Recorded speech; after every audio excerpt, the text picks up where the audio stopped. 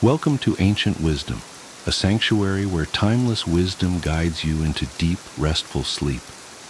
Let the wisdom of the ages quiet your mind, ease your worries, and carry you gently into the night.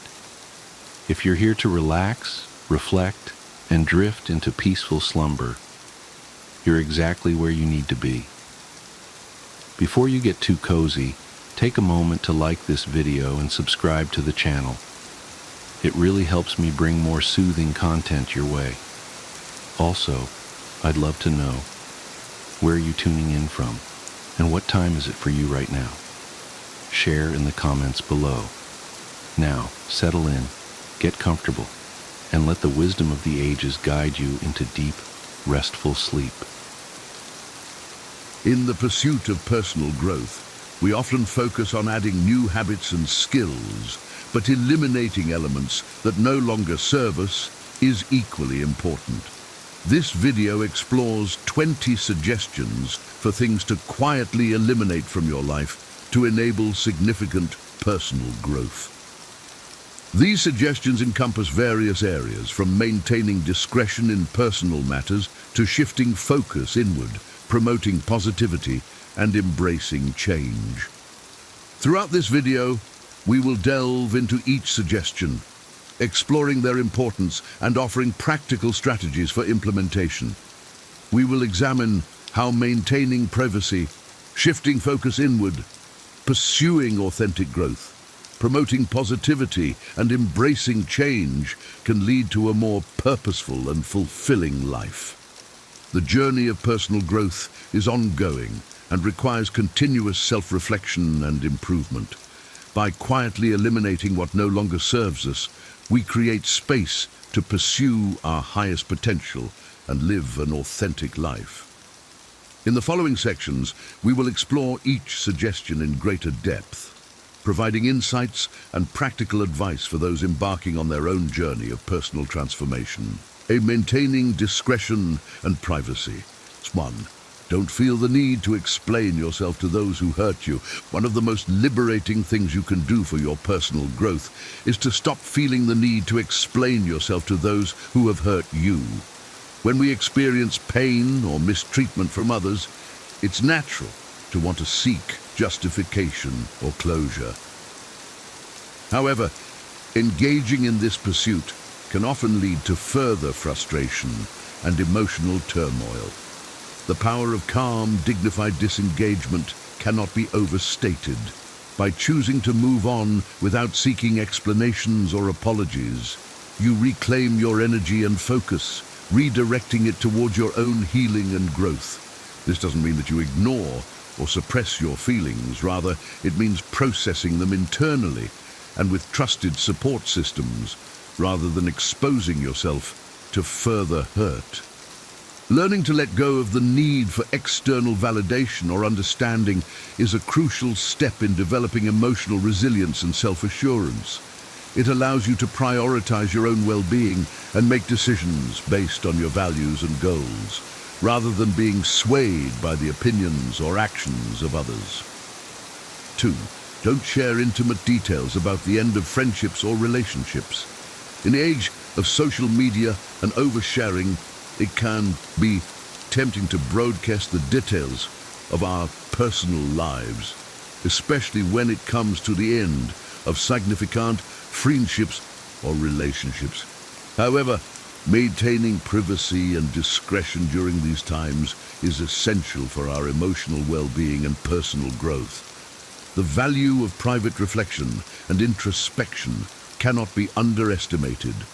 When we process the end of a relationship privately, we give ourselves the space to feel our emotions fully, without the added pressure of external opinions or judgments. This allows us to gain clarity, learn from the experience, and move forward with greater self-awareness and wisdom.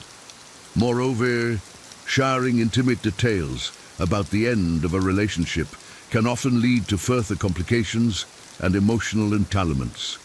It can create a cycle of gossip, speculation, and take sides, which can be damaging to all parties involved. By choosing to keep these matters private, You demonstrate respect for yourself and others and create a safe space for healing and growth. 3. Controlled displays of anger and frustration in front of others. Anger and frustration are natural human emotions, but when expressed in uncontrolled ways, they can have serious consequences for our personal and professional relationships. Learning to manage these emotions and control our displays of anger in front of others is a crucial aspect of personal growth and emotional intelligence. The impact of emotional outbursts on our relationships cannot be overstated. When we lash out at others or express our frustration in aggressive ways, we risk damaging trust, respect, and rapport. This can lead to a breakdown in communication, collaboration, and even opportunities for growth and advancement.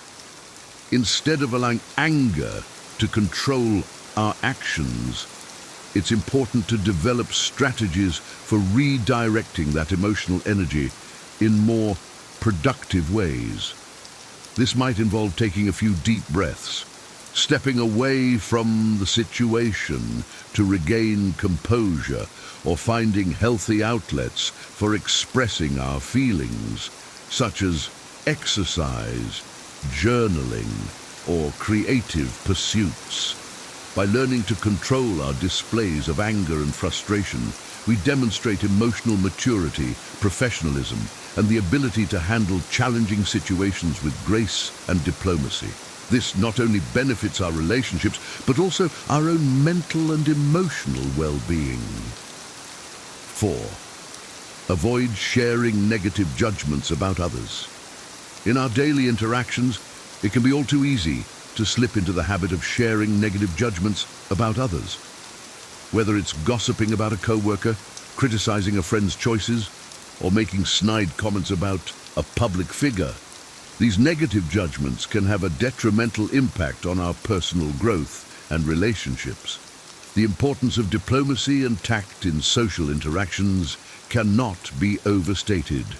When we express negative opinions about others, we risk creating an atmosphere of hostility, mistrust, and division.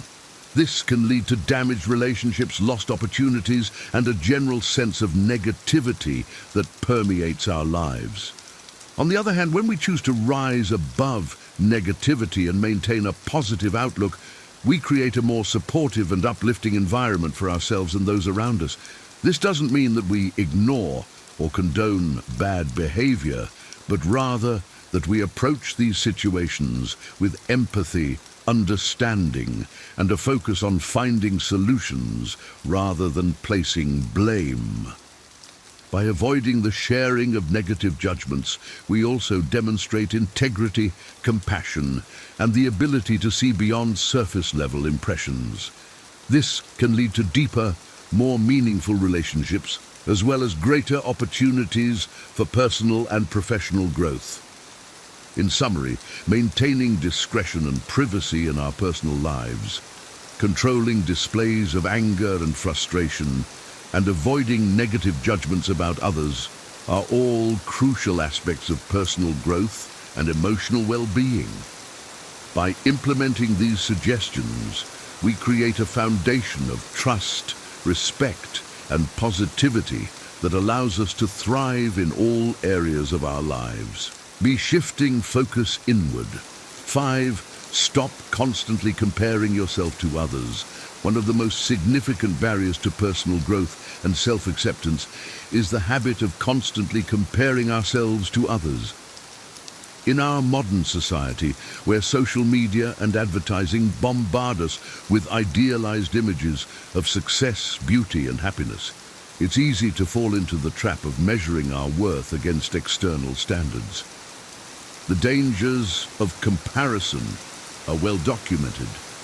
When we focus on how we stack up against others, we often neglect our own unique strengths, talents, and values. This can lead to feelings of inadequacy, low self-esteem, and even depression. Moreover, comparing ourselves to others is often an unfair and unrealistic practice, as we rarely have a complete picture of someone else's life or struggles.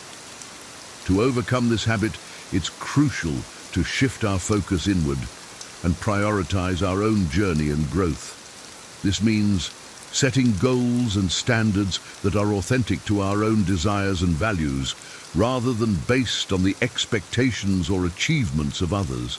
It means celebrating our own progress and accomplishments, no matter how small, and practicing self-compassion when we face setbacks or challenges.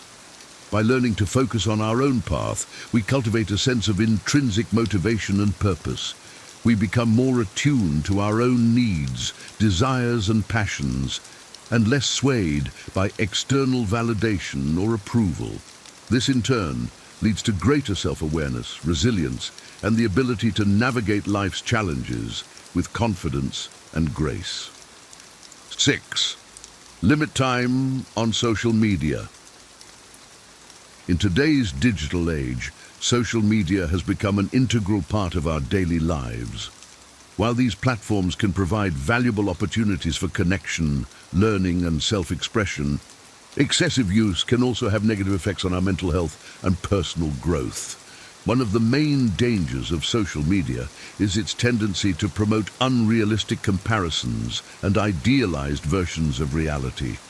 When we spend too much time scrolling through curated feeds of perfect bodies, lavish lifestyles, and seemingly effortless success, we can easily fall into the trap of feeling inadequate or dissatisfied with our own lives. Moreover, excessive social media use can lead to a host of other mental health concerns, such as anxiety, depression, and addiction. It can also interfere with our ability to be present and engaged in our real-life relationships and experiences, leading to a sense of disconnection and isolation. To mitigate these negative effects, it's important to develop strategies for using social media purposefully and mindfully. This might involve setting clear boundaries around when and how often we check our feeds, unfollowing accounts that consistently trigger negative emotions, and being intentional about the content we consume and share. By limiting our time on social media and using it in a way that supports our values and goals, we create space for more authentic self-expression, connection, and personal growth. We become less reliant on external validation and more attuned to our own inner wisdom and sense of purpose. 7. Let go of the constant pursuit of external approval. From a young age, many of us are conditioned to seek external approval and validation as a measure of our worth and success. Whether it's striving for good grades, seeking praise from our parents or teachers, or trying to fit in with our peers, the pursuit of external approval can become a driving force in our lives. While recognition and support from others can be valuable and affirming, an over-reliance on external validation can also be detrimental to our personal growth and well-being. When we constantly seek approval from others, we risk losing touch with our own authentic desires, values, and sense of self. We may make choices based on what we think will please others, rather than what truly aligns with our own goals and passions. Moreover, the constant pursuit of external approval can lead to a sense of insecurity and instability, as our self-worth becomes contingent on the opinions and reactions of others. This can create a vicious cycle of people-pleasing, self-doubt and fear of failure, which ultimately hinders our ability to grow and thrive. To break free from this pattern, it's essential to cultivate a strong sense of inner validation and self-acceptance. This means learning to trust our own instincts, values and decisions, even if they don't always align with the expectations or approval of others. It means practicing self-compassion and self-love, and recognizing that our worth is inherent and unconditional, not dependent on external achievements or accolades. By letting go of the constant pursuit of external approval, we create space for a more authentic and fulfilling life. We become more confident in our own choices and more resilient in the face of challenges or criticism. We learn to value our own growth and well-being above the opinions of others, and to trust in the unique path that aligns with our deepest desires and values. 8. Release unrealistic expectations of perfection for yourself and others. Perfectionism is a common trap that many of us fall into, often without realizing it. Whether it's striving for flawless performance at work, maintaining an immaculate home, or expecting ourselves and others to always say and do the right thing, the pursuit of perfection can be a heavy burden to bear. The dangers of perfectionism are well documented. When we set unrealistically high standards for ourselves and others, we create a breeding ground for stress, anxiety, and feelings of inadequacy. We may become paralyzed by the fear of making mistakes or falling short, leading to procrastination, avoidance, and missed opportunities for growth and learning. Moreover, perfectionism can strain our relationships and lead to a lack of empathy and understanding for others.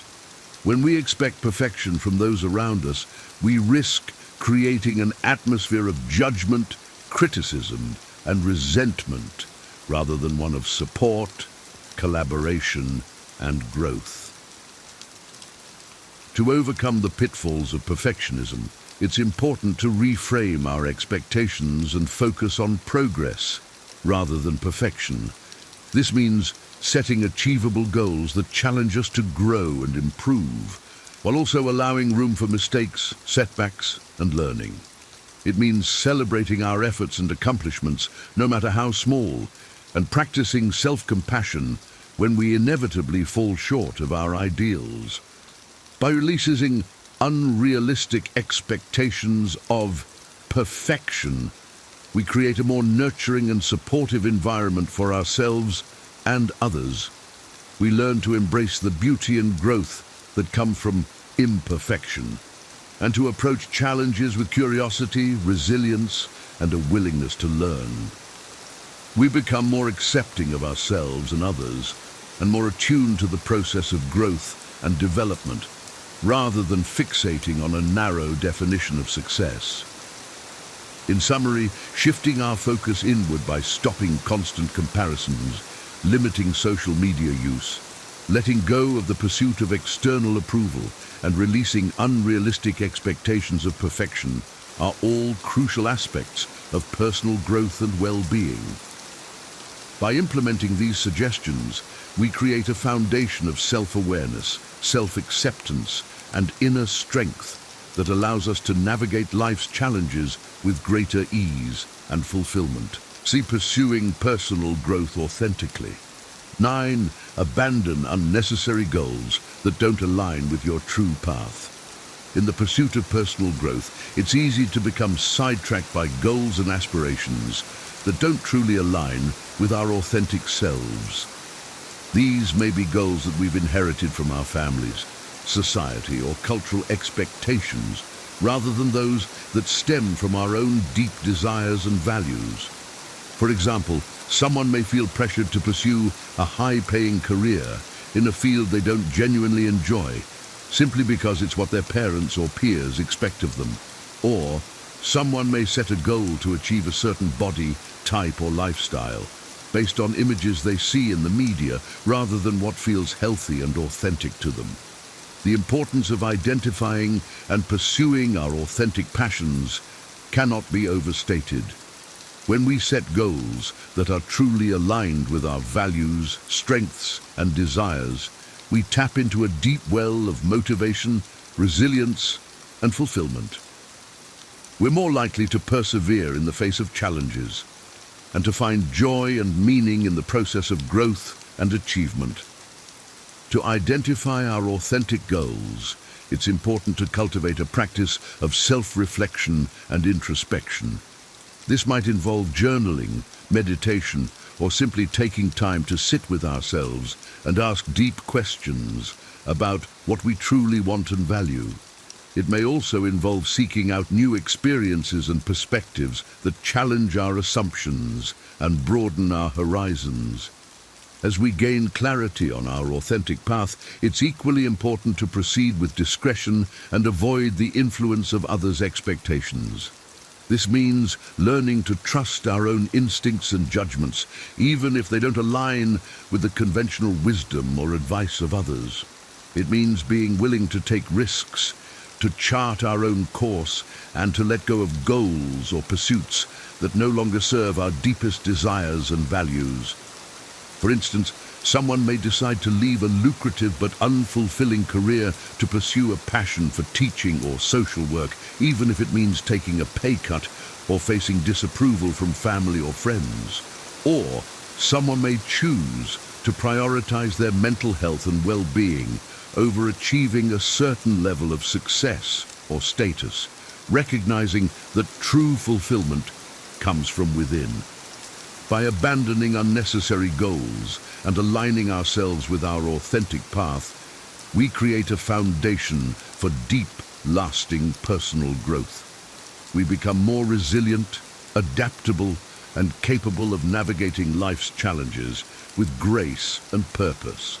We find greater meaning, satisfaction, and joy in our pursuits and inspire others to do the same. 10.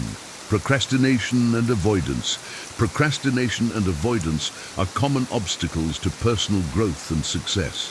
When we consistently put off important tasks, decisions, or conversations, we create a cycle of stress, guilt, and missed opportunities that can hold us back from reaching our full potential. The negative impact of procrastination can manifest in many areas of our lives. For example, a student who consistently procrastinates on studying or completing assignments may struggle to keep up with coursework, leading to lower grades and increased anxiety. An entrepreneur who avoids making important decisions or taking calculated risks may miss out on opportunities for growth and innovation. A couple who puts off having difficult conversations about their relationship may allow resentment and disconnection to fester, eroding the foundation of their partnership.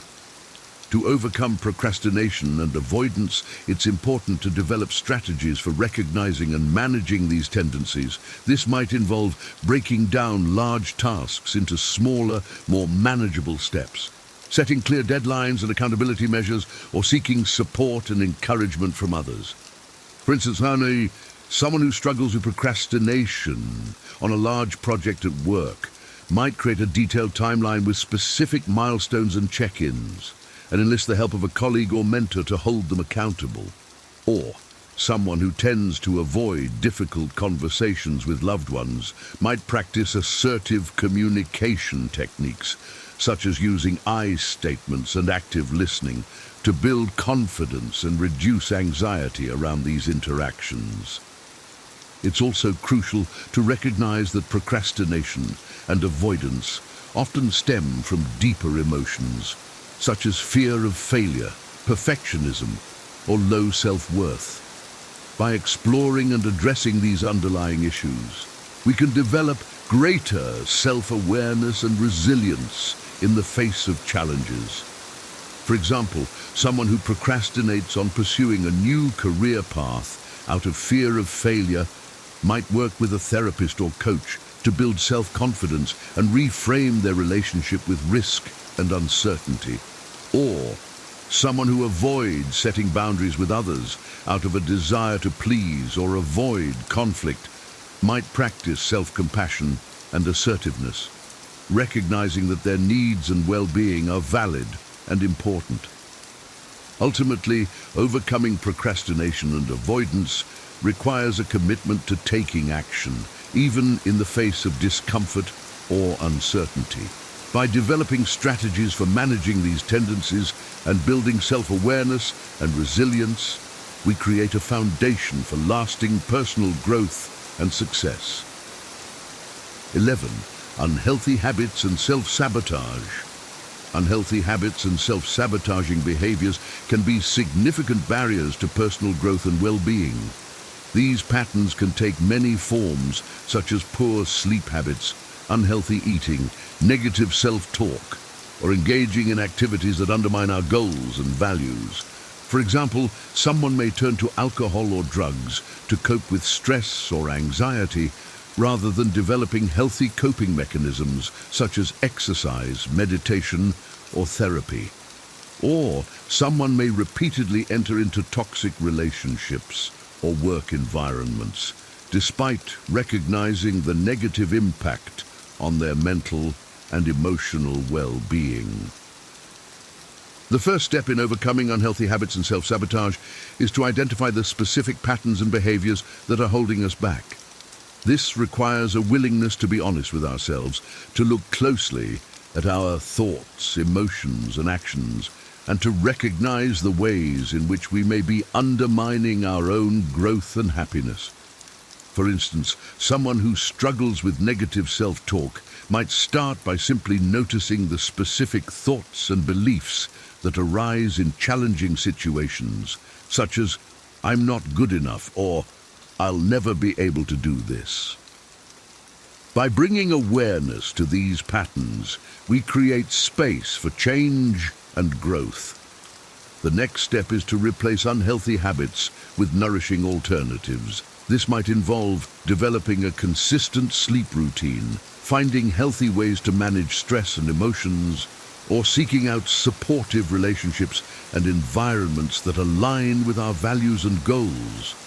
For example, someone who tends to cope with anxiety by overeating might explore alternative coping strategies, such as deep breathing exercises, journaling, or talking with a trusted friend or therapist. Or someone who struggles with procrastination might experiment with time management techniques, such as the Pomodoro method or time blocking, to create structure and accountability in their daily routine. It's important to approach this process with compassion and patience, recognizing that changing deep-seated habits and patterns takes time and practice.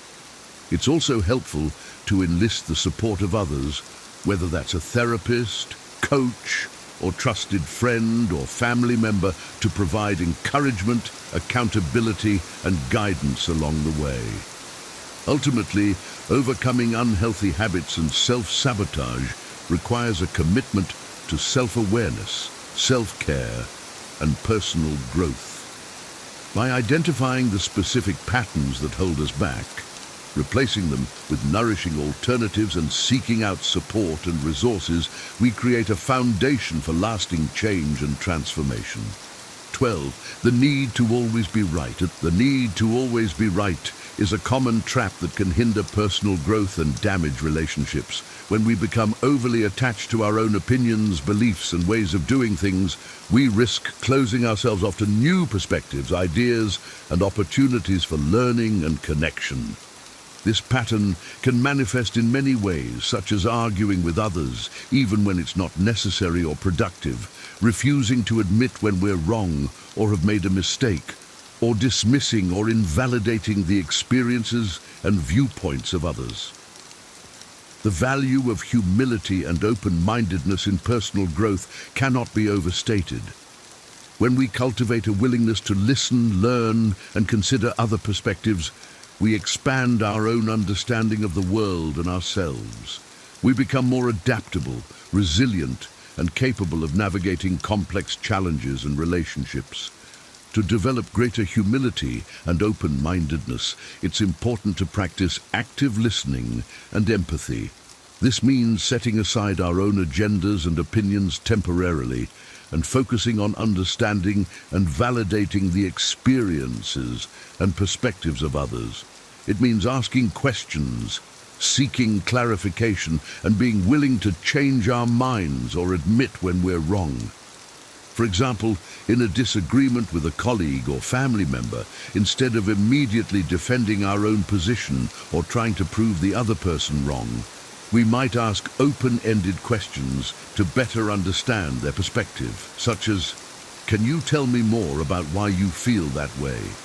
Or, What experiences have led you to that conclusion? By creating space for dialogue and understanding, we open up possibilities for growth, connection, and collaboration. It's also helpful to cultivate a growth mindset, recognizing that our own knowledge and understanding is always evolving and incomplete.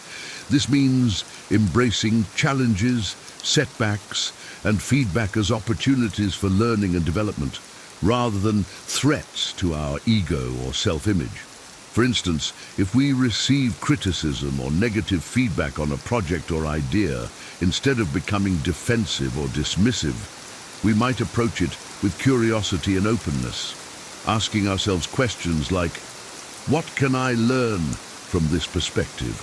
Or, how can I use this feedback to improve and grow? By reframing challenges as opportunities, we develop greater resilience, adaptability, and self-awareness. Ultimately, letting go of the need to always be right requires a deep commitment to personal growth and self-reflection. It means cultivating humility, empathy, and open-mindedness, and recognizing that our own perspectives and experiences are just one part of a vast and complex world. By embracing this mindset, we open ourselves up to new possibilities for learning, connection, and transformation, both within ourselves and in our relationships with others. Promoting positivity in thought and speech. 13. Maintain privacy and discretion about relationship details. Relationships, whether romantic, familial, or platonic, are an essential part of our lives and can greatly impact our personal growth and well-being. However, when relationships end or go through difficult times, it can be tempting to share intimate details with others as a way of processing emotions or seeking support. While it's important to have trusted confidence and support systems, maintaining privacy and discretion about relationship details is crucial for several reasons. First, sharing intimate information about a relationship can breach trust and respect for the other person involved, even if the relationship has ended. It can also create awkwardness or discomfort for those who hear about the private details, and may lead to gossip or judgment that can further complicate the situation. Moreover, processing relationship endings or challenges publicly can sometimes hinder our own healing and growth. When we focus on gaining validation or sympathy from others, we may neglect the important inner work of self-reflection, learning and moving forward. We may also become stuck in a narrative of victimhood or blame, rather than taking responsibility for our own role in the relationship and its challenges. Instead, it's important to find healthy, private ways to process relationship endings and challenges. This might involve journaling, meditation, or speaking with a trusted therapist or counselor who can provide a safe, confidential space for exploration and healing. It might also involve setting clear boundaries with others about what we are and are not willing to share, and communicating our needs for support and privacy directly and respectfully. For example, if a friend or family member asks for details about a recent breakup, we might respond with something like, "I appreciate your concern, but I'm not comfortable sharing private details about my relationship. What I really need right now is your support and understanding as I work through this challenging time." By setting clear boundaries and communicating our needs, we create a foundation for healthy, respectful relationships with others and with ourselves. 14. Don't participate in gossip and negativity.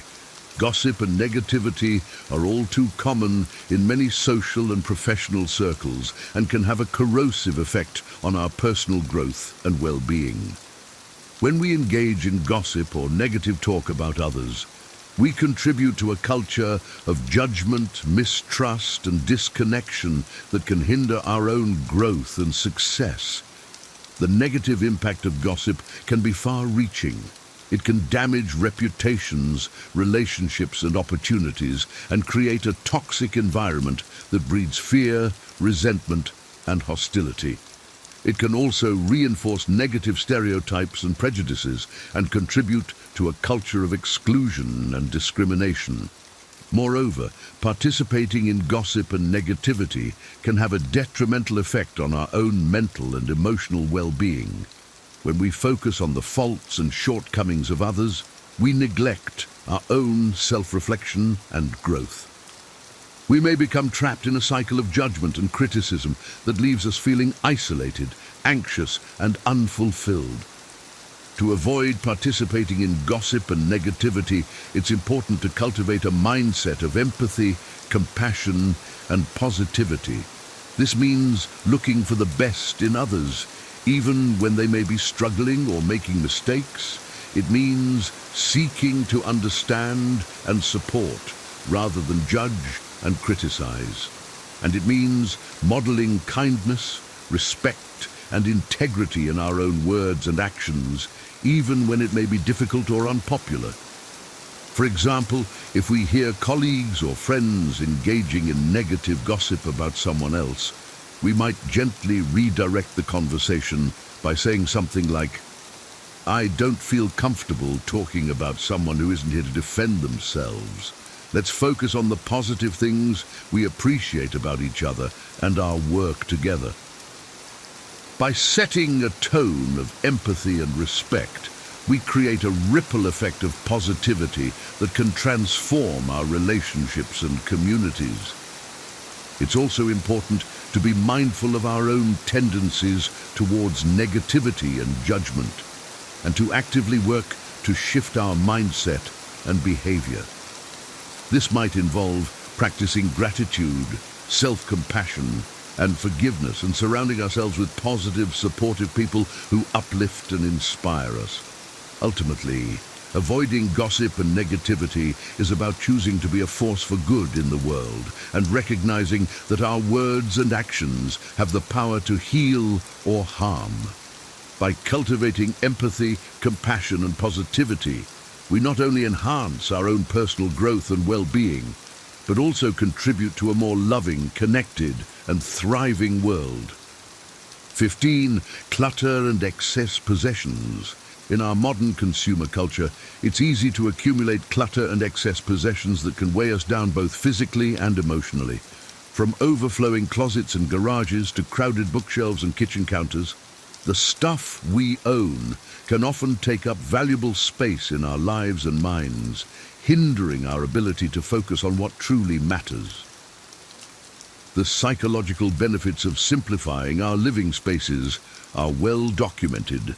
Studies have shown that a decluttered environment can reduce stress and anxiety, improve focus and productivity, and even boost creativity and self-esteem. When we let go of the things that no longer serve us, we create space for new opportunities, experiences, and growth. Moreover, the process of decluttering itself can be a powerful tool for self-reflection and personal development. As we sort through our possessions, we're forced to confront our own values, priorities, and emotional attachments. We may discover that we've been holding on to things out of fear, guilt, or a sense of scarcity rather than true necessity or joy. By letting go of these emotional and physical burdens, we free ourselves to live more authentically and abundantly. To begin the process of decluttering, it's helpful to start small and focus on one area or category at a time. This might involve tackling a single drawer, closet, or room, and sorting items into piles of keep, donate, and discard. As we make decisions about what to let go of, it's important to be honest with ourselves about what truly brings us value and aligns with our goals and values. For example, we might ask ourselves questions like, when was the last time I used this item? Or, does this possession bring me joy or serve a necessary purpose in my life? By focusing on the things that truly matter to us, we create a living space that reflects our authentic selves and supports our personal growth and well-being. It's also helpful to develop systems and habits that prevent clutter from accumulating in the first place. This might involve implementing a one-in, one-out rule for new purchases, or regularly reassessing and purging our possessions to keep our spaces streamlined and intentional. Ultimately, decluttering our living spaces is about more than just tidying up our physical environment. It's about creating a foundation for a more purposeful, joyful, and fulfilling life, free from the distractions and burdens of excess. By letting go of the things that no longer serve us, we open ourselves up to new possibilities for growth, connection, and abundance. 16.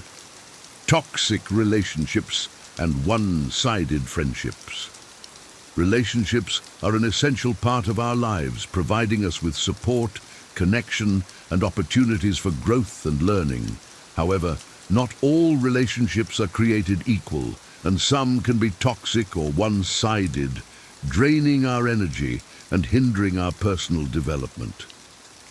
Toxic relationships can take many forms, from overt abuse and manipulation to more subtle patterns of negativity, criticism, or disrespect. These relationships often leave us feeling depleted, anxious, and unsupported, and can even lead to physical and mental health problems over time. Similarly, one-sided friendships can be emotionally draining and unfulfilling, as we pour our time, energy, and resources into a relationship that doesn't reciprocate or value our needs and boundaries. These imbalanced dynamics can leave us feeling resentful, unappreciated, and disconnected from our own desires and goals. To cultivate healthy, supportive relationships that uplift and inspire us, it's important to be discerning about the people we allow into our lives. This means surrounding ourselves with individuals who share our values, respect our boundaries, and contribute positively to our growth and well-being. It's also crucial to learn how to set and maintain healthy boundaries in our relationships, even with those closest to us. This might involve communicating our needs and expectations clearly and directly, and being willing to say no to requests or behaviors that don't align with our values or well-being. For example, if a friend consistently cancels plans at the last minute or fails to show up for us in times of need, we might have a conversation about how their behavior is impacting us and what we need from the relationship moving forward. If the friend is unwilling or unable to make changes, it may be necessary to reevaluate the relationship and prioritize our own self-care and growth. In some cases, it may be necessary to distance ourselves from toxic or one-sided relationships altogether in order to create space for healthier, more reciprocal connections. This can be a difficult and painful process, but it's an essential part of personal growth and self-respect. Ultimately, cultivating healthy, supportive relationships is about honoring ourselves and our own needs, while also being open to genuine connection and growth with others. By surrounding ourselves with people who uplift and inspire us, setting clear boundaries, and being willing to let go of relationships that no longer serve us, we create a foundation for lasting personal and interpersonal fulfillment. Embracing change and personal evolution. 17. Living in the past or worrying about the future. One of the greatest obstacles to personal growth and well-being is the tendency to live in the past or worry about the future, rather than being fully present in the moment.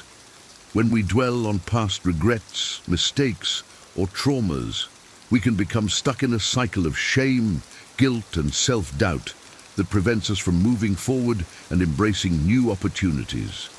Similarly, when we constantly worry about future uncertainties or potential failures, we can become paralyzed by fear and anxiety, unable to take the risks and actions necessary for growth and success. The practice of mindfulness and present moment awareness is a powerful tool for overcoming these tendencies and cultivating a greater sense of peace, clarity, and purpose. By learning to focus our attention on the present moment, we can develop a deeper appreciation for the beauty and richness of life and a greater capacity for joy, gratitude, and connection. One key strategy for cultivating mindfulness is to develop a regular meditation or mindfulness practice. This might involve setting aside a few minutes each day to sit quietly and focus on the breath, or simply bringing a greater sense of awareness and presence to everyday activities like eating, walking, or conversations with others. Another important aspect of living in the present is learning to reframe our relationship with the past and future. While it's important to learn from our past experiences and plan for the future, we can do so in a way that is grounded in the present moment and aligned with our values and goals.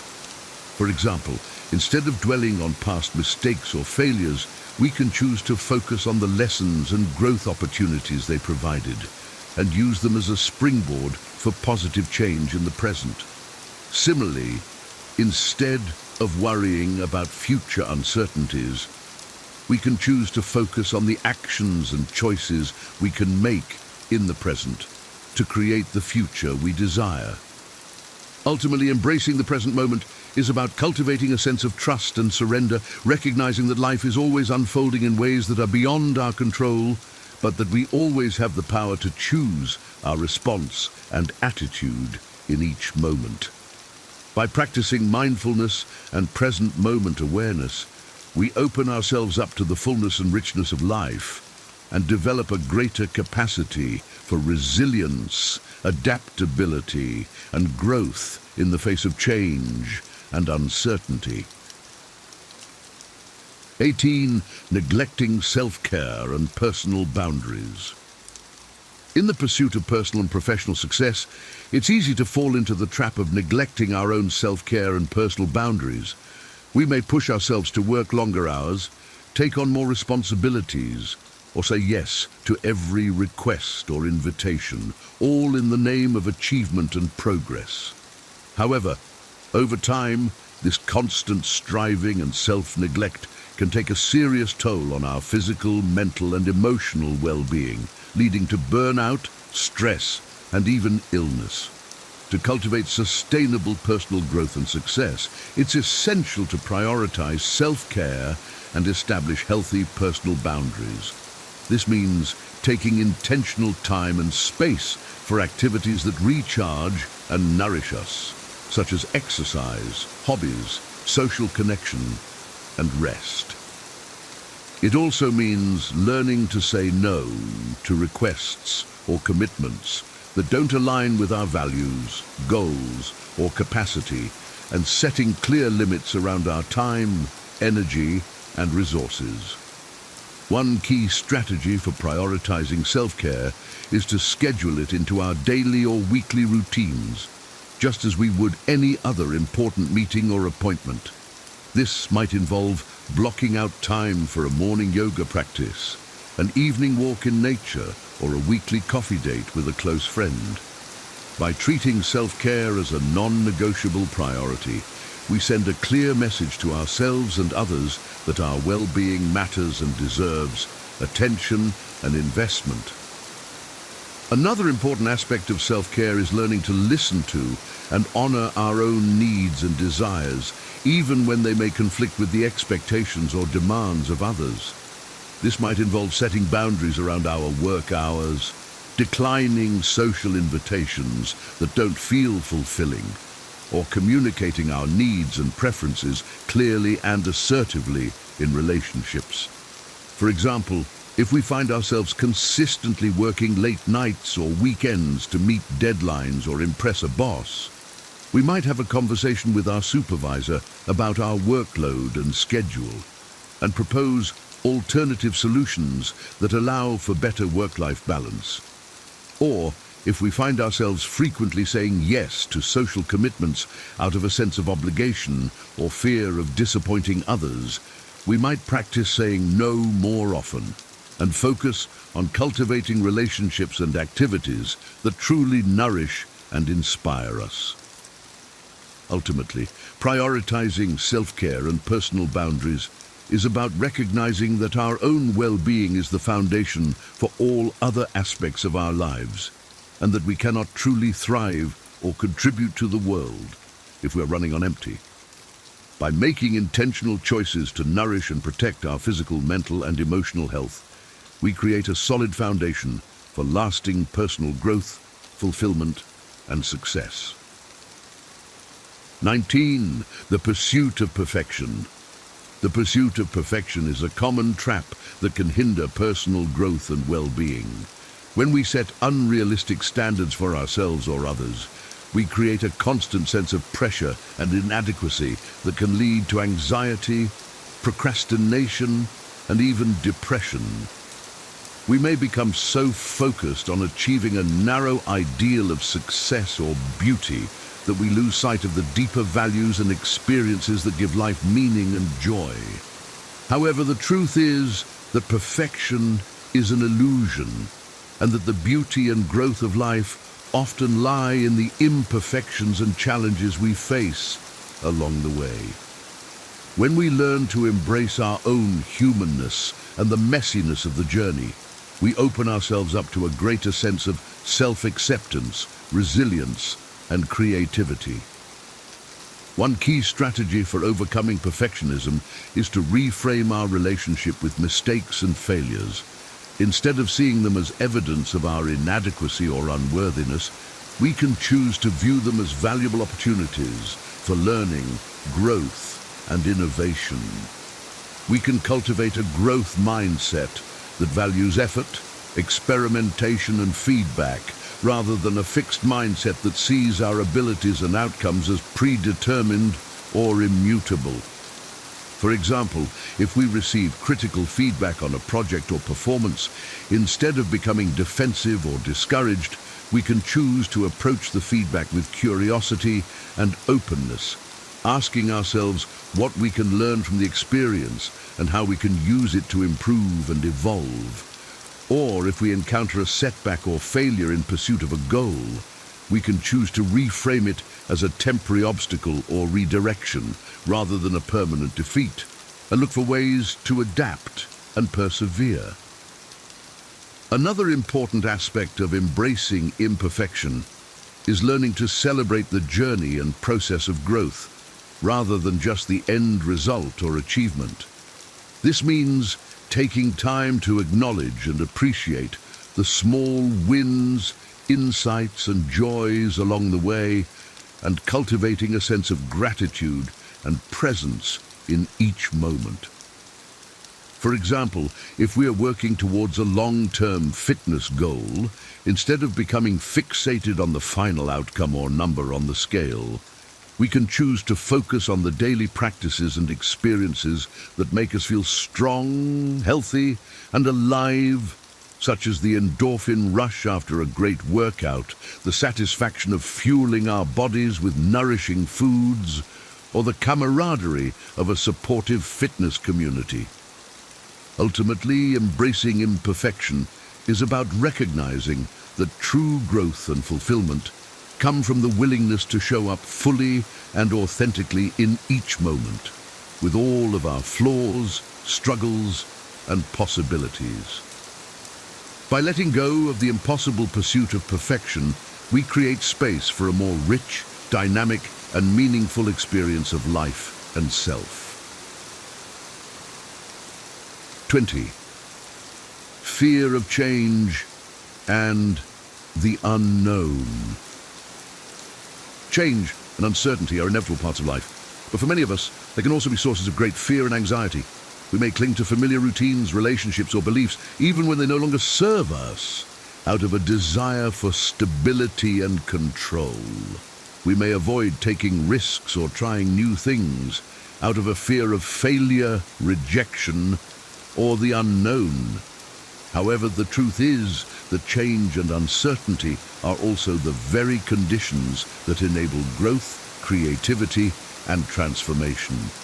When we learn to embrace the discomfort and possibility of the unknown, we open ourselves up to new experiences, perspectives, and opportunities that can enrich and expand our lives in ways we never could have imagined. One key strategy for overcoming fear of change is to cultivate a mindset of curiosity and exploration. Instead of seeing change as a threat or disruption, we can choose to approach it with a sense of openness and wonder, asking ourselves what we can learn and discover from the experience.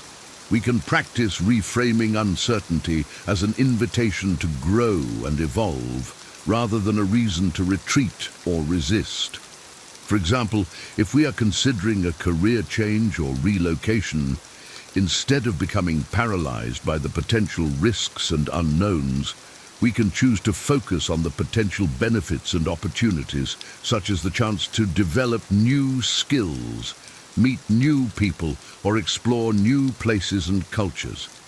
We can do research, seek out mentors or advisors, and take small, calculated steps to test the waters and build our confidence and resilience. Another important aspect of embracing change is learning to trust in our own abilities and resources to adapt and thrive in new situations. This means cultivating a sense of self-efficacy and self-compassion, recognizing that we have the strength, wisdom, and creativity to navigate challenges and setbacks, and that failure or struggle are not reflections of our worth or potential. For example, if we are facing a major life transition, such as a divorce, illness, or job loss, instead of becoming overwhelmed by fear and self-doubt, we can choose to focus on our inner resources and support systems, such as our resilience, adaptability, and relationships with loved ones. We can seek out counseling, coaching, or other forms of guidance and support, and take proactive steps to care for our physical, mental, and emotional well-being. Ultimately, embracing change and the unknown is about cultivating a sense of trust and faith in the unfolding of life, recognizing that even the most difficult and uncertain times can be opportunities for growth, healing, and transformation. By learning to lean into the discomfort and possibility of change, we develop the courage, flexibility, and wisdom to navigate the ever-changing landscape of our lives with grace, purpose, and joy. In this video, we explored 20 suggestions for things to eliminate from your life to enable personal growth and well-being. These suggestions include maintaining discretion, shifting focus inward, pursuing authentic growth, promoting positivity, and embracing change. True growth often requires letting go of things that no longer serve us, such as unhealthy habits, toxic relationships, limiting beliefs, or outdated ways of being. By creating space, we open ourselves up to new possibilities and experiences. Personal growth is a lifelong journey of self-discovery and evolution, requiring patience, self-compassion, and a willingness to embrace discomfort and change. The goal is not perfection, but cultivating authenticity, purpose, and connection in each moment. As we embark on this journey, remember that we're not alone. Resources, support, and inspiration are available through therapy, coaching, spiritual practice, creative expression, and the guidance of trusted friends and mentors. Let us begin this journey with excitement, knowing that by eliminating what holds us back, we create space for a life of greater meaning and joy. Embrace the present moment and trust in your unique path of growth and transformation.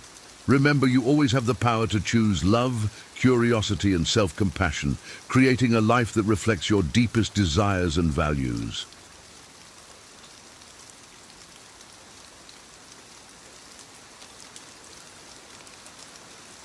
Imagine living in a world where truth is a rare commodity, a landscape dominated by elaborate fabrications and deceit. You never know when the next lie will surface, leaving you constantly on edge, questioning every word and action. This is the world created by a pathological liar, an individual whose web of deceit permeates every aspect of their existence. They don't just lie occasionally. Their falsehoods are a constant, insidious presence. Unlike the occasional fib most people might tell, pathological liars thrive on manipulation, weaving intricate stories that distort reality. They present themselves as trustworthy and reliable, but beneath the facade lies a sinister intent. The deception is so convincing that it becomes difficult to discern what is real. The constant uncertainty destabilizes those around them, creating a climate of confusion and mistrust.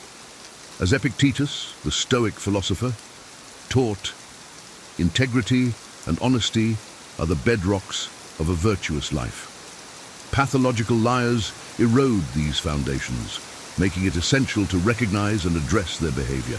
Their deceitful actions demand vigilance and discernment to protect yourself and maintain your peace of mind. It's crucial to understand how to navigate interactions with such individuals. Here are 10 powerful ways to deal with pathological lying, grounded in wisdom and the principles of Stoic philosophy. Number 1, recognize the signs. Recognizing the signs of pathological lying is the first step in protecting yourself from the corrosive effects of deceit. Unlike occasional falsehoods, pathological lies are pervasive and woven into the fabric of the liar's daily interactions. These lies are often elaborate, detailed, and constructed to create a convincing narrative. The pathological liar may present themselves as trustworthy and reliable, but inconsistencies will start to surface over time. Notice if their stories often seem too good to be true, frequently contradict themselves, or lack verifiable details. The Stoic philosopher Epictetus taught that we must be vigilant and discerning, grounding ourselves in reality to see through deception. By remaining observant and questioning the veracity of their claims, we begin to peel away the layers of falsehood and reveal the truth. This recognition is not about becoming paranoid or overly suspicious, but about developing a keen sense of awareness. The path to wisdom and integrity starts with the ability to distinguish truth from falsehood, and recognizing the signs of pathological lying is a crucial first step in that journey. Number 2, set clear boundaries. Setting clear boundaries is essential when dealing with a pathological liar. Boundaries serve as a protective barrier, safeguarding your integrity and emotional well-being. Pathological liars often test limits, seeking to manipulate and control situations to their advantage. By defining what behavior is acceptable and what is not, you establish a firm line that cannot be crossed. This act of setting boundaries is a testament to your self-respect and commitment to truth. Epictetus emphasized the importance of self-control and maintaining one's principles. In dealing with deceit, it is imperative to be firm and consistent with your boundaries. Clearly communicate your expectations and the consequences of crossing those boundaries. This clarity not only protects you, but also signals to the liar that their behavior is unacceptable. It is a demonstration of your resolve to live by the values of honesty and integrity. Remember, boundaries are not about punishment. They are about self-preservation and maintaining a healthy environment where truth can thrive. Number 3, seek evidence. In the face of pathological lying, seeking evidence becomes a vital practice. Verifying claims and cross-checking information are tools of discernment that help you navigate the web of deceit. Pathological liars rely on the assumption that their stories will be accepted without question. By seeking evidence, you disrupt this assumption and bring truth to the forefront. Epictetus taught that we should seek clarity and truth in all things. This principle is especially relevant when dealing with deceit. Take the time to investigate and validate the information presented to you. Look for corroborating details and consult reliable sources. This process not only protects you from being misled, but also exposes the patterns of deceit. Over time, the liar's fabrications will unravel under the scrutiny of evidence. This practice of verification aligns with the Stoic commitment to wisdom and integrity, reinforcing your ability to stand firm in the face of falsehoods. Number 4, communicate directly. Addressing the issue of pathological lying directly is crucial. Confrontation, when done with calmness and clarity, can be a powerful tool in managing deceit. The pathological liar know that their behavior has been noticed and is unacceptable. Epictetus encouraged direct communication and the pursuit of truth. Even in challenging situations, approach the conversation with a composed and resolute demeanor. Express your observations and concerns without anger or accusation. The goal is to make a liar aware that their deceit is not going unnoticed and that it has consequences. This direct approach can sometimes prompt self-reflection and change in the liars. However, it's important to manage your expectations and understand that change may not occur immediately.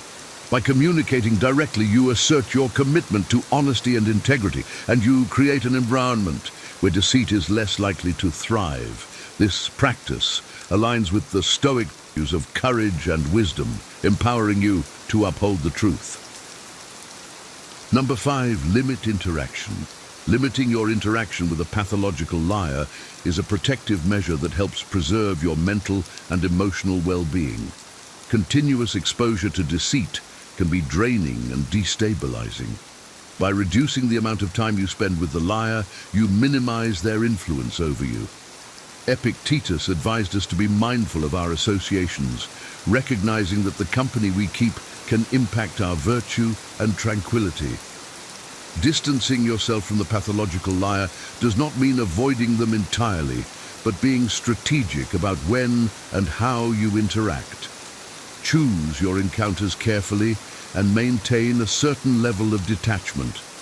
This practice helps you stay grounded in your own values and reduces the chances of being caught up in their web of lies. Limiting interaction is a way to safeguard your peace of mind and maintain your commitment to truth and integrity. It is a demonstration of self-respect and wisdom, aligning with Stoic principles of self-preservation and discernment. Number 6, maintain your integrity. Maintaining your integrity is paramount when dealing with pathological liars.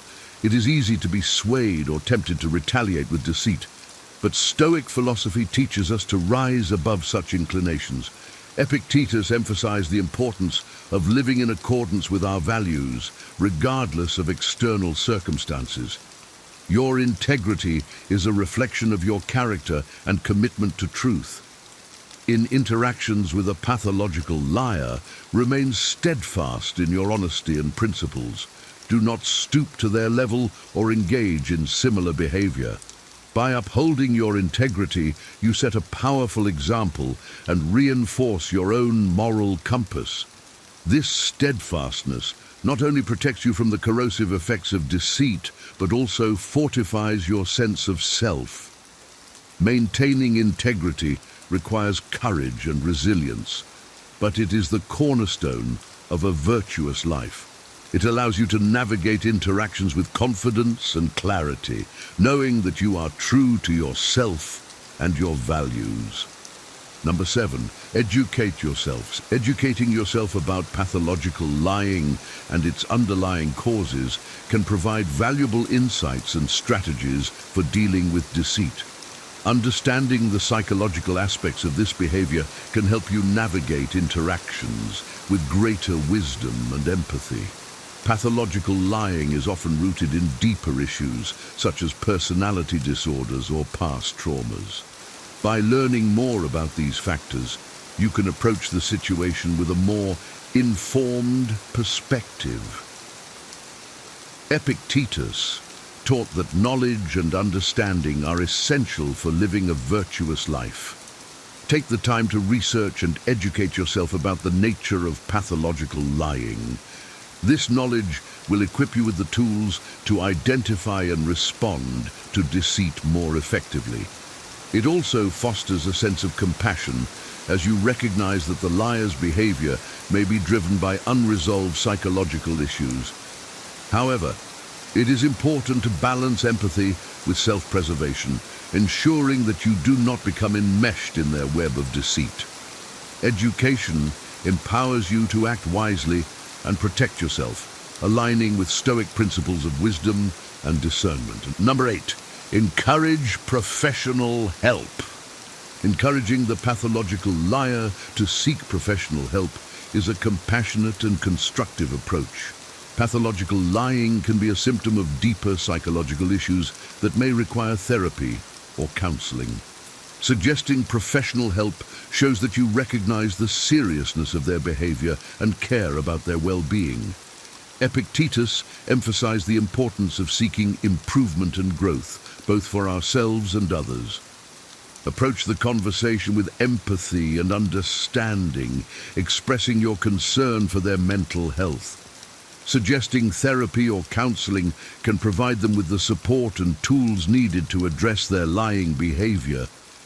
While you cannot force them to seek help, planting the seed of this idea can be a step toward positive change. Encouraging professional help demonstrates your commitment to their well-being and your own boundaries. It aligns with Stoic principles of compassion, wisdom, and the pursuit of improvement, fostering a healthier and more honest environment. Number 9, stay grounded in truth. Staying grounded in truth is essential when dealing with pathological liars. Their constant deceit can create a confusing and destabilizing environment. By reaffirming your commitment to truth, you protect yourself from being swayed by their lies. Epictetus taught that we must anchor ourselves in reality and truth, regardless of external influences. Regularly remind yourself of your values and principles and seek out reliable sources of information. Surround yourself with people who value honesty and integrity, as their support can help you stay grounded. Practice mindfulness and self-reflection to maintain clarity and discernment. Staying grounded in truth not only shields you from deceit, but also reinforces your own moral compass. It empowers you to navigate interactions with confidence and integrity, knowing that you are anchored in reality. This practice aligns with Stoic principles of wisdom, self-control, and the pursuit of virtue, fostering a life grounded in truth and honesty. Number 10, seek support. Seeking support from trusted friends, family, or professionals is crucial when dealing with a pathological liar. The constant deceit and manipulation can be mentally and emotionally exhausting. Having a support system provides you with perspective, advice, and emotional backing. Epictetus emphasized the importance of community and seeking counsel from wise individuals. Share your experiences and concerns with those you trust, and listen to their insights. They can offer valuable advice on how to navigate the situation and maintain your well-being. Professional support, such as therapy or counseling, can also provide tools and strategies for dealing with deceit. Seeking support is not a sign of weakness, but a demonstration of wisdom and self-care. It ensures that you do not face the challenges of dealing with a pathological liar alone. This practice aligns with Stoic principles of resilience, wisdom, and the value of community, helping you maintain your integrity and emotional health.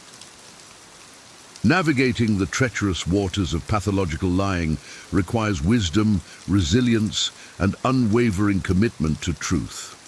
By recognizing the signs, setting firm boundaries, seeking evidence, and maintaining your integrity, you arm yourself against the corrosive effects of deceit. Encourage professional help and lean on your support network to reinforce your resolve. Remember, staying grounded in truth and practicing discernment are your greatest defenses. As Epictetus taught, our virtue is tested not by the circumstances we face, but by how we respond to them. Embrace these principles to protect your peace and uphold the values of honesty and integrity. Your journey through the landscape of deceit can become a testament to the strength of your character. We'd love to hear your thoughts and experiences. Have you ever dealt with a pathological liar? How did you handle it? Share your stories and insights in the comments below, and let's continue this important conversation together. Your wisdom could be the guiding light for someone else navigating the same challenges. Have you ever considered the immense power that lies within the simple act of staying silent? In a world filled with constant noise and chatter, the idea of embracing silence might seem both daunting and intriguing. Yet, it is often in these quiet moments that we discover profound truths about ourselves and the world around us. Words have immense power. They shape our reality, influence our emotions, and impact those around us in profound ways. As the ancient teachings suggest, our words can be likened to the sharpest knife in the world, capable of cutting deep into the hearts and minds of others. This dual-edged nature of speech means that while our words can be a source of great strength, they can also be a significant weakness if not used wisely. Imagine a situation where a person receives an encouraging word from a friend or mentor at a crucial moment. This simple, kind gesture can boost their confidence, inspire them to overcome challenges, and lead to their success. On the contrary, consider a scenario where someone is subjected to harsh criticism or negative remarks. These words can leave lasting scars, causing emotional pain and diminishing their self-worth. In daily life, we often encounter moments where the choice of words can make a difference. For instance, a teacher's encouraging feedback can motivate a student to excel, while a parent's gentle words can soothe a child's fears. However, when words are used carelessly or unkindly, they can lead to misunderstandings, conflicts, and strained relationships. The balance between speaking and silence is crucial. Knowing when to speak and when to hold back can be a powerful skill. Speaking kindly and wisely at the right moments can open doors to opportunities, build trust, and foster positive connections. Conversely, unkind or untimely words can create obstacles and lead to difficulties in our personal and professional lives. This delicate balance is at the heart of the story we're about to explore, a tale that underscores the transformative power of silence. Through the journey of a troubled king and a wise Buddhist monk, we will delve into the profound impact that silence and mindful speech can have on our lives. By understanding and embracing these principles, we can learn to harness the power of our words and achieve a deeper sense of inner peace and fulfillment. The King and the Buddhist Monk Story, Part 1. Our story begins in ancient India, in a serene forest far removed from the hustle and bustle of the world. In this tranquil setting lived a renowned Buddhist monk, known throughout the land for his wisdom and meditative prowess. His peaceful demeanor and profound insights attracted many seekers of truth, including kings and commoners alike. One day, a king, despite his immense wealth, fame, and luxurious lifestyle, found himself in a state of deep restlessness and dissatisfaction. No matter how many treasures he accumulated or how much he indulged in the pleasures of his royal life, inner peace eluded him. Desperate to find a solution, the king decided to visit the famous monk, hoping to discover the secret to tranquility. Upon meeting the monk, the king poured out his troubles, confessing that he felt constantly tired, frustrated, and upset. "Respected monk," the king pleaded, "I have everything one could desire, yet there is no peace within me. My mind is perpetually restless. Please help me to rid myself of this turmoil." The monk, listening intently, responded with a gentle smile, "Your Majesty, the answer you seek is already within you, but you have not yet discovered it. I propose an experiment. If you are willing, I believe it will bring you the peace you desire." Intrigued but skeptical, the king agreed to follow the monk's guidance. The monk's plan was simple, yet challenging. For the next 15 days, the king would stay in the monastery, living as a common monk. During this period, he was to remain silent and speak as little as possible, focusing on solitude and self-reflection. The king, though anxious about the prospect of such a drastic change, consented to the monk's plan, hoping that this experiment would finally bring him the inner calm he desperately needed. Part 2. The King's Experience. On the first day of his stay at the monastery, the king found it incredibly difficult to adhere to the monk's instructions. His mind was more restless than ever, filled with an endless stream of questions and thoughts. Used to giving orders and engaging in constant conversation, he struggled with the enforced silence. Every passing hour seemed to amplify his unease, making the task of remaining quiet feel nearly impossible. Despite the overwhelming urge to speak and vent his frustrations, the king resisted. He stayed in his assigned quarters, sitting quietly and observing the simple life of the monks around him. As night fell, a surprising sense of calm began to wash over him. He couldn't understand why, but for the first time in a long while, he felt a glimmer of happiness. The following days brought new challenges but also new insights. As the king continued his silent vigil, he began to notice the beauty in his surroundings that he had previously overlooked. He watched the delicate dance of flowers swaying in the breeze, the intricate patterns of birds in flight, and the serene flow of the nearby river. These simple observations brought a sense of connection and peace that he had never experienced in his opulent palace. By the 10th day, the king's inner restlessness had significantly diminished. He found himself spending more time in silent contemplation, appreciating the tranquility of nature and the simplicity of monastic life. On the 12th day, something remarkable happened. As he sat in meditation, his eyes closed on their own, and he slipped into a deep, serene state. For the first time, his mind was free from worry and distraction, immersed in profound inner peace. During the final days of his stay, the king's experience deepened further. He spent hours in meditation, feeling a sense of joy and fulfillment that he had never known. The transformation was so profound that by the 15th day, he approached the monk with newfound clarity and gratitude. Part 3, Revelation and Transformation. With a calm and reflective demeanor, the king expressed his gratitude to the monk. "Respected monk," he began, "I have discovered the root of my troubles.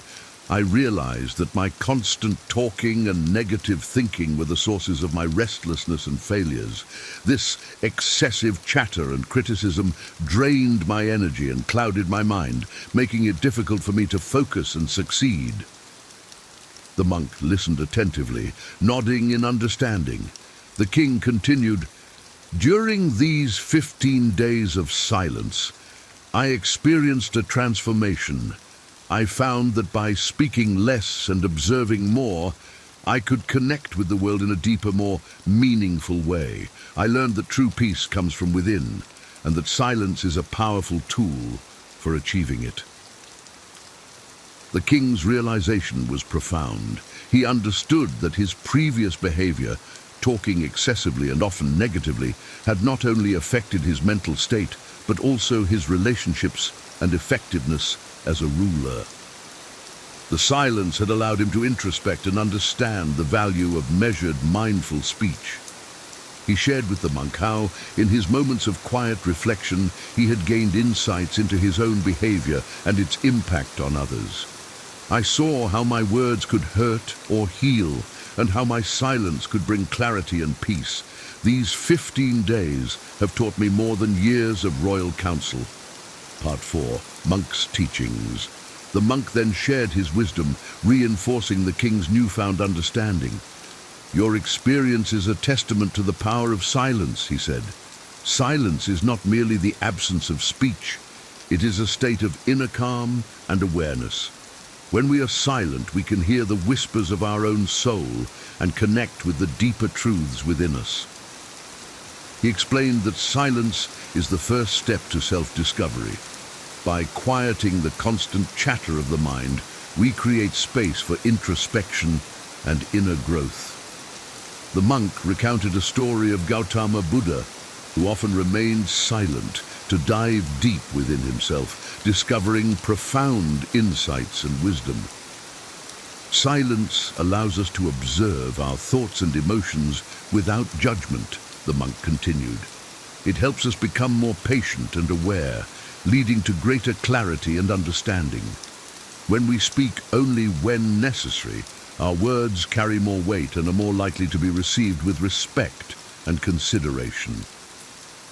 The monk emphasized that excessive talking often leads to misunderstandings, conflicts, and unnecessary stress.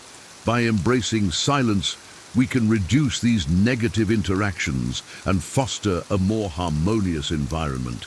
He encouraged the king to continue practicing silence and mindful speech, not just for personal peace, but also to set an example for his kingdom.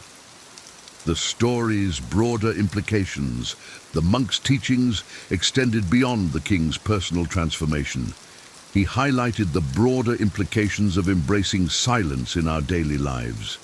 Imagine a world where people spoke less and listened more, he said. There would be fewer arguments, less restlessness, and more understanding.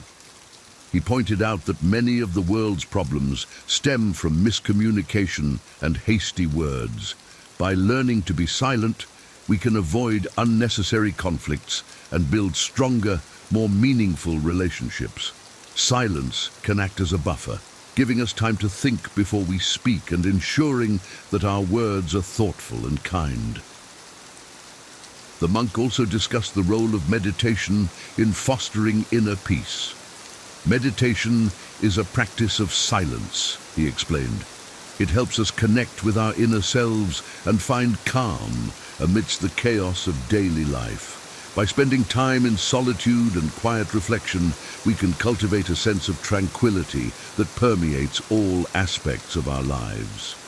He encouraged the king and others to spend at least 20 minutes alone in solitude every day.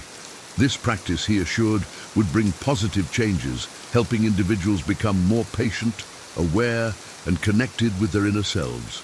In conclusion, the story of the king and the monk underscores the transformative power of silence and mindful speech. Through his journey, the king discovered that true peace and happiness come from within, and that silence is a key to unlocking this inner tranquility. By speaking less and listening more, we can connect more deeply with ourselves and others, fostering a more harmonious and fulfilling life. The monk's teachings remind us that our words are powerful tools that can heal or harm. By embracing silence and practicing mindful speech, we can reduce conflicts, enhance our relationships, and achieve a deeper sense of inner peace. This story serves as a timeless reminder of the importance of finding balance between speech and silence in our lives, and the profound impact it can have on our overall well-being. Have you ever felt completely drained from always putting others first, only to realize that your kindness sometimes comes back to bite you? Trust me, I know that feeling all too well. We're told from a young age to be compassionate and give selflessly, but what happens when being overly generous starts to take a serious toll on our well-being? In this video, I want to share some surprising ways being too kind can actually work against you, and more importantly, how you can protect yourself while still caring for others. Let's dive in and explore the balance between giving to others and giving yourself the respect you deserve. I'll get started with this in-depth exploration of how kindness, while noble, can sometimes work against us if not balanced properly. Here's the first elaborated idea. People will depend on you too much. When I first started helping out my friends and family regularly, I felt like I was making a difference. I'd be the person they'd call if they needed a ride, a listening ear, or help with a project.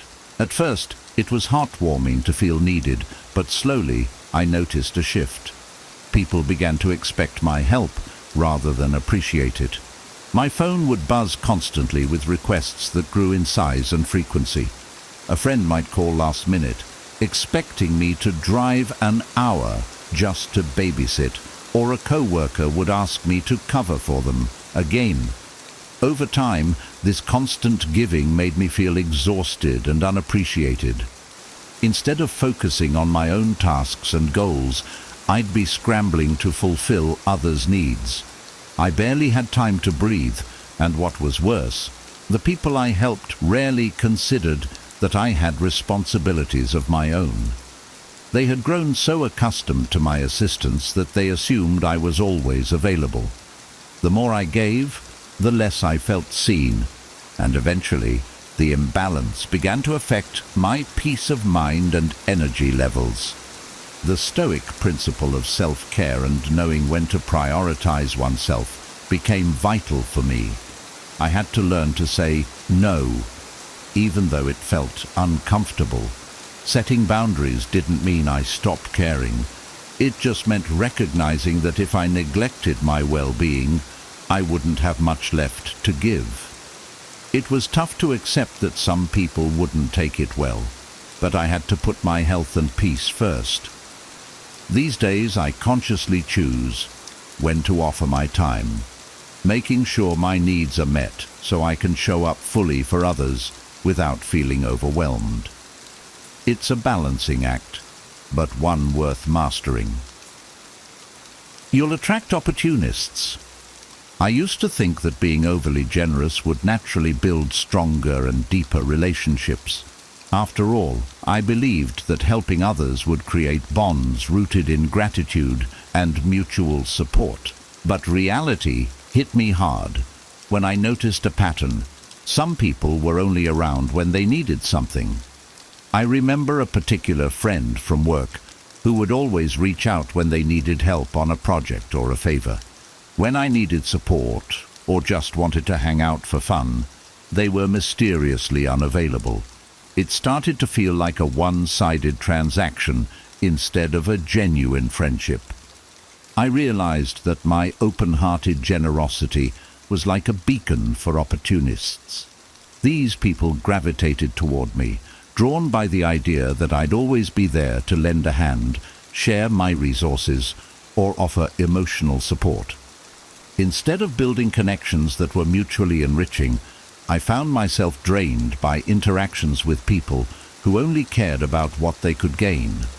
They would soak up my energy, take what they needed, and vanish until the next time they were in need. There was no reciprocity, no sense of partnership, only depletion. It became clear to me that while kindness is a beautiful quality, it needs to be paired with discernment.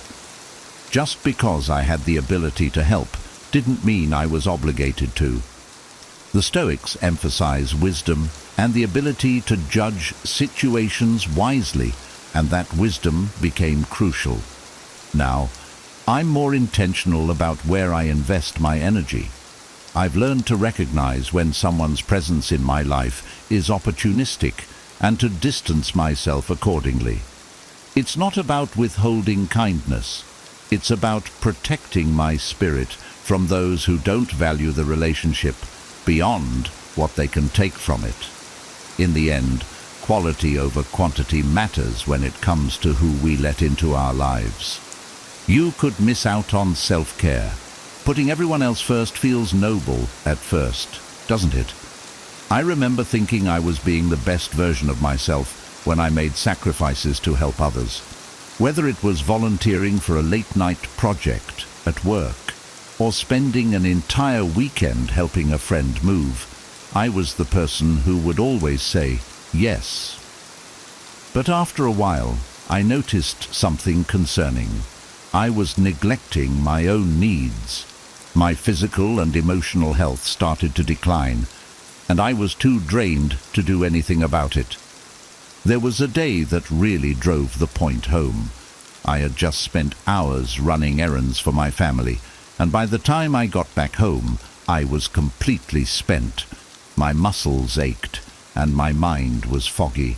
All I wanted was to rest, maybe take a hot bath or watch a movie, but another friend called asking for help. Despite being exhausted, I reluctantly agreed. I showed up for them, but internally I was resentful and angry. I realized that my selflessness was starting to feel more like a burden than a gift.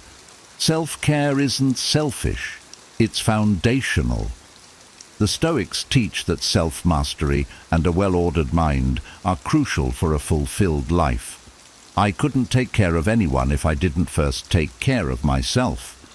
So, I started scheduling me time and protecting it fiercely. Whether it's a morning walk, a long bath, or just reading a book in peace, I prioritize those moments. If someone asks for my help during that time, I've learned to politely decline or reschedule. Now, I'm healthier, happier, and more genuinely present when I do choose to help others. It's not about doing less. It's about doing things from a place of abundance rather than exhaustion. People might think you're weak. It's hard to believe, but sometimes kindness can be interpreted as a lack of strength or confidence. I've experienced this firsthand. When I was younger, I thought being agreeable and accommodating would make me well-liked. I rarely spoke up for myself, rarely set boundaries, and always tried to make everyone happy. But instead of earning respect, I noticed people started treating me as if I couldn't stand up for myself. My peers at work began piling extra tasks onto me, assuming I wouldn't push back. Even friends would jokingly say, "Oh, you know they'll do it, they never say no." Deep down I felt frustrated and taken for granted, but I didn't want to risk disappointing anyone. This went on until a particularly eye-opening moment with a co-worker. I had just pulled an all-nighter finishing a report for them. And when I mentioned how tired I was, they shrugged and said, "You're too nice for your own good. You should have said no." It hit me. Even the people benefiting from my kindness saw me as a pushover. That stung, but it was the wake-up call I needed. The Stoic idea of self-discipline and asserting your boundaries became a guiding principle for me. I learned that being strong doesn't mean being harsh.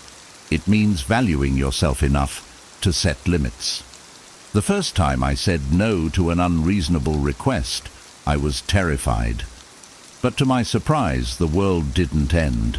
In fact, people began respecting me more.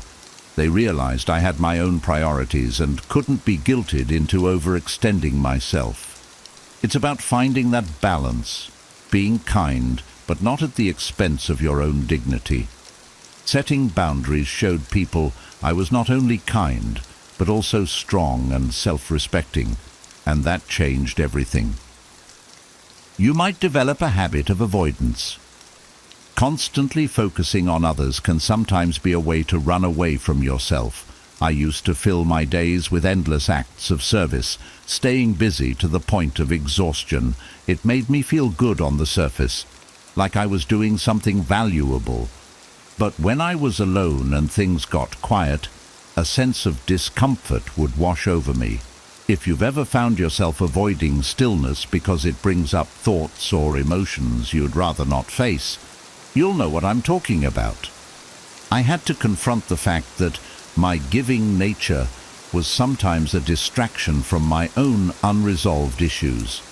If I kept my calendar packed with commitments, I didn't have to think about my insecurities or the lingering fears I hadn't dealt with.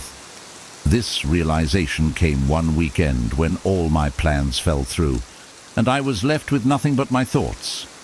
I felt a wave of anxiety, and it became clear that I had been using busyness as an emotional shield. The Stoics emphasize the importance of self-reflection and inner strength. I realized that running away from myself wasn't sustainable. So I started to create space in my life for introspection. It was difficult at first, but gradually I learned to face my feelings head on. I journaled, practiced mindfulness, and even took long walks by myself to get comfortable with my own company. This self-awareness not only helped me grow, but also made my acts of kindness more genuine, as they were no longer fueled by a desire to escape my own struggles. It's about being there for others, while also being brave enough to face your own inner world. Your goals will be ignored.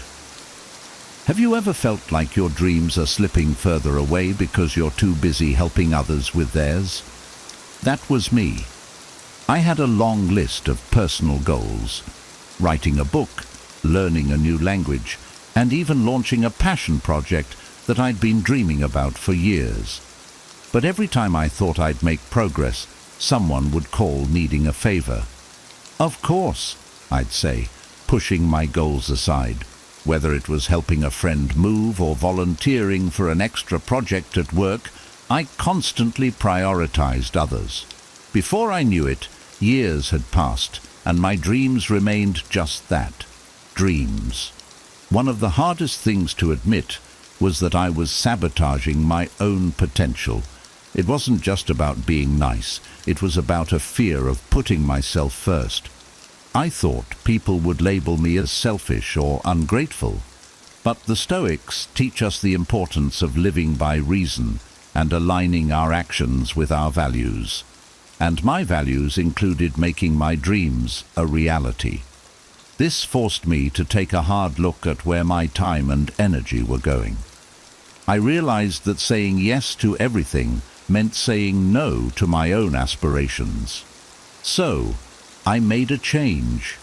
I started scheduling time for my goals, treating them with the same importance as I treated everyone else's needs. When someone asked for my help, I'd evaluate whether it aligned with my priorities. If it didn't, I'd politely decline or suggest a compromise. It wasn't easy, especially the first time I had to tell a friend I couldn't help them because I had my own commitments. But over time, I noticed a difference. My passion projects began to flourish, and I felt more fulfilled and in control of my life.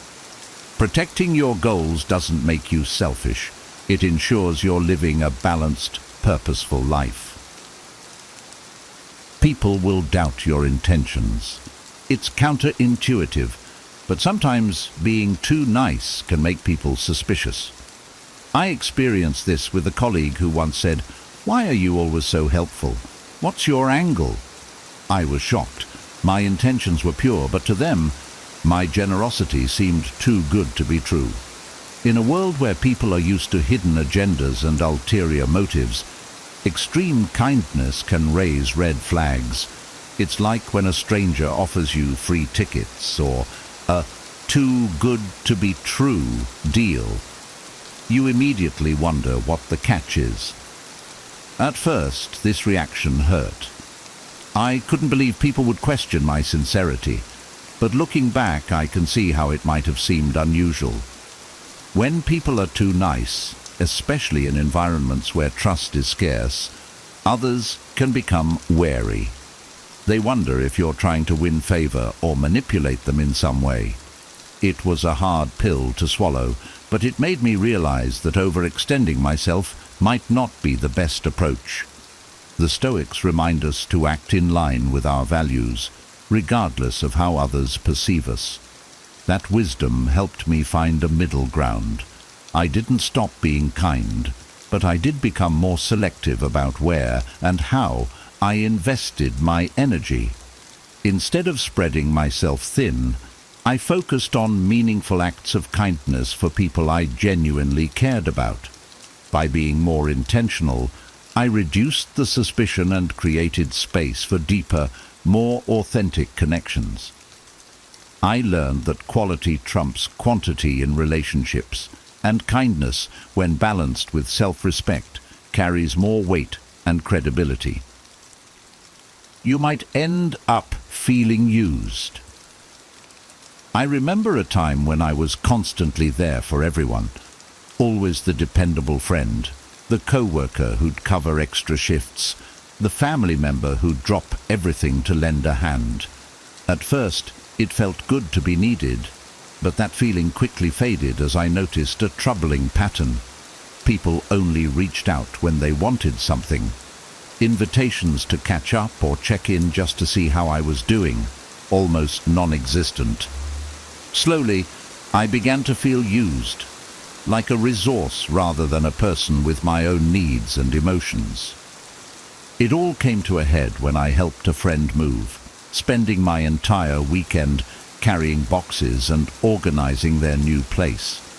A few weeks later, I found myself in need of a favor, a small one, and that same friend was suddenly too busy. The disappointment cut deep, and I felt a wave of resentment. It wasn't the first time either. My acts of kindness were met with expectations, not appreciation, and that left me feeling drained and bitter. The Stoics teach us that emotional balance is crucial and that our peace of mind should never be dependent on others' behavior. I realized that I had to change how I gave, not to receive something in return, but to protect my own well-being. I started asking myself, am I giving because I truly want to, or am I giving out of obligation or a need for validation? If the answer was the latter, I paused. It's okay to be kind, but it's equally okay to protect yourself from feeling used.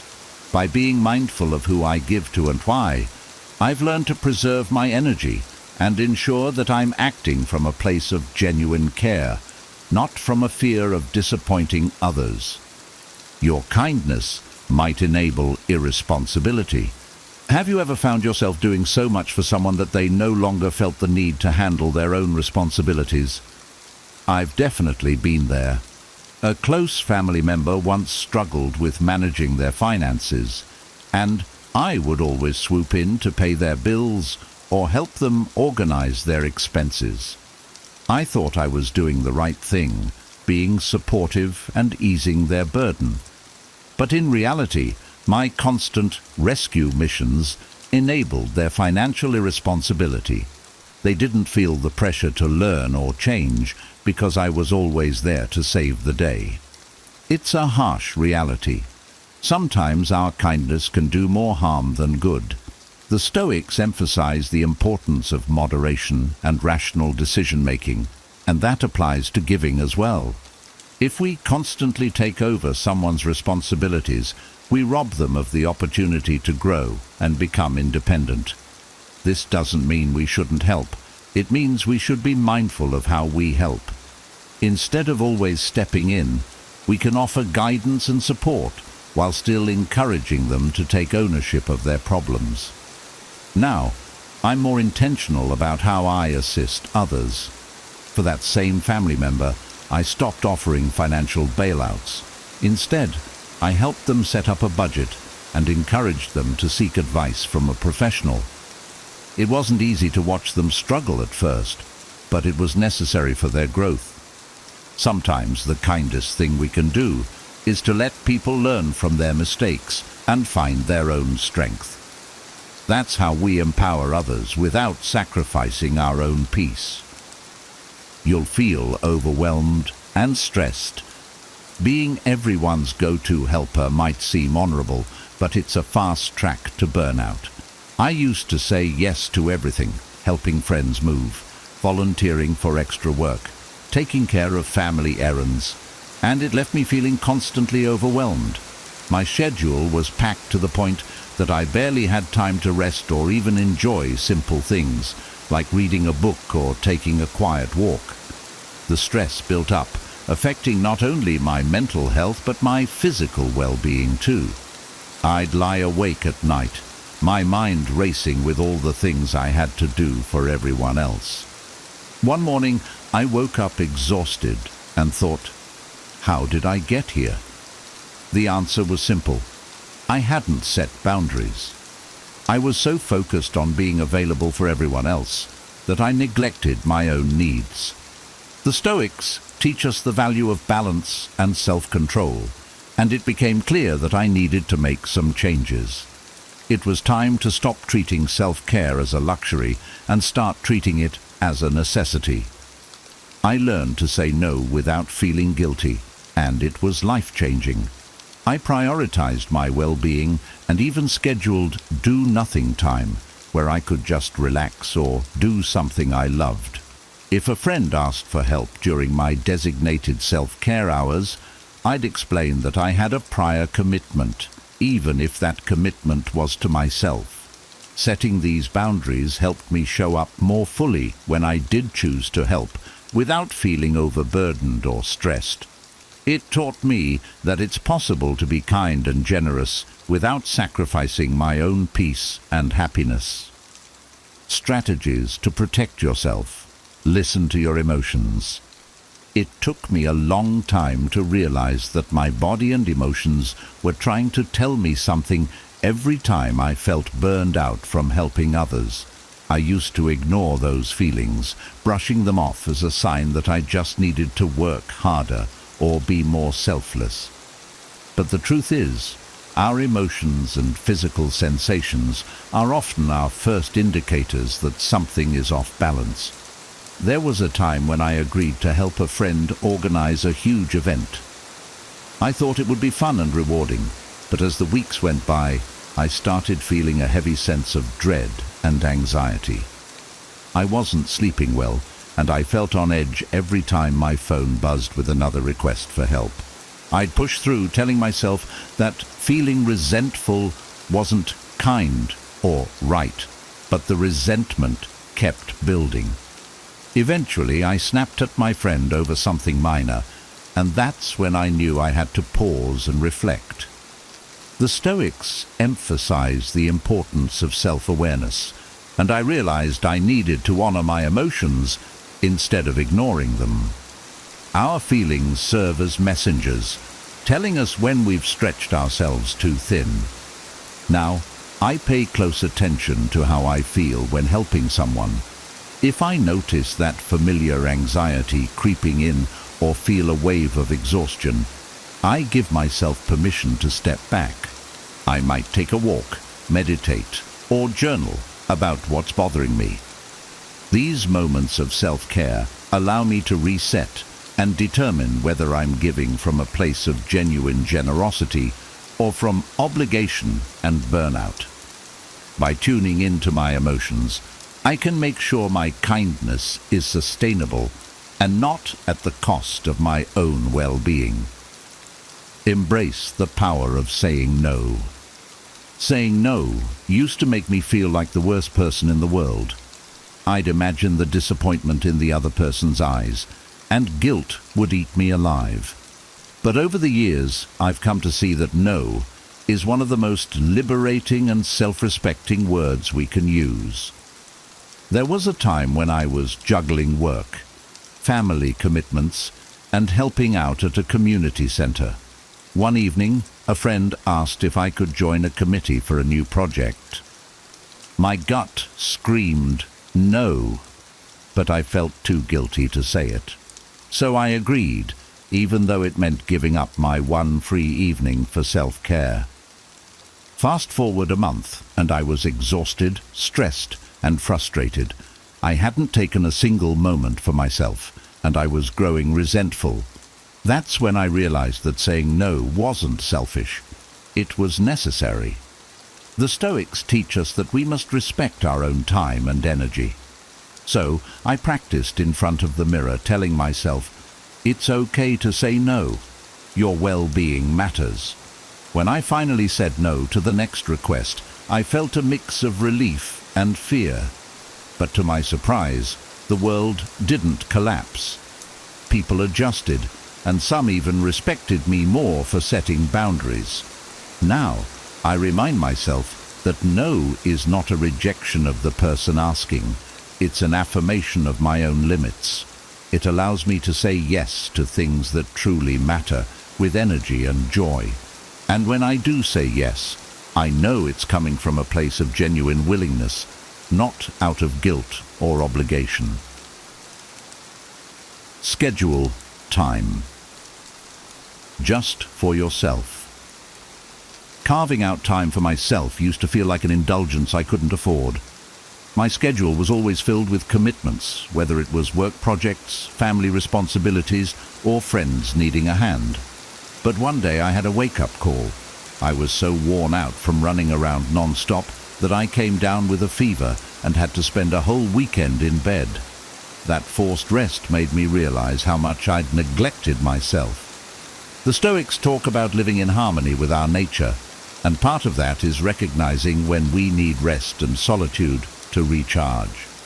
So I started blocking out time on my calendar for self-care. It could be as simple as an hour to read a book, go for a walk, or even just sit quietly with a cup of tea. At first, I felt guilty. I'd think, what if someone needs me during this time? But I knew I had to protect it. When a friend called during one of my designated self-care hours, I simply said, "I'm not available right now. Can we catch up later?" It felt strange at first, but also incredibly empowering. Scheduling time for myself has become a non-negotiable part of my life. It's not about being unavailable to others. It's about being fully present when I do show up. By guarding this time fiercely, I've become more grounded, energized, and able to help others from a place of abundance rather than depletion. Now, self-care isn't a luxury. It's an essential part of my routine, and I'm all the better for it. Set clear boundaries. Identifying and dealing with energy vampires was one of the hardest but most necessary changes I had to make. We all know those people who leave us feeling exhausted after every interaction, right? For me, it was a former co-worker who would constantly vent about her problems but never seemed interested in solving them. Every conversation drained me, and I realized I was becoming a sounding board for someone who had no intention of changing or reciprocating support. Setting boundaries felt uncomfortable at first. I didn't want to come across as rude or unkind, but the Stoics emphasize that our well-being is our responsibility, and I had to take that to heart. I began to limit my interactions with this co-worker, gently steering conversations away from negativity or cutting them short when they became too draining. I'd say, "I'm really sorry you're dealing with that, but I need to focus on some work right now." It wasn't easy, and I felt guilty for a while. But over time, I noticed how much lighter I felt when I prioritized my mental energy. It's not just about avoiding draining people, but also about nurturing relationships that uplift and inspire me. I've learned to protect my time and energy fiercely. If someone's presence consistently leaves me feeling worse, I limit my interactions or, in some cases, walk away entirely.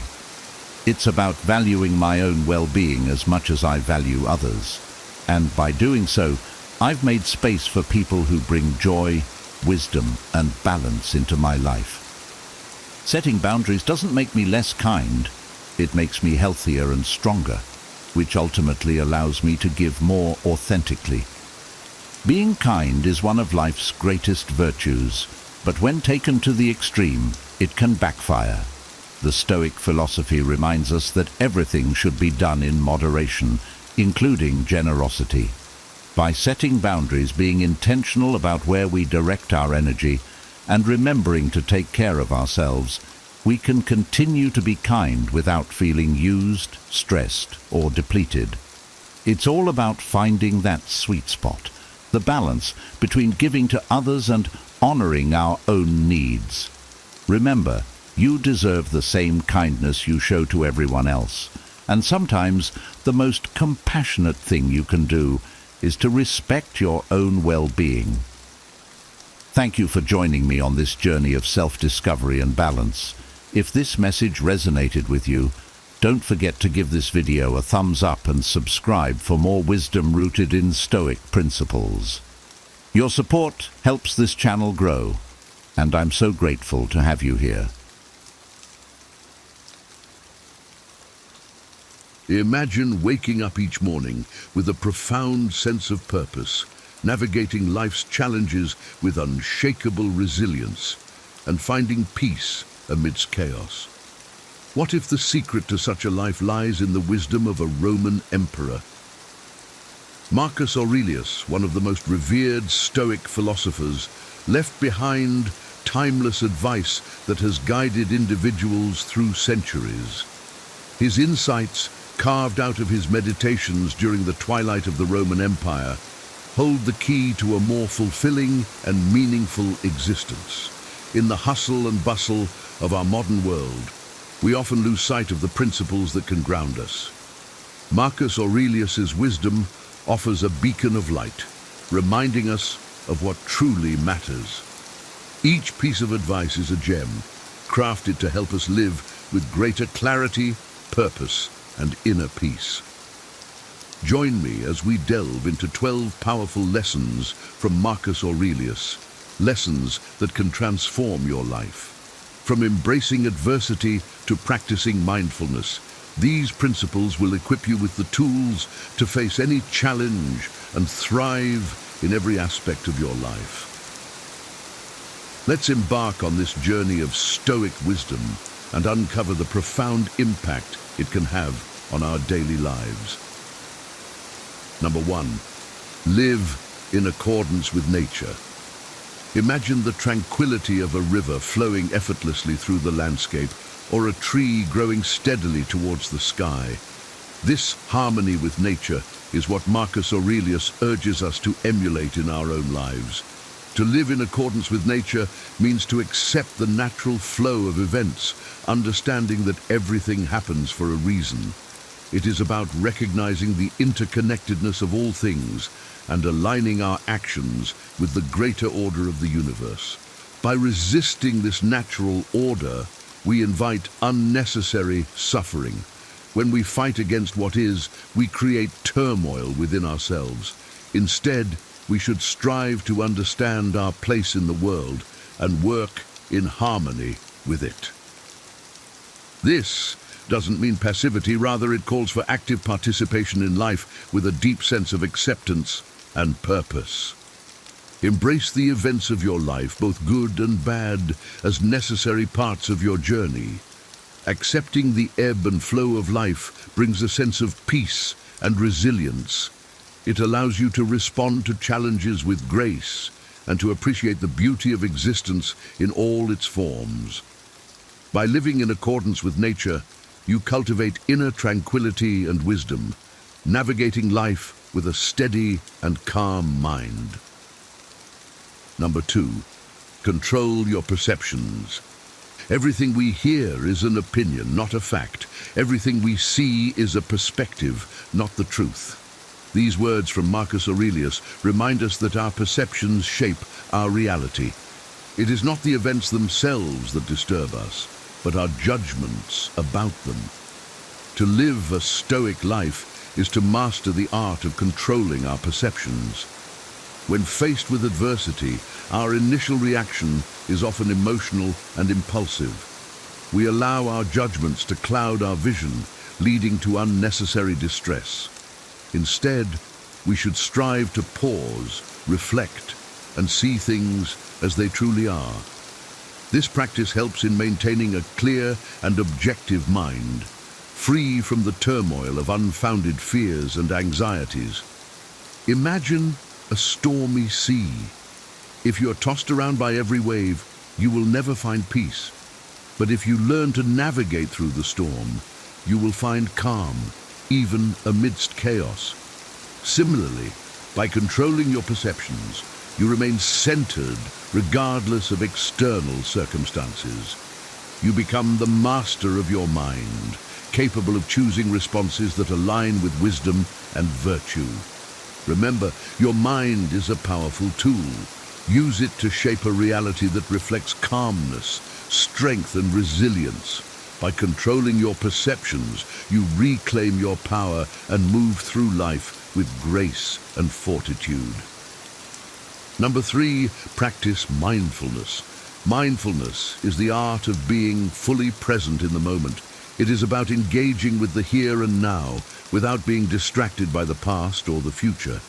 Marcus Aurelius emphasizes the importance of this practice, urging us to focus on what we are doing and give it our full attention. In our fast-paced world, it's easy to get caught up in a whirlwind of thoughts and activities. We often find ourselves multitasking, spreading our attention thin and missing out on the richness of the present moment.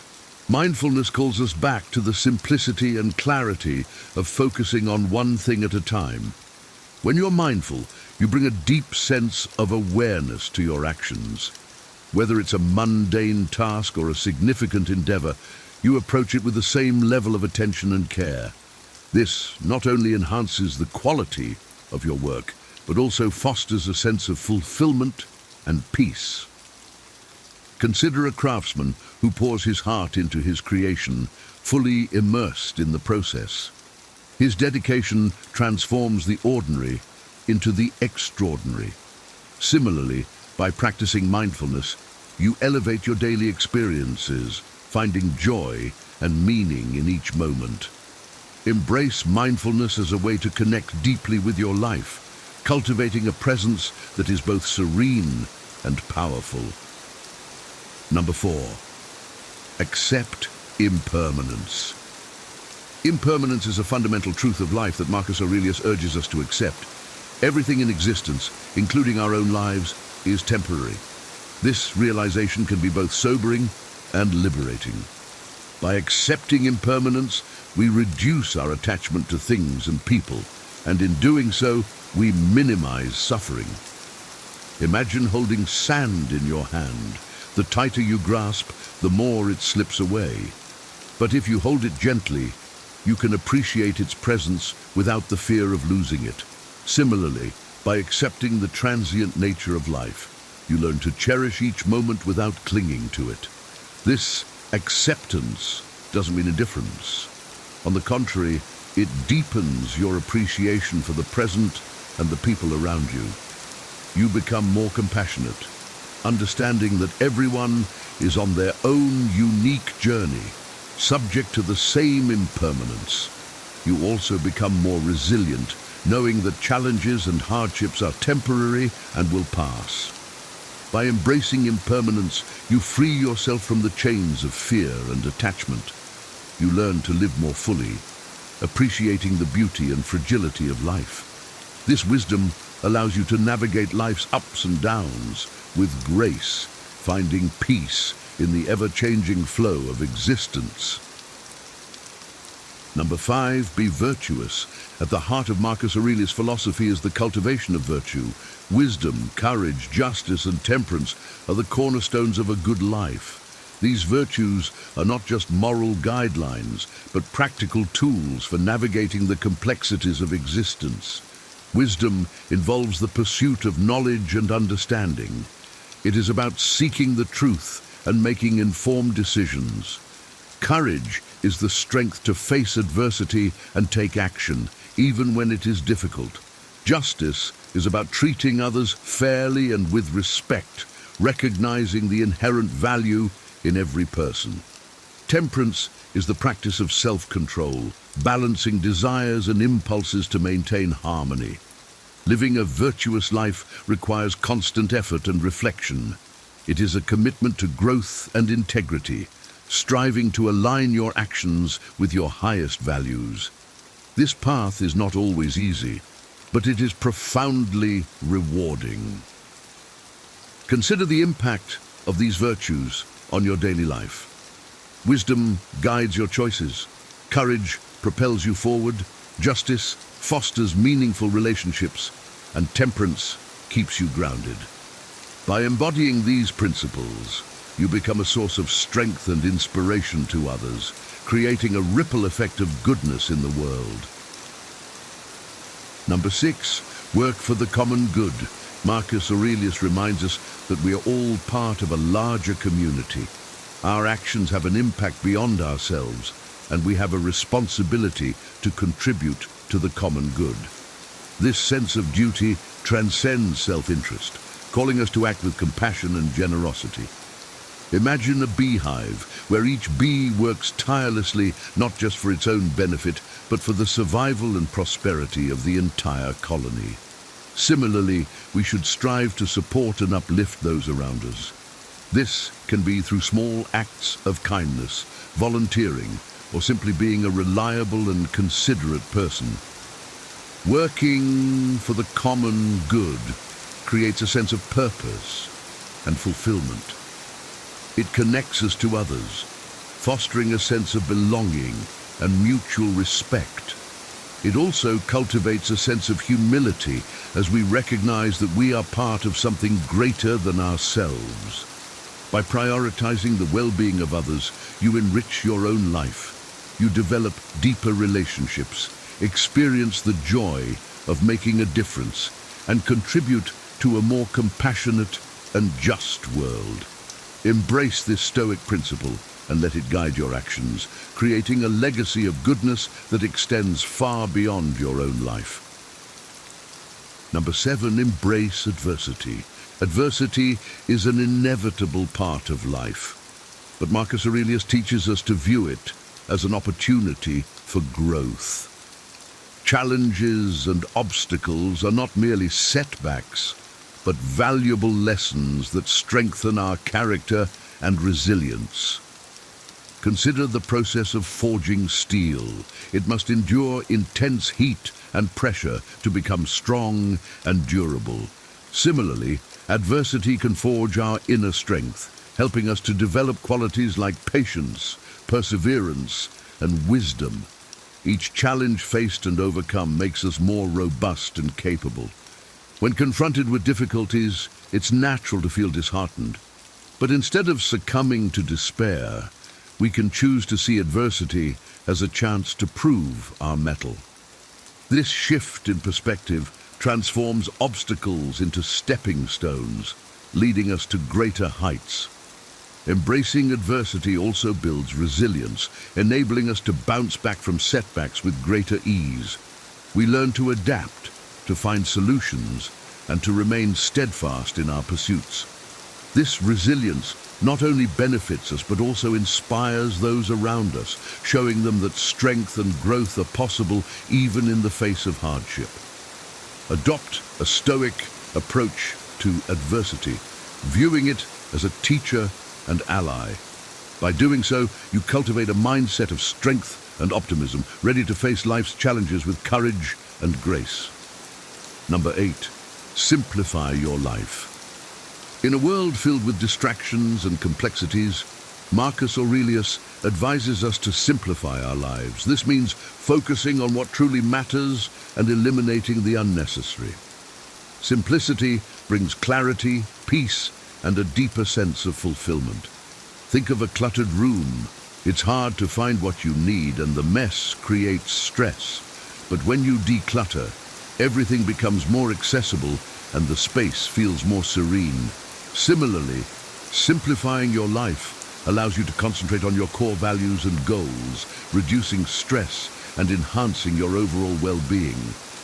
To simplify, start by identifying what is essential, what brings you joy and purpose, what aligns with your values and long-term aspirations. Focus on these aspects and let go of the rest.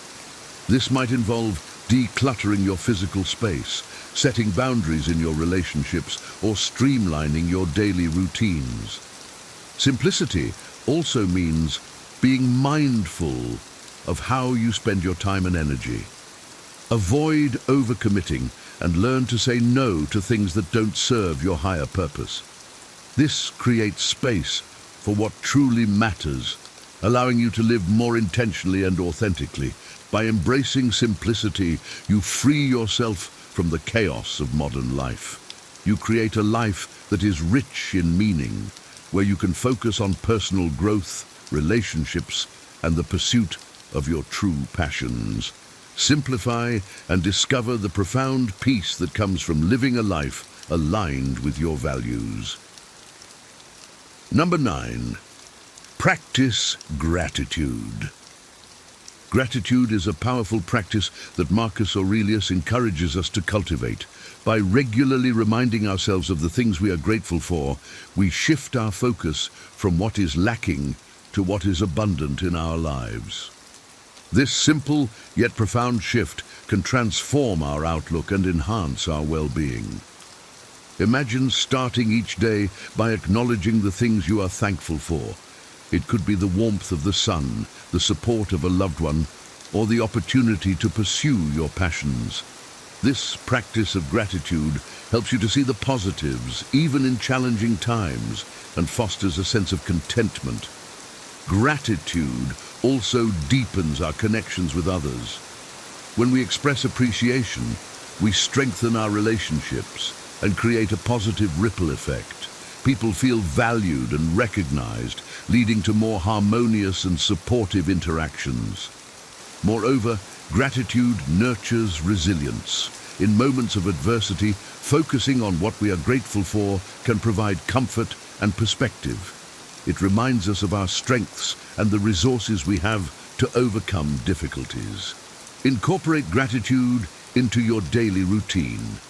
Keep a gratitude journal, share your appreciation with others, or simply take a moment each day to reflect on your blessings.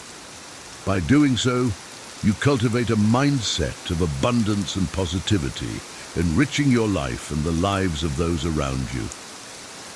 Number 10, maintain self-discipline. Self-discipline is the cornerstone of a Stoic life. Marcus Aurelius teaches us that controlling our impulses and desires is essential for achieving true freedom and living a virtuous life. Self-discipline is not about harsh self-denial, but about making conscious choices that align with our values and long-term goals. Consider the power of self-discipline in shaping your life. It enables you to stay focused on your priorities, resist distractions, and overcome procrastination. It helps you to develop healthy habits, whether it's through regular exercise, mindful eating, or consistent study. These habits build a foundation for a fulfilling and productive life. Self-discipline also enhances your emotional resilience. By learning to control your reactions, you navigate challenges with a calm and steady mind. You become less swayed by fleeting emotions and more anchored in your principles. Imagine a disciplined artist who practices daily, honing their craft with dedication. Their discipline leads to mastery and fulfillment. Similarly, by cultivating self-discipline, you unlock your potential and achieve greater heights in your personal and professional life. Embrace self-discipline as a tool for empowerment.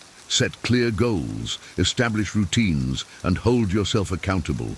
By doing so, you create a life of purpose and integrity, guided by your highest values and aspirations. Number 11, accept criticism gracefully. Criticism is an inevitable part of life, but how we respond to it can define our growth and character. Marcus Aurelius advises us to accept criticism gracefully, viewing it as a tool for self-improvement rather than a personal attack. When faced with criticism, our initial reaction might be defensiveness or hurt. However, by adopting a Stoic perspective, we can see criticism as an opportunity to learn and grow. It requires humility to acknowledge that we're not perfect and that others can offer valuable insights into our actions and behaviors. Consider the example of a seasoned craftsman. When his work is critiqued, he listens attentively, eager to refine his skills. He understands that constructive feedback is a gift that can help him achieve excellence. Similarly, we should approach criticism with an open mind, discerning its validity and applying it where it can benefit us. Accepting criticism gracefully also strengthens our relationships. It shows that we are willing to listen, learn, and grow, fostering mutual respect and understanding. It demonstrates emotional maturity and a commitment to personal development. Embrace criticism as a path to self-improvement.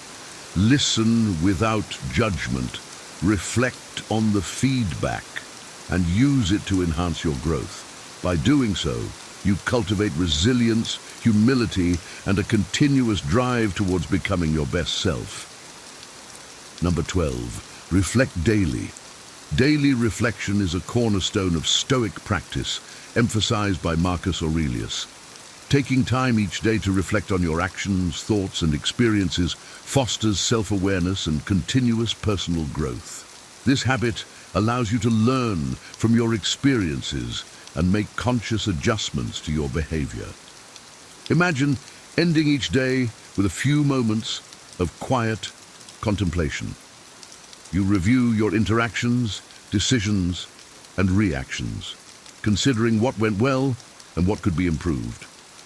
This practice helps you to identify patterns, recognize achievements, and address areas that need attention. Daily reflection also cultivates a deeper understanding of your values and goals. It keeps you aligned with your principles, ensuring that your actions are in harmony with your true self. This alignment brings a sense of clarity and purpose, guiding you through life's complexities with confidence and wisdom. Consider a gardener who tends to his plants each day, observing their growth and making necessary adjustments. Similarly, through daily reflection, you nurture your inner landscape, fostering a life of integrity and meaning. Make daily reflection a non-negotiable part of your routine. Whether through journaling, meditation, or quiet contemplation, dedicate time to review and learn from your day. This practice will enrich your life, guiding you towards continuous improvement and a deeper connection with your authentic self. As we wrap up our exploration of Marcus Aurelius's timeless wisdom, remember that these principles are not just historical artifacts, they are practical tools for a richer, more resilient life. Embracing adversity, practicing mindfulness, and living in accordance with nature are just a few ways you can transform your daily experiences. If you found value in these insights, imagine the impact they can have when applied consistently. Let Marcus Aurelius's teachings be your guide to navigating life's complexities with grace and strength. Your journey towards a wiser, more fulfilling life begins now. What if I told you that everything you thought about self-growth is wrong?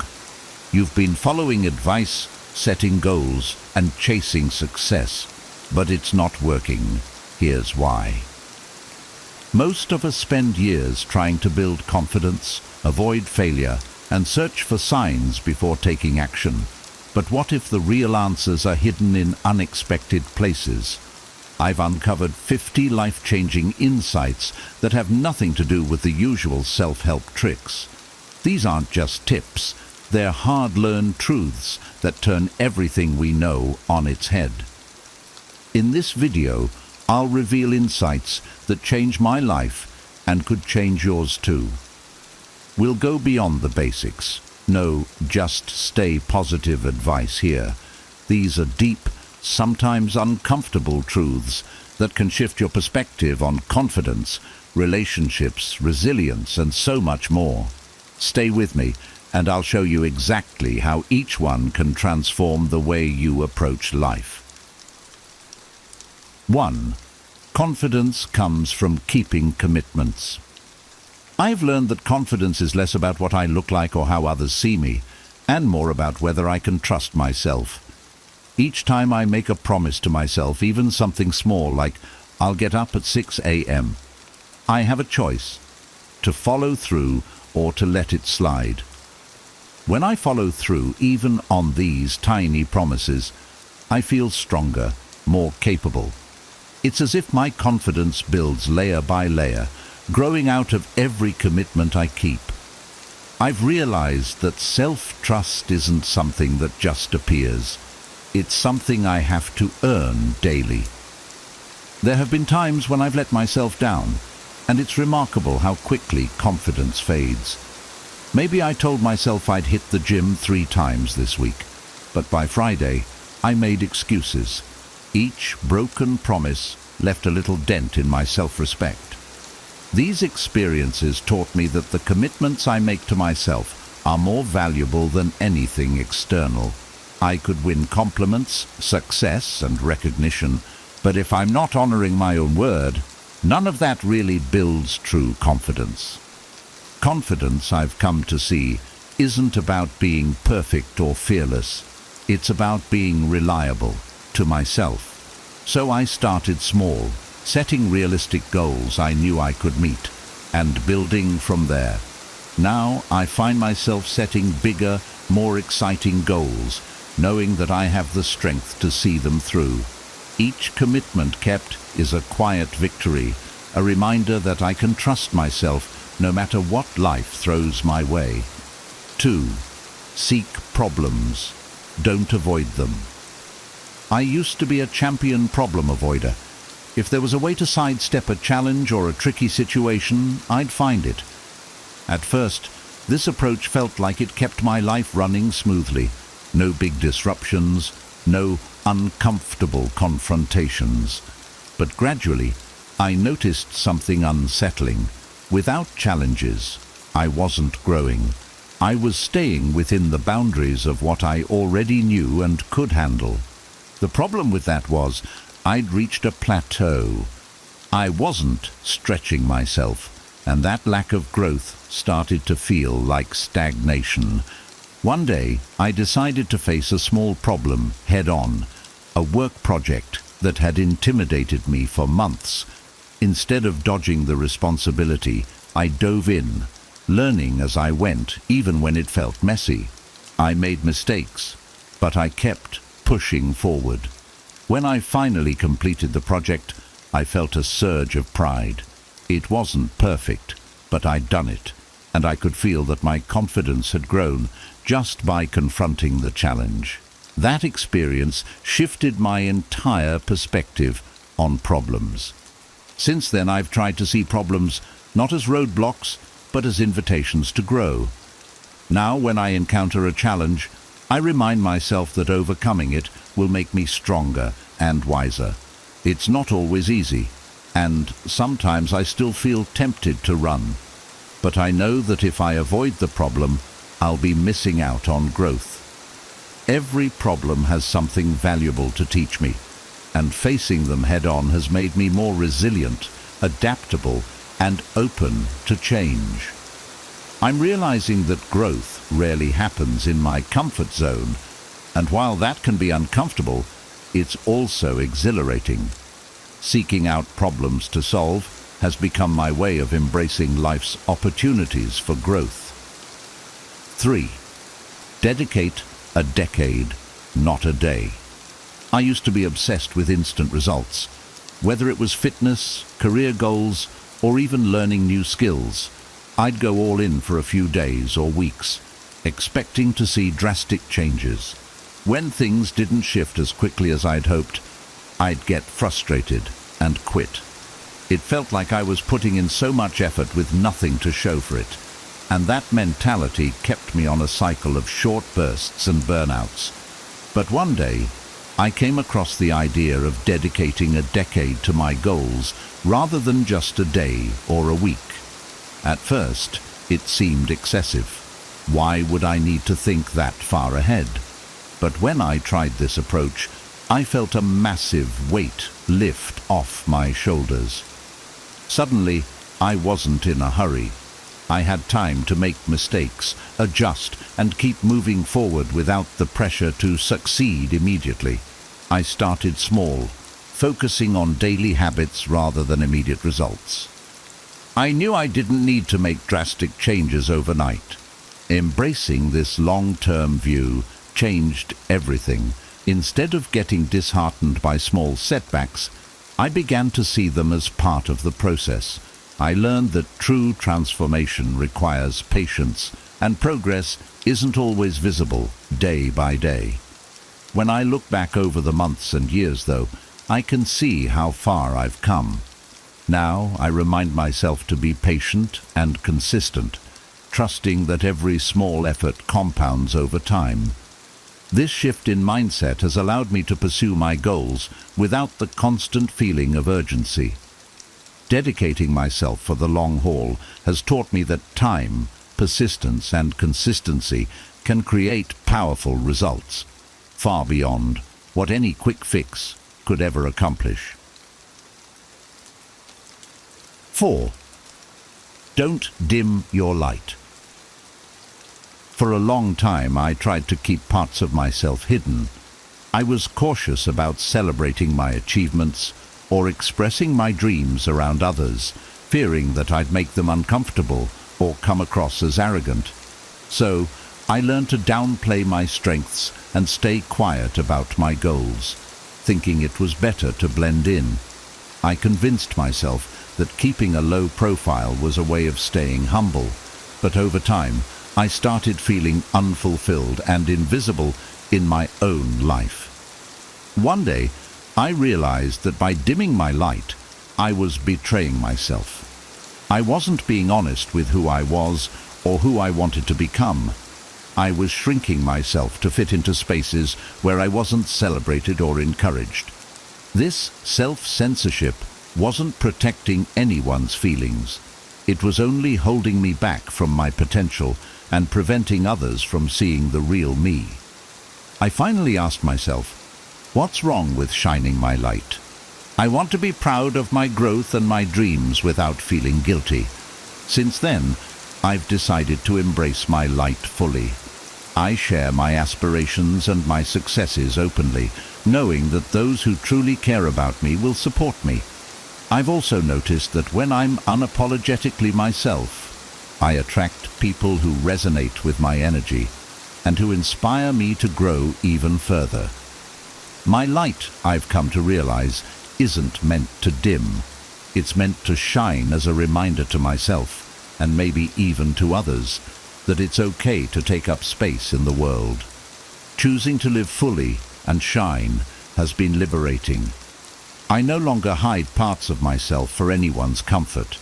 I embrace who I am, knowing that those meant to be in my life will stay, and those who aren't can look elsewhere. My light is my gift to the world, and I'm no longer afraid to let it shine. 5. Only ask advice from people who've been there.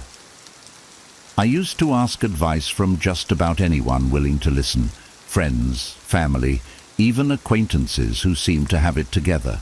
I thought more opinions would mean better guidance, but I quickly realized that too many conflicting perspectives left me feeling overwhelmed and unsure of which direction to take. Even worse, I sometimes got advice from people who hadn't achieved the goals I was aiming for, and that often led me down paths that didn't align with my true intentions. After some reflection, I realized that seeking advice is like choosing a map for a journey. I need to pick one that's already been traveled by someone who's reached the destination I want to go to. If I'm looking to build a business, I should ask advice from successful entrepreneurs, not people who've never taken that risk. The same goes for other areas of life: health, relationships, personal growth. Only those who have walked the path can truly understand its nuances and offer insights based on real experience. Now, I'm more selective with whose advice I seek. I focus on finding mentors or people who've achieved what I aspire to achieve. I've also learned that it's okay to ignore well-meaning advice from people who don't fully understand my goals. This approach has not only saved me time, but has also given me more confidence in my choices. When I ask advice now, I feel assured that I'm getting insights from someone who understands my journey and can guide me effectively. I trust my path more and feel grounded in my decisions, knowing I'm following guidance that's aligned with my goals. 6. Keep a journal. I used to think journaling was just for recording the big events or accomplishments in life. I never thought about using it as a tool for self-reflection or emotional processing. But one day, feeling overwhelmed and unable to make sense of my thoughts, I decided to give journaling a try. I opened a notebook and just started writing everything that was on my mind. No filter, no judgment. By the time I finished, I felt lighter, as if I had cleared space in my mind. That experience showed me that journaling could be more than just a record of life. It could be a powerful tool for self-understanding. Since then, I've made journaling a regular part of my routine. I use it to set goals, reflect on my experiences, and process emotions that I don't always feel comfortable sharing with others. It's a private space where I can be completely honest with myself. I write about my fears, my dreams, and my progress, no matter how small. Some days my entries are long and detailed. Other days, they're just a few lines. But each entry helps me track my growth, see patterns in my thinking, and clarify what I truly want in life. Journaling has taught me the value of self-reflection. I can look back on past entries and see how far I've come, recognize the challenges I've overcome, and notice areas where I still want to grow. It's a grounding practice that reminds me of my journey and keeps me connected to my goals. Now my journal is a trusted companion, a safe space that encourages me to be honest, intentional, and constantly evolving. 7. Normalize leaving people in their reality. There was a time when I would get so frustrated with people who didn't see things the way I did. Whether it was a friend making questionable choices or a family member stuck in a negative cycle, I felt compelled to help them see things my way. I'd give advice, try to fix things, and feel frustrated when they didn't change. But over time, I realized something important. I was spending too much energy trying to change others instead of focusing on my own growth. Now, I understand that everyone has their own reality, shaped by experiences, beliefs, and choices. I've learned to respect that, even if I don't agree with it. Instead of feeling responsible for others' choices, I'm learning to let people be exactly who they are, where they are. This shift has been freeing. It doesn't mean I don't care about them, but it does mean I can set boundaries and focus on my own path. Letting go of the urge to change people has allowed me to experience more peace in my relationships. I can support loved ones without feeling burdened by their decisions, and I can focus on my own growth without getting distracted by others' lives. This doesn't mean I don't offer advice when asked, but I no longer try to force change.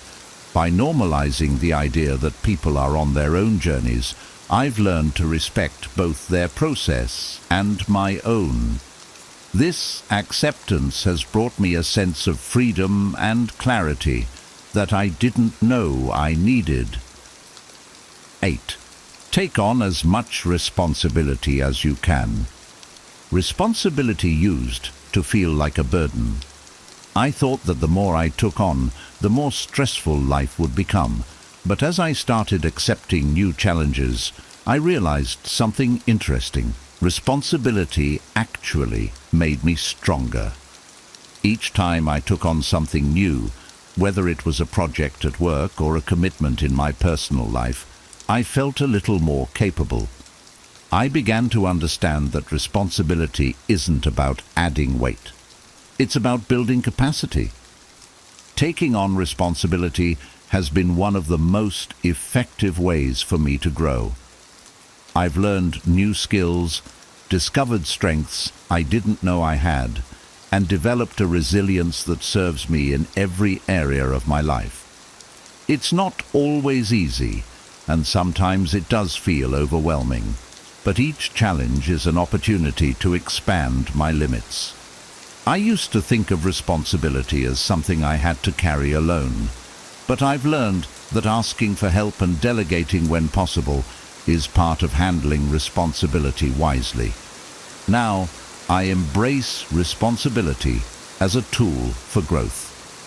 I don't take on everything that comes my way, but I look for opportunities where I can make a meaningful impact. Each commitment I accept is a chance to strengthen my skills, build my character, and make a difference in the lives of others. The more I lean into responsibility, the more confident I feel in my ability to handle whatever comes next. Responsibility, I've come to realize, is a privilege and an avenue to grow into my best self. 9. Life is a mirror, not a window. For the longest time, I viewed life as a window, something I looked out of to see other people's actions, behaviors, and flaws. I'd catch myself judging others, wondering why they acted in certain ways, or getting frustrated with situations that didn't go my way. But eventually, I realized that life is more like a mirror than a window. The things I notice in others often reflect my own insecurities, fears, and unresolved issues. This realization wasn't easy to accept. It felt uncomfortable to think that the frustration I felt toward others might actually be a sign of something within myself. But as I started looking inward, I began to see the truth in it.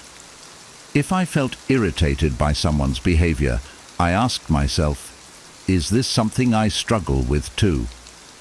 More often than not, the answer was yes. This self-reflection has helped me approach situations with more empathy and less judgment. Viewing life as a mirror has been transformative. Instead of blaming others or external situations, I try to focus on what I can learn about myself from each experience. If I'm struggling with someone's behavior, I ask myself what this interaction is teaching me about my own growth. This shift has made me more compassionate and more accountable. Life constantly reflects my inner state, and by paying attention to these reflections, I can work on becoming the person I want to be. It's a challenging but rewarding practice that keeps me focused on self-improvement. 10. Surround yourself with supportive people. I used to think that I could achieve everything on my own, regardless of who was around me. But as I started setting bigger goals, I realized how much my environment mattered. I noticed that the people I spent the most time with had a significant impact on my motivation, mindset, and even my self-belief. Some friends encouraged me and celebrated my wins, while others made subtle comments that left me doubting myself. That's when I knew I had to be more intentional about who I let into my circle.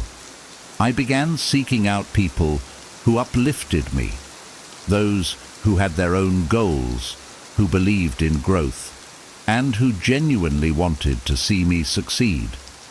This didn't mean I cut everyone out of my life, but I did start spending more time with those who inspired me.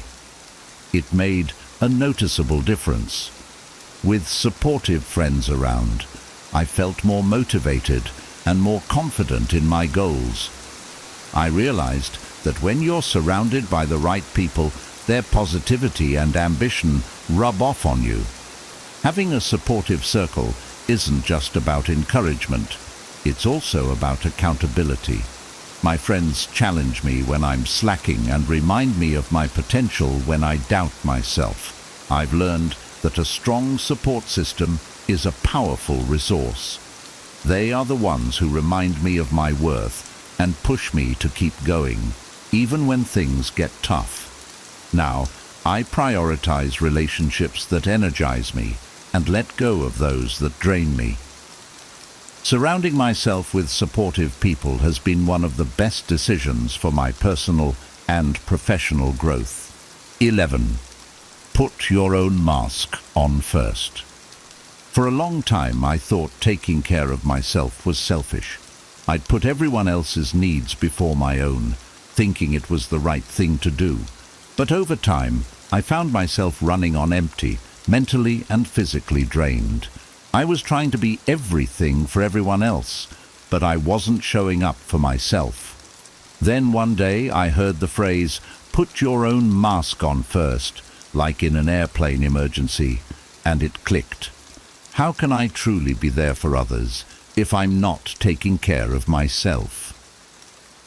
Learning to prioritize my own needs was a shift.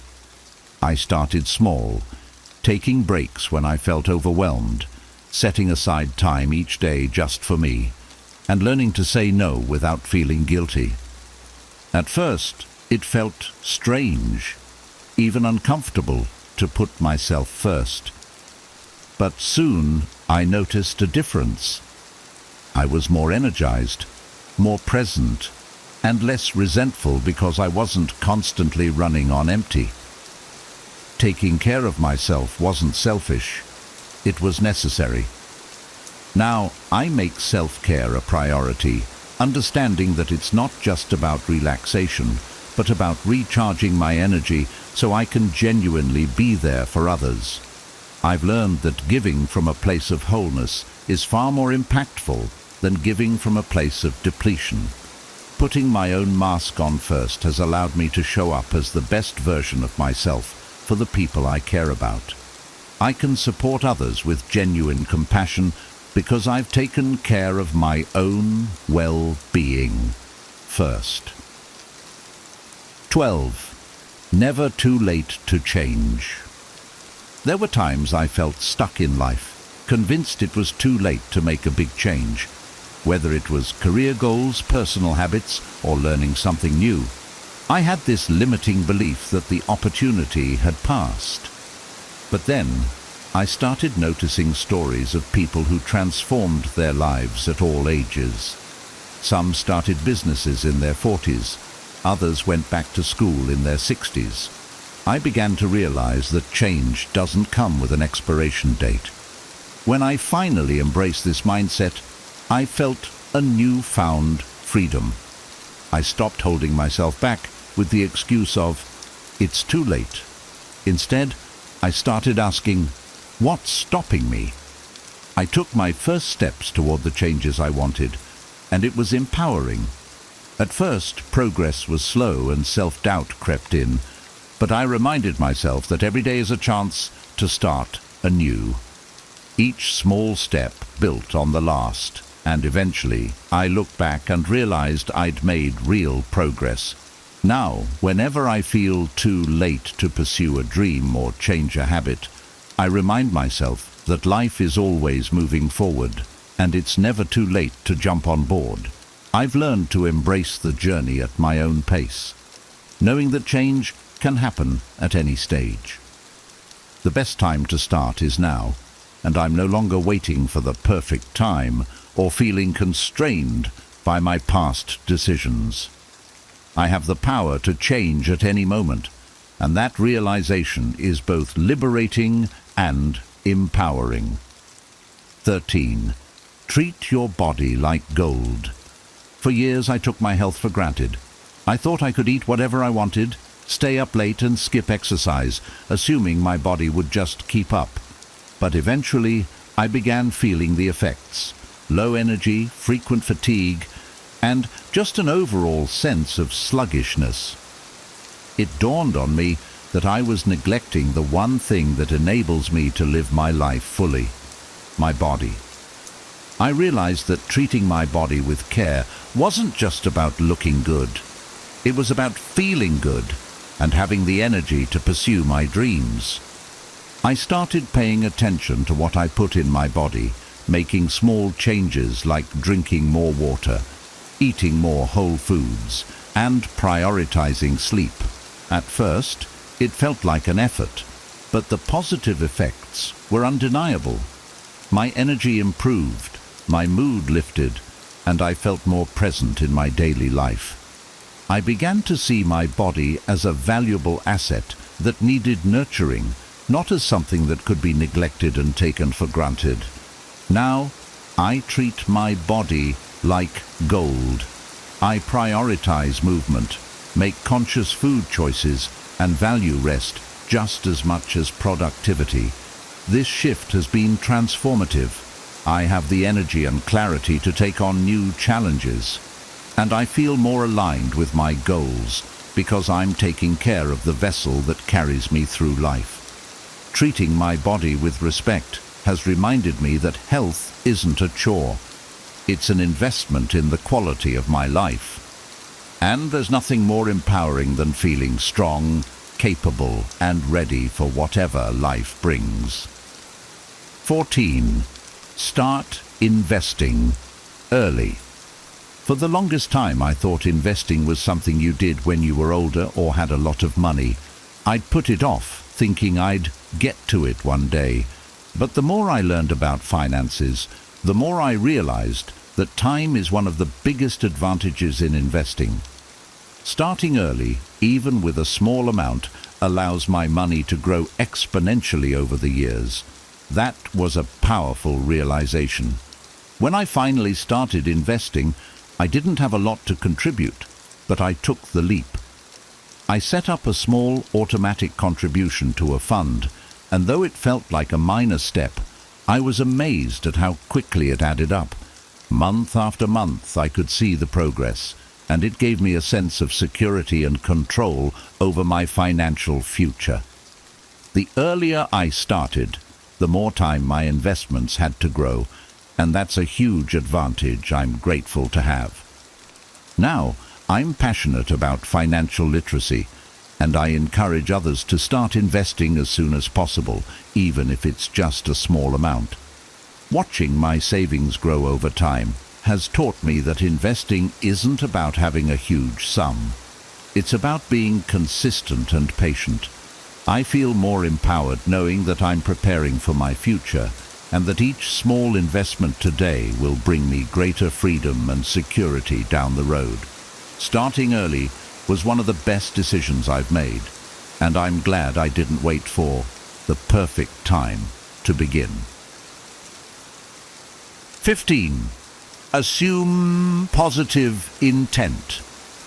I used to get defensive quickly. If someone said something that felt critical or came across the wrong way, I'd immediately assume they were being negative or trying to undermine me. It caused tension in my relationships and often left me feeling anxious or upset over things that might have been unintentional. But one day I read about assuming positive intent, the idea of giving people the benefit of the doubt, and I decided to give it a try. The next time a friend made a comment that felt off, I paused and told myself, maybe they didn't mean it that way. Instead of reacting, I asked for clarification. To my surprise, the conversation went smoothly, and I realized I'd misinterpreted their words. That moment taught me that assuming positive intent can change the entire tone of an interaction.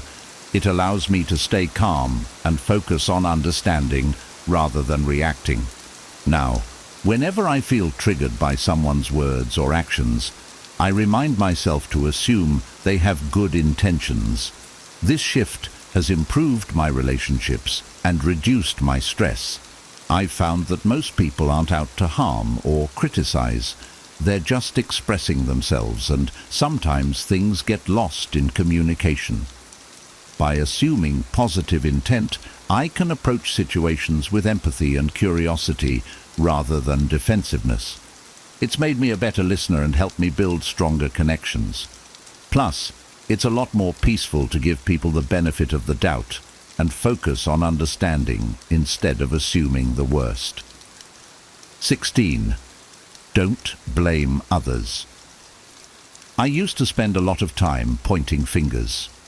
When things went wrong, it was easy to blame others or circumstances for my frustrations and setbacks. If something didn't work out, I'd think, well, if they hadn't done this, or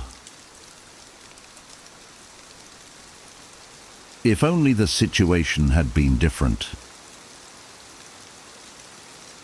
This mindset kept me stuck in a loop of resentment and powerlessness, because as long as I was blaming others, I wasn't taking responsibility for my role in my own life. One day I came across the idea that taking responsibility, even when it's uncomfortable, is the only way to reclaim control.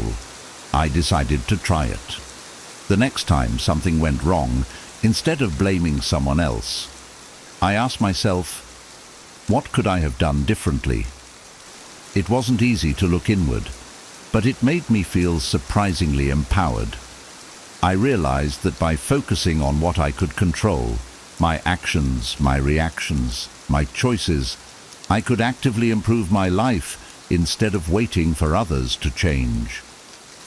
Now, I make a conscious effort to own my part in every situation, good or bad. I've learned that taking responsibility isn't about blaming myself. It's about learning and growing. When I stop pointing fingers, I free up energy that I can use to solve the problem, move forward, and make better choices next time. This mindset shift has given me a new sense of freedom and control over my life. I feel more capable and less like a victim of circumstance, knowing that I have the power to create change through my own actions. 17. Your new life will cost you your old one. This realization hit me hard. For a long time, I wanted to change my life, but wasn't willing to let go of my old habits and routines. I wanted the results without the sacrifices. I'd cling to my comfort zone, expecting transformation to happen without having to give anything up. But one day, I had to face the truth. If I wanted a new life, I had to be willing to let go of the old one.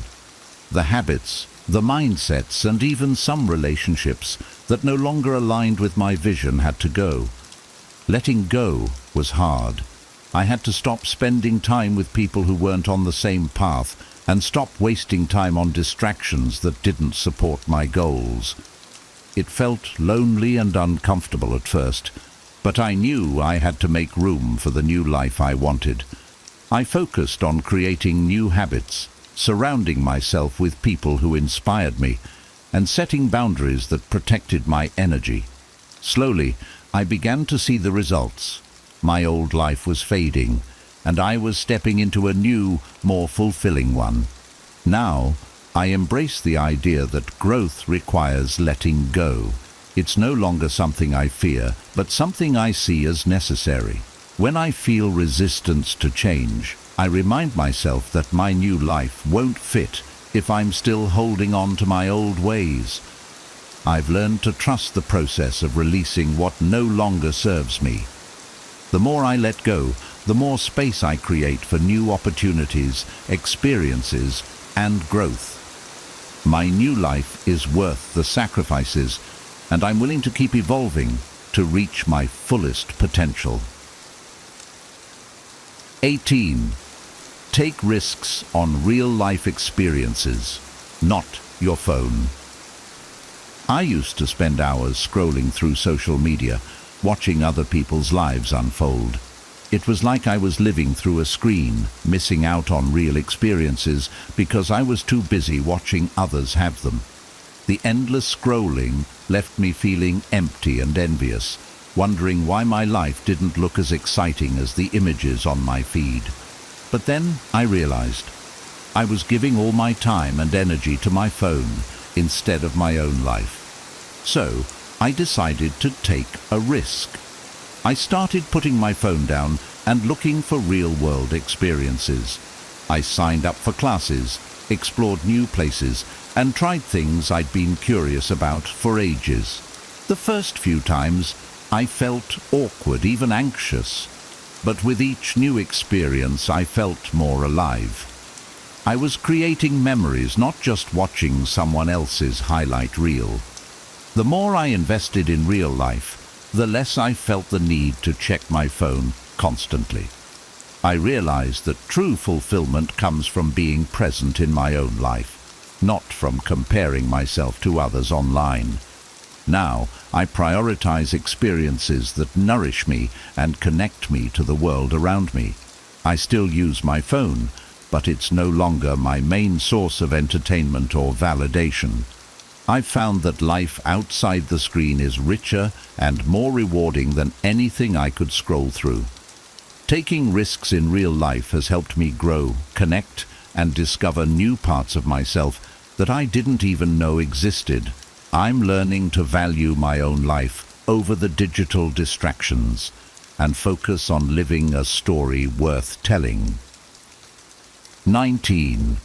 Respect comes from admiration, not fear. There was a time when I thought that to be respected, I needed to be firm, unyielding, and at times intimidating. I believed that people respected those who showed authority, and I tried to act in ways that projected strength. But this approach often left me feeling isolated and disconnected from others. People may have complied, but it didn't feel like genuine respect. It felt like they were afraid of disappointing me or facing my disapproval. It took time, but I eventually learned that true respect comes from admiration, not fear. The people I respected most weren't those who intimidated me. They were those who inspired me. They led by example, showed kindness, and treated others with empathy. They didn't demand respect. They earned it by being people of integrity, character, and humility. This realization shifted how I approached my own relationships. I started focusing on building respect through trust and kindness rather than authority. Now, I try to lead with empathy and understanding. I aim to inspire others by being authentic, dependable, and compassionate, rather than trying to command respect through authority. The connections I build are stronger and more genuine. People respond to me not out of fear, but because they see me as someone they can trust and admire. Respect rooted in admiration has a powerful, lasting effect, and it creates bonds that are much deeper and more meaningful than any form of intimidation ever could. 20. Tell people about themselves. I used to assume that people already knew their strengths, and I rarely gave compliments or pointed out their positive qualities.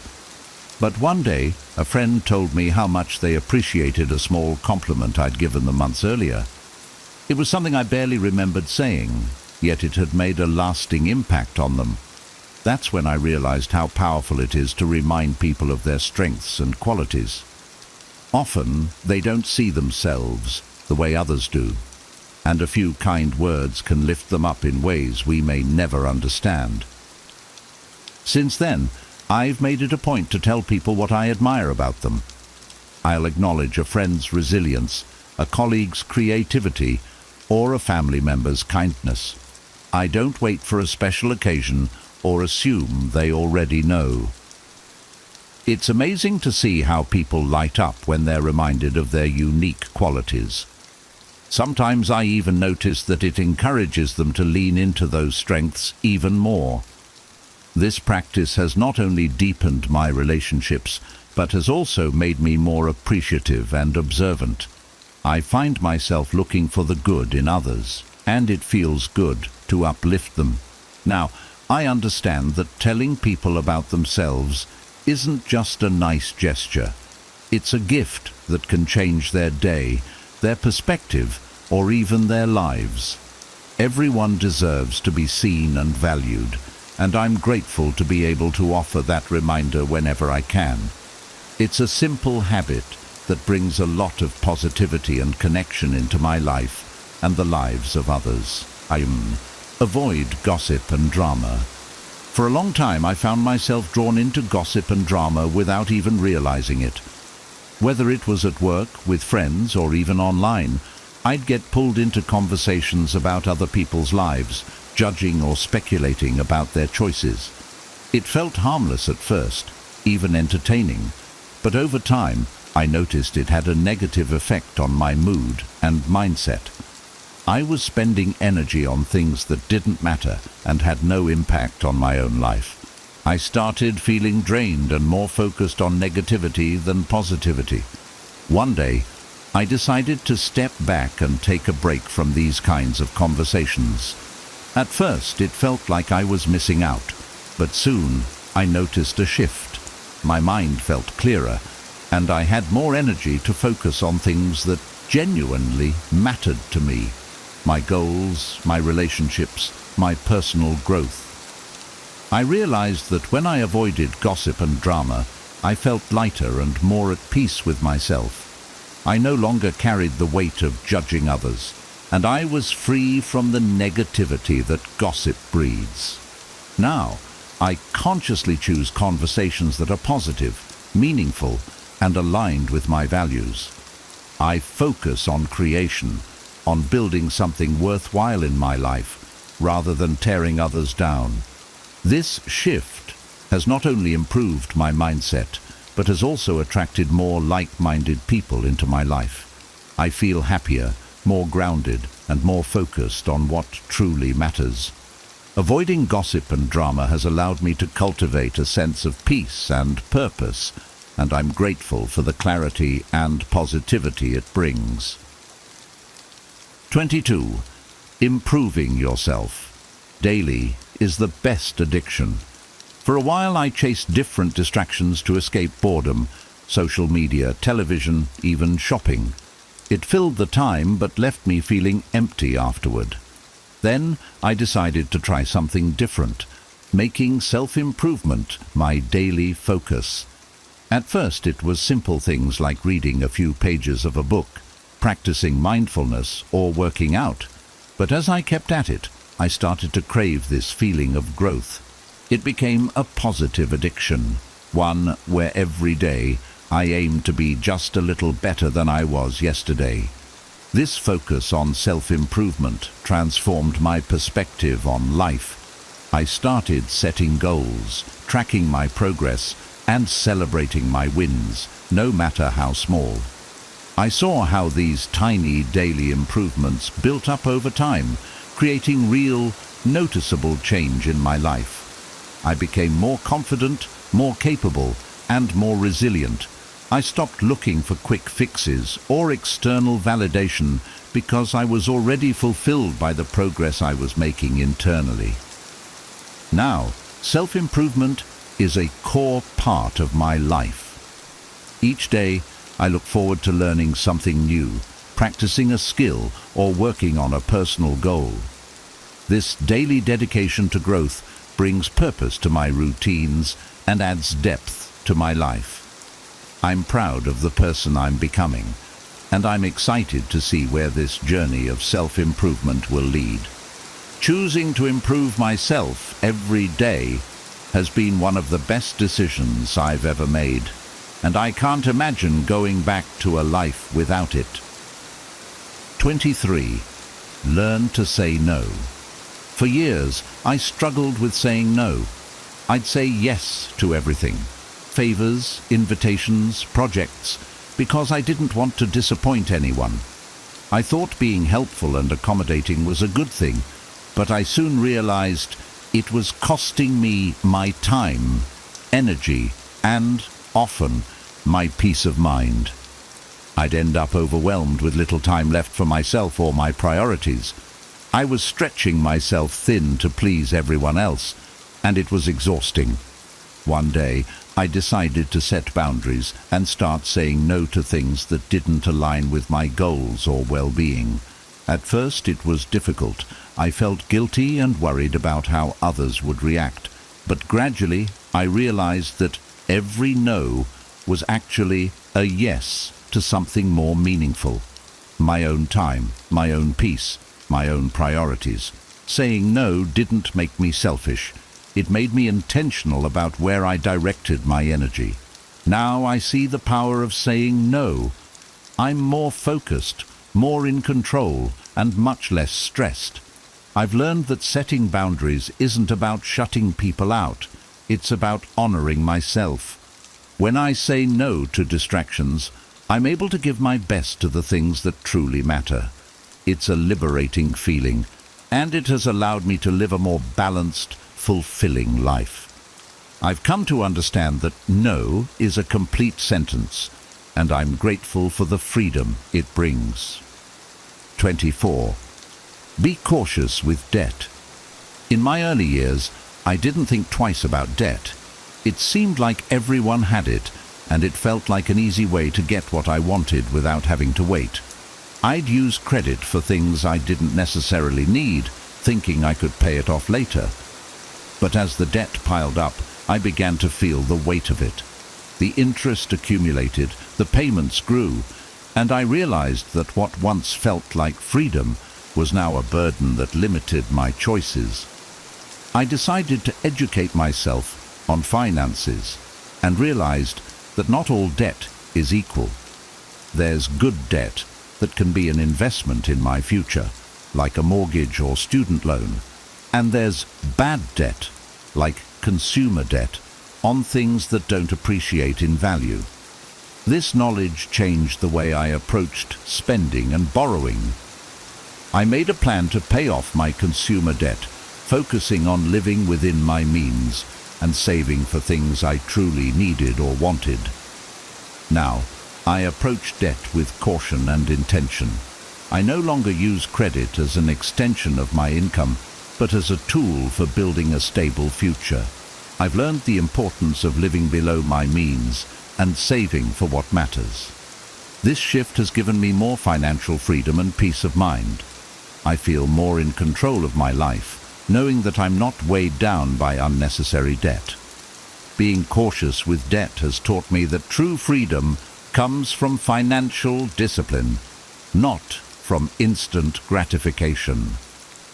25. Quality over quantity in friendships. There was a time when I thought the more friends I had, the better. I'd spread myself thin trying to maintain a large social circle, thinking it was a sign of popularity or success. But over time, I noticed that many of these friendships were surface level. I didn't feel truly connected or supported. I found myself feeling lonely even when surrounded by people, because I lacked genuine, meaningful connections. Then I started focusing on the quality of my friendships rather than the quantity. I invested more time and energy into the people who truly mattered, the ones who were there for me during tough times and who celebrated my wins as if they were their own. I made an effort to deepen these connections, to show up for my friends and let them show up for me. I stopped worrying about having a large circle and started valuing a smaller, more intimate group of friends who genuinely cared. This shift has brought so much fulfillment into my life. I feel supported, understood, and deeply connected to the people I surround myself with. I no longer measure friendship by numbers, but by the depth of the connection and the mutual support we offer each other. Quality over quantity has become my guiding principle, and it has made my relationships richer and more meaningful. I'm grateful for the friends who bring joy, strength, and love into my life, and I wouldn't trade them for anything. 26. Self-care. First, for years I thought self-care was a luxury, something I'd get around to when everything else was done, when everyone else was taken care of, and when there was nothing left to do. But that time rarely came, and I found myself exhausted, stressed, and barely hanging on. I was so focused on making sure everyone else was okay that I neglected my own needs. Eventually, I hit a breaking point and realized that I couldn't keep giving from an empty cup. I started making self-care a priority, even if it felt selfish at first. I carved out time each day to do something for myself, whether it was a few minutes of meditation, a walk outside, or reading a book. I noticed that as I took better care of myself, I had more energy, patience, and focus to give to others. Self-care wasn't selfish. It was necessary for me to show up as the best version of myself in every area of my life. Now, I see self-care as the foundation of everything I do. It's not just about bubble baths or treats. It's about nourishing my mind, body, and spirit so I can handle life's demands with resilience and grace. Putting self-care first has made me a better friend, partner, and professional. I've learned that taking care of myself isn't about indulgence. It's about giving myself the tools I need to thrive. When I'm at my best, I can give my best. And that's a gift not only to myself, but to everyone around me. 27. Fear gives bad advice. Fear used to be a constant presence in my decision-making. It would creep in whenever I was on the edge of something new or challenging, whispering doubts and worst-case scenarios. I listened to it, thinking it was protecting me from failure or embarrassment. But over time, I realized that fear wasn't helping me. It was holding me back. The more I listened to fear, the more opportunities I missed, the more dreams I put on hold, and the smaller my life became.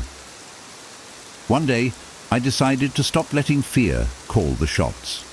I started questioning it, asking, is this fear real, or is it just my mind trying to keep me comfortable? More often than not, I found that fear was based on assumptions or exaggerated possibilities rather than actual threats. I began to notice that when I pushed past my fears, I experienced growth, excitement, and fulfillment. Fear had been limiting my life, and I was ready to break free. Now, I acknowledge fear when it arises, but I don't let it drive my decisions. I remind myself that fear isn't always rational, and it's okay to feel it while still moving forward. I've learned that courage isn't the absence of fear, it's taking action in spite of it. Embracing this mindset has allowed me to step into new experiences, take risks, and live a life that's full rather than safe. Fear may still be there, but now I see it for what it is. A poor advisor that I no longer take seriously. 28. Be willing to be misunderstood. For a long time, I sought validation in everything I did. I wanted people to understand my choices, my goals, and my dreams. I thought that if I explained myself enough, others would see things my way. But the more I tried to get people to understand me, the more frustrated I became.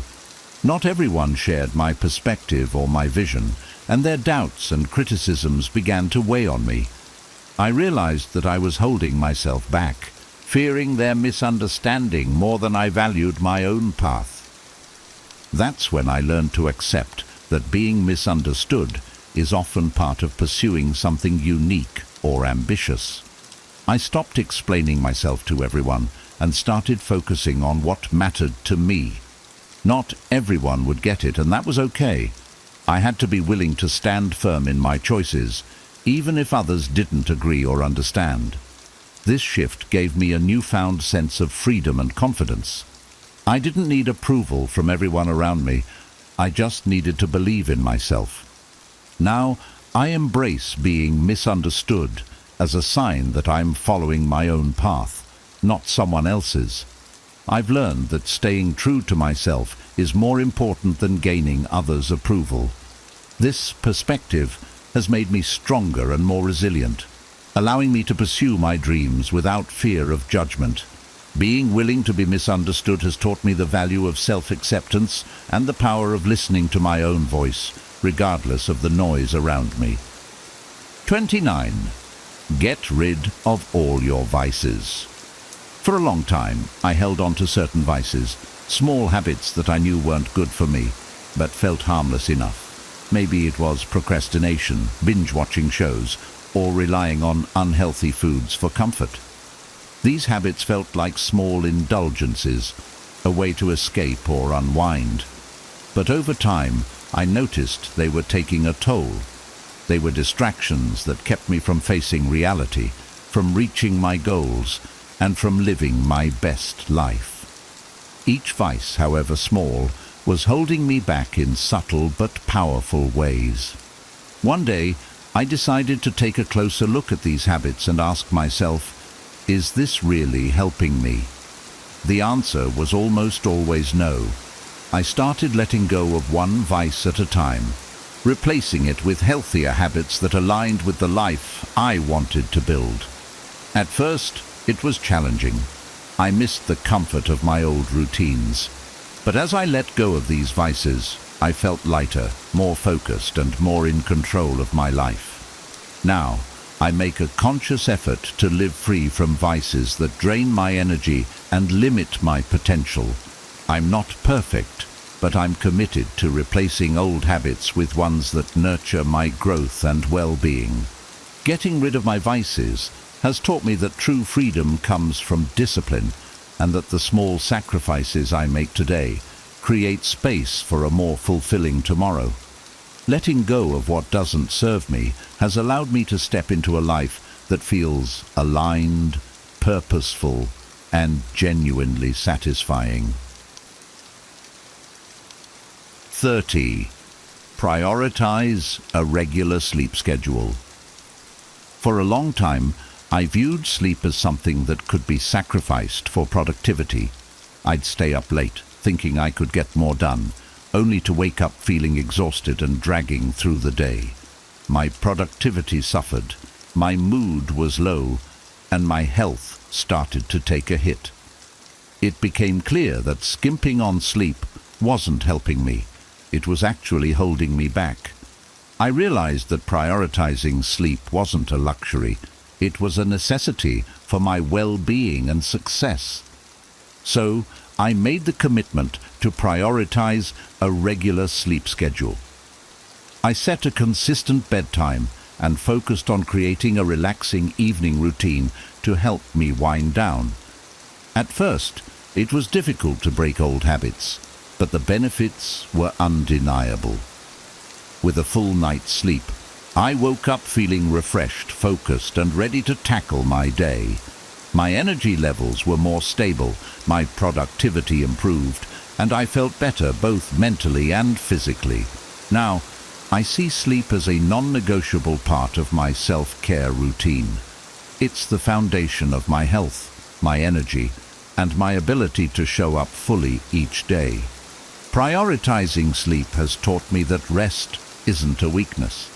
It's a strength that fuels everything else in my life. By committing to a regular sleep schedule, I've gained a renewed sense of vitality and balance. I'm no longer sacrificing my well-being for temporary productivity. Instead, I'm investing in rest as a way to create lasting success and happiness. 31.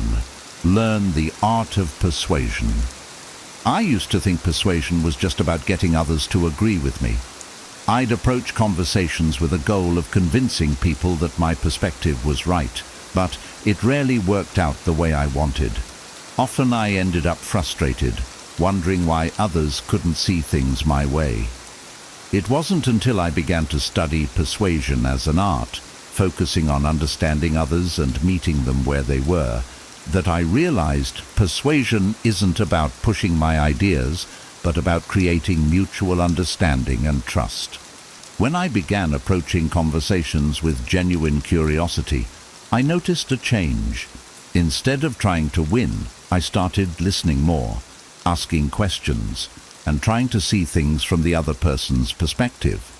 This shift helped me connect more deeply, and I found that people were more open to hearing my thoughts when they felt respected and understood. Persuasion became less about making my case and more about guiding people toward common ground. Now, I see persuasion as a skill that requires empathy, patience, and respect. It's about building relationships, not just arguments. I've learned that when I focus on connecting and understanding, people are naturally more receptive to my ideas. This approach has improved my relationships, my professional life, and my confidence. I no longer view persuasion as a way to control conversations, but as a way to foster cooperation, collaboration, and positive change. The art of persuasion has taught me the power of kindness and the importance of listening, and it's made me a better communicator in every area of my life. 32. Embrace failure as learning. I used to fear failure like it was the worst thing that could happen. If I failed at something, I'd beat myself up, feeling embarrassed and defeated. I'd go over my mistakes, wondering why I couldn't get it right the first time. But after experiencing several setbacks, I began to see that failure was actually one of my greatest teachers. Each time I failed, I learned something new about myself, about what didn't work, and about how to improve. Embracing failure didn't come naturally. I had to change my mindset and start seeing mistakes as stepping stones rather than dead ends. Instead of asking, "Why did this go wrong?" I started asking, "What can I learn from this?" This simple shift transformed how I approached challenges. I became less afraid of taking risks and more willing to try things, knowing that even if I failed, I'd come out stronger and wiser. Now, I view failure as an essential part of growth. I see each setback as an opportunity to refine my approach and gain new insights. I no longer let failure define me. Instead, I let it guide me toward a better path. Embracing failure as learning has made me more resilient, more open to challenges, and more optimistic about my journey. It's given me the freedom to pursue my goals with courage, knowing that every failure is simply a lesson in disguise. 33. The word no is a complete sentence. For most of my life, I felt obligated to explain every no I gave. If I couldn't attend an event, take on a project, or do a favor, I'd offer long-winded explanations to avoid disappointing anyone. But over time, I realized that constantly justifying my no was exhausting.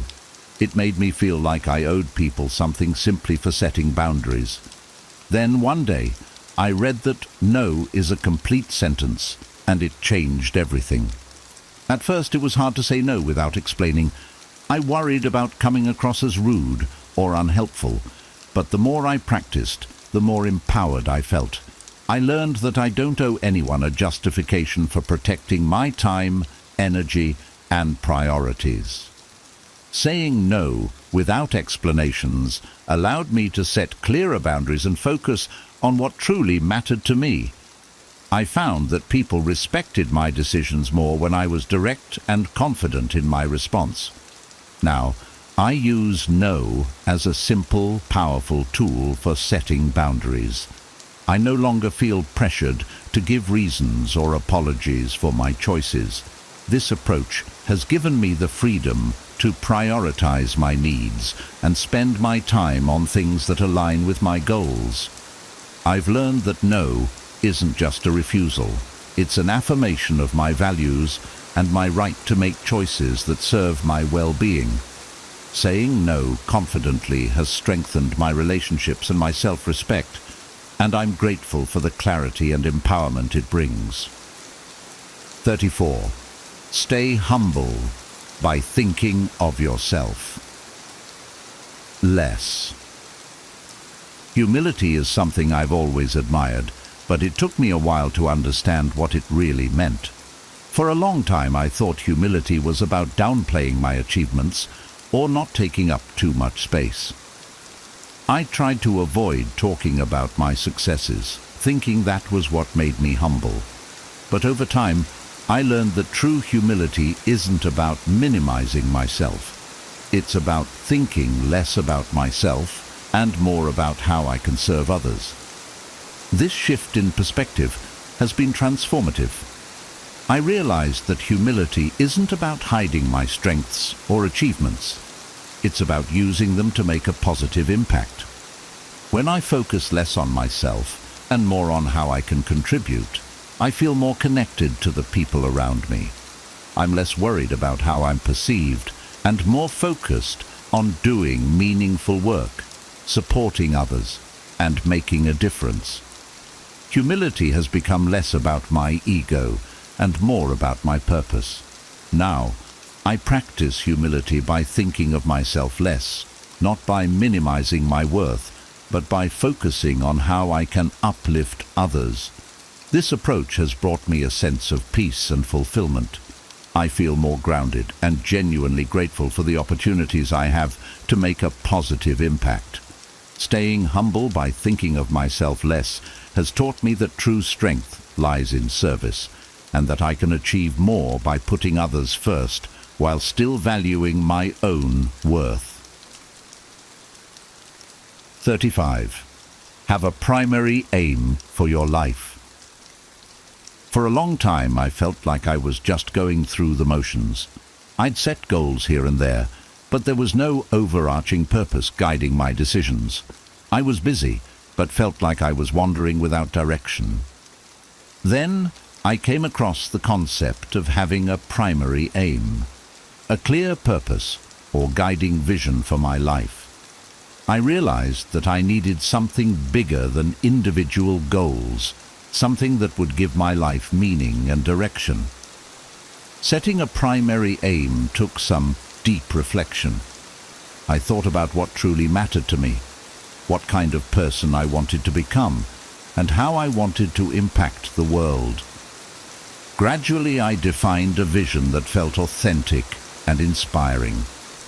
With this aim in mind, I began making choices that aligned with my purpose. Decisions that once felt confusing became clearer, as I now had a guiding compass. Having a primary aim has given my life focus and motivation. It's not about having all the answers or a rigid plan. It's about having a sense of direction that helps me stay aligned with what truly matters. Now I feel more fulfilled and energized because I'm working towards something meaningful. My primary aim keeps me grounded and reminds me of the bigger picture, even during challenging times. This purpose has become a source of strength, guiding me forward with clarity and conviction. 36. Stop reading books. Start studying them. I used to read books at a rapid pace, moving from one to the next without giving myself time to truly absorb the lessons. I'd finish a book, feel inspired for a moment, and then quickly move on, forgetting much of what I'd just learned.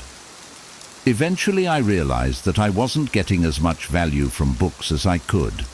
Reading was supposed to be enriching, but my approach wasn't allowing the knowledge to stick or make a real impact. So, I decided to try something different.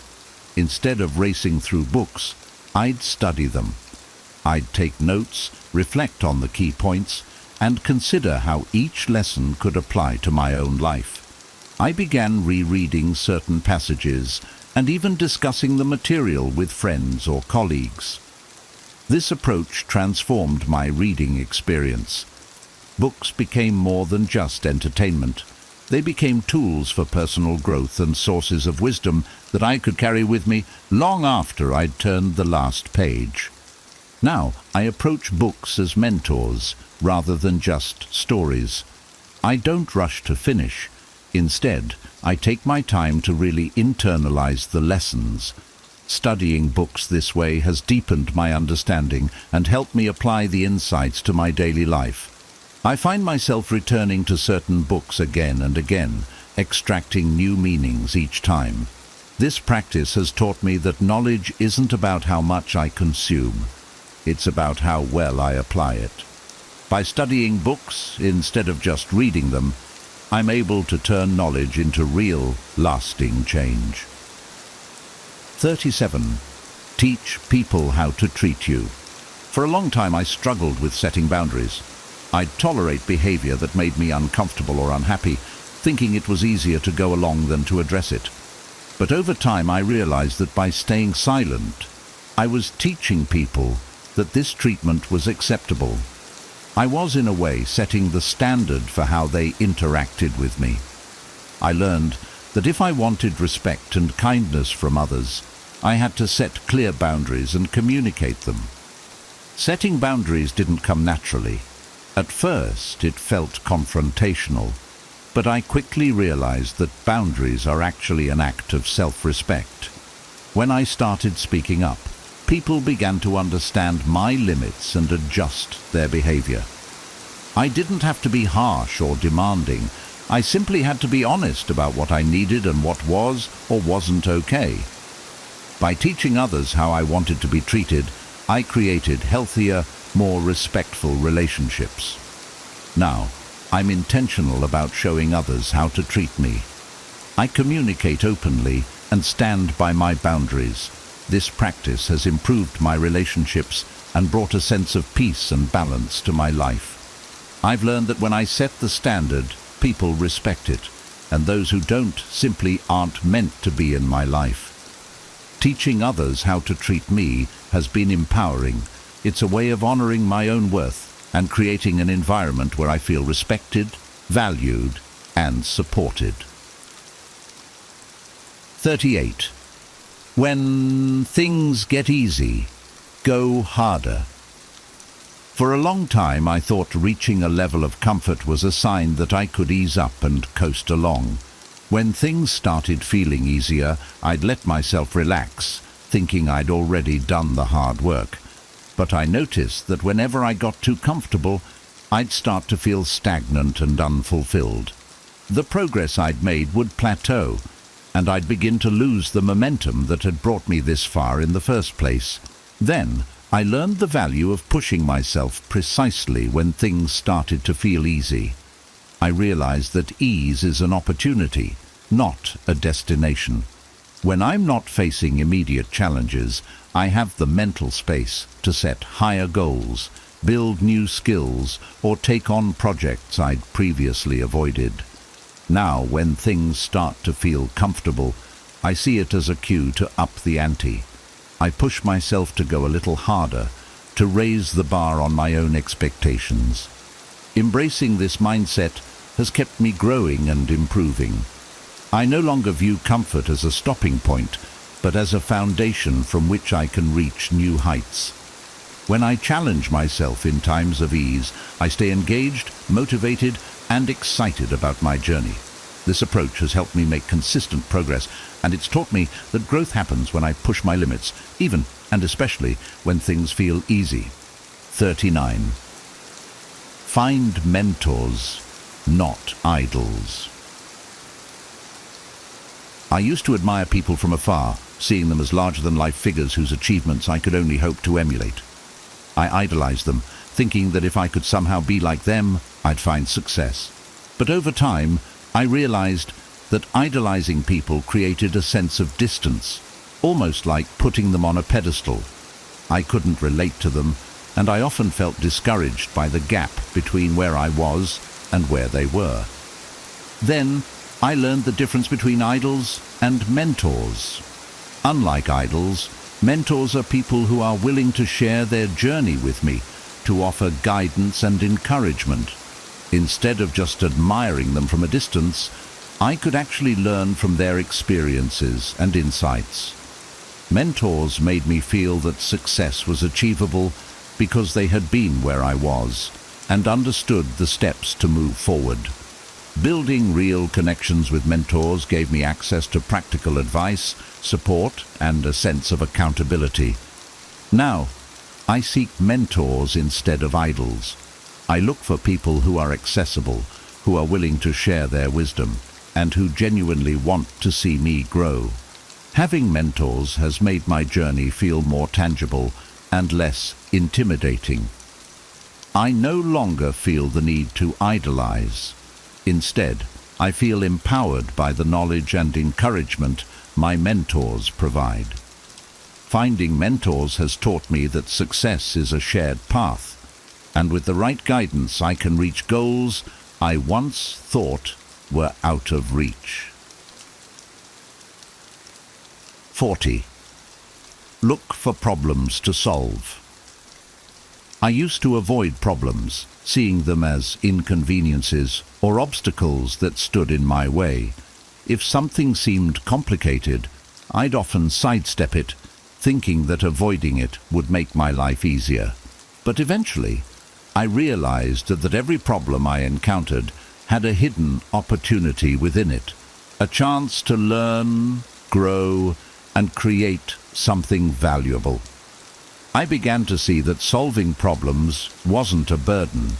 It was a pathway to meaningful progress. Once I adopted this mindset, I actively started looking for problems to solve, both in my personal life and in my work. I began to ask, how can I make this better? Or, what solutions could create a positive impact? This approach not only made me more proactive, but also helped me discover talents and strengths I didn't know I had. Each problem I solved boosted my confidence and expanded my capabilities. Now, I view problems as opportunities for growth and contribution. I'm no longer afraid of challenges or setbacks. I welcome them as chances to make a difference and build my skills. This mindset has made my life more fulfilling and has shown me that the more problems I solve, the more capable I become.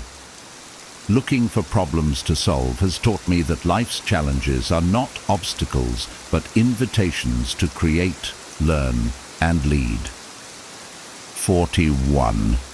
Confidence comes from integrity. For a long time, I thought confidence was something I could gain from external achievements, winning an award, getting recognition, or receiving praise. But while these moments felt good, the confidence they brought was often fleeting. I realized that true confidence didn't come from how others viewed me. It came from how I viewed myself, and that self-respect was built on one thing: integrity. Integrity means keeping the promises I make to myself, even when no one is watching. It's about doing what I say I'll do, following through on my goals, and acting in line with my values. When I uphold my own standards, I feel a quiet sense of pride that no one can take away. There's something incredibly grounding about knowing that I can trust myself, that I'm someone who does what they say they will. This inner trust is the foundation of true confidence.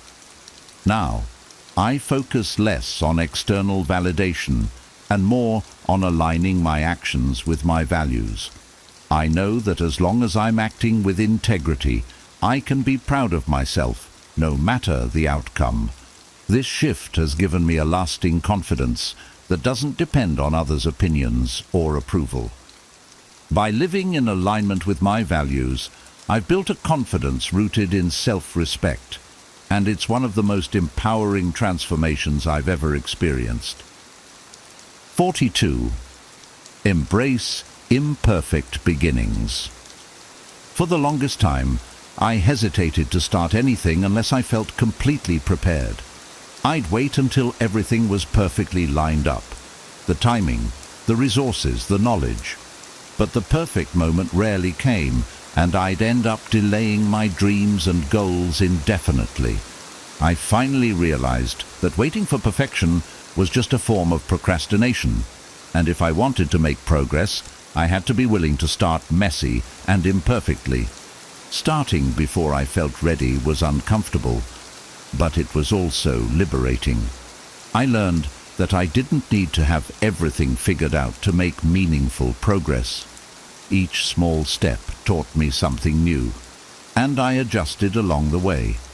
By embracing imperfection, I gave myself permission to grow and learn in real time, without the pressure of getting it all right immediately.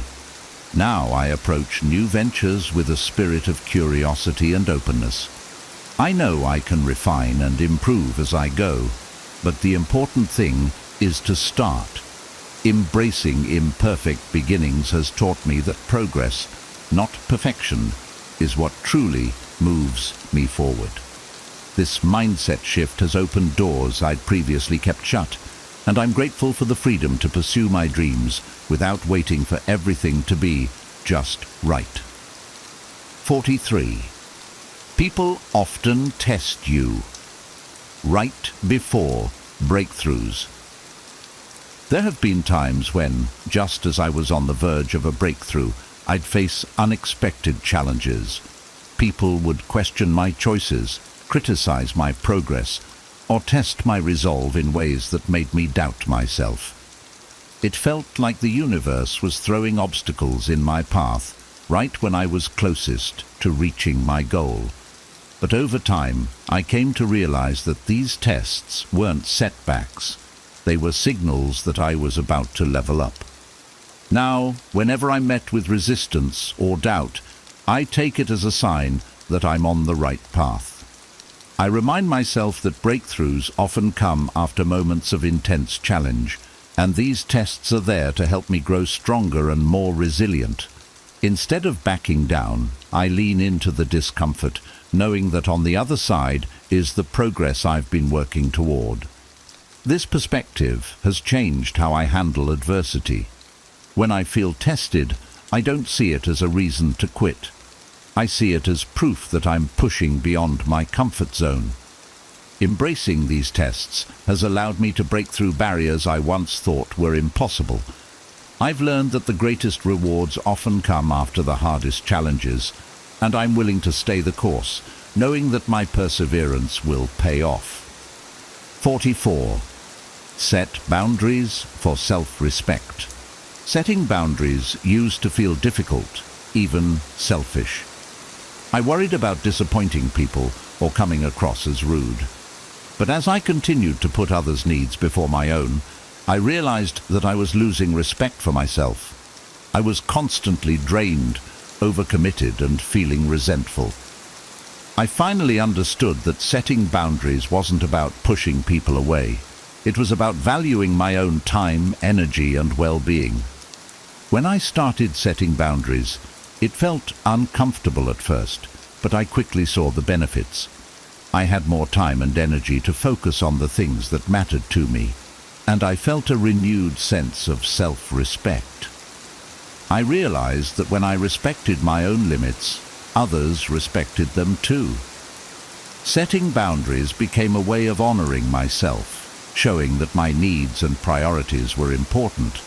Now, I view boundaries as a vital part of self-care. They're not barriers. They're guidelines that help me protect my peace and maintain healthy relationships. I've learned that self-respect begins with respecting my own limits and communicating them clearly. By setting boundaries, I'm able to show up more fully in my life, knowing that I'm honoring my own worth. 45. Gratitude and ambition can coexist.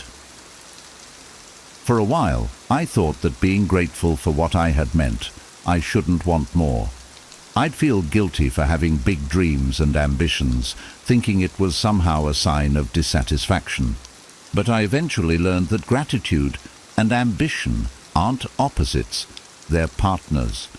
I can appreciate everything I have while still striving for more. Practicing gratitude has taught me to find joy in the present, to value my journey, and to celebrate my achievements. But my ambitions keep me excited for the future and motivated to grow. I've learned that being grateful for where I am doesn't mean I have to stop aiming higher. Gratitude gives me a strong foundation, and ambition pushes me forward. Together, they create a balanced mindset where I'm both content and driven. Now, I embrace both gratitude and ambition as essential parts of my life. I wake up grateful for the opportunities I've been given, and I go to bed with dreams of what I can create next. This combination has allowed me to enjoy the present without losing sight of my future goals.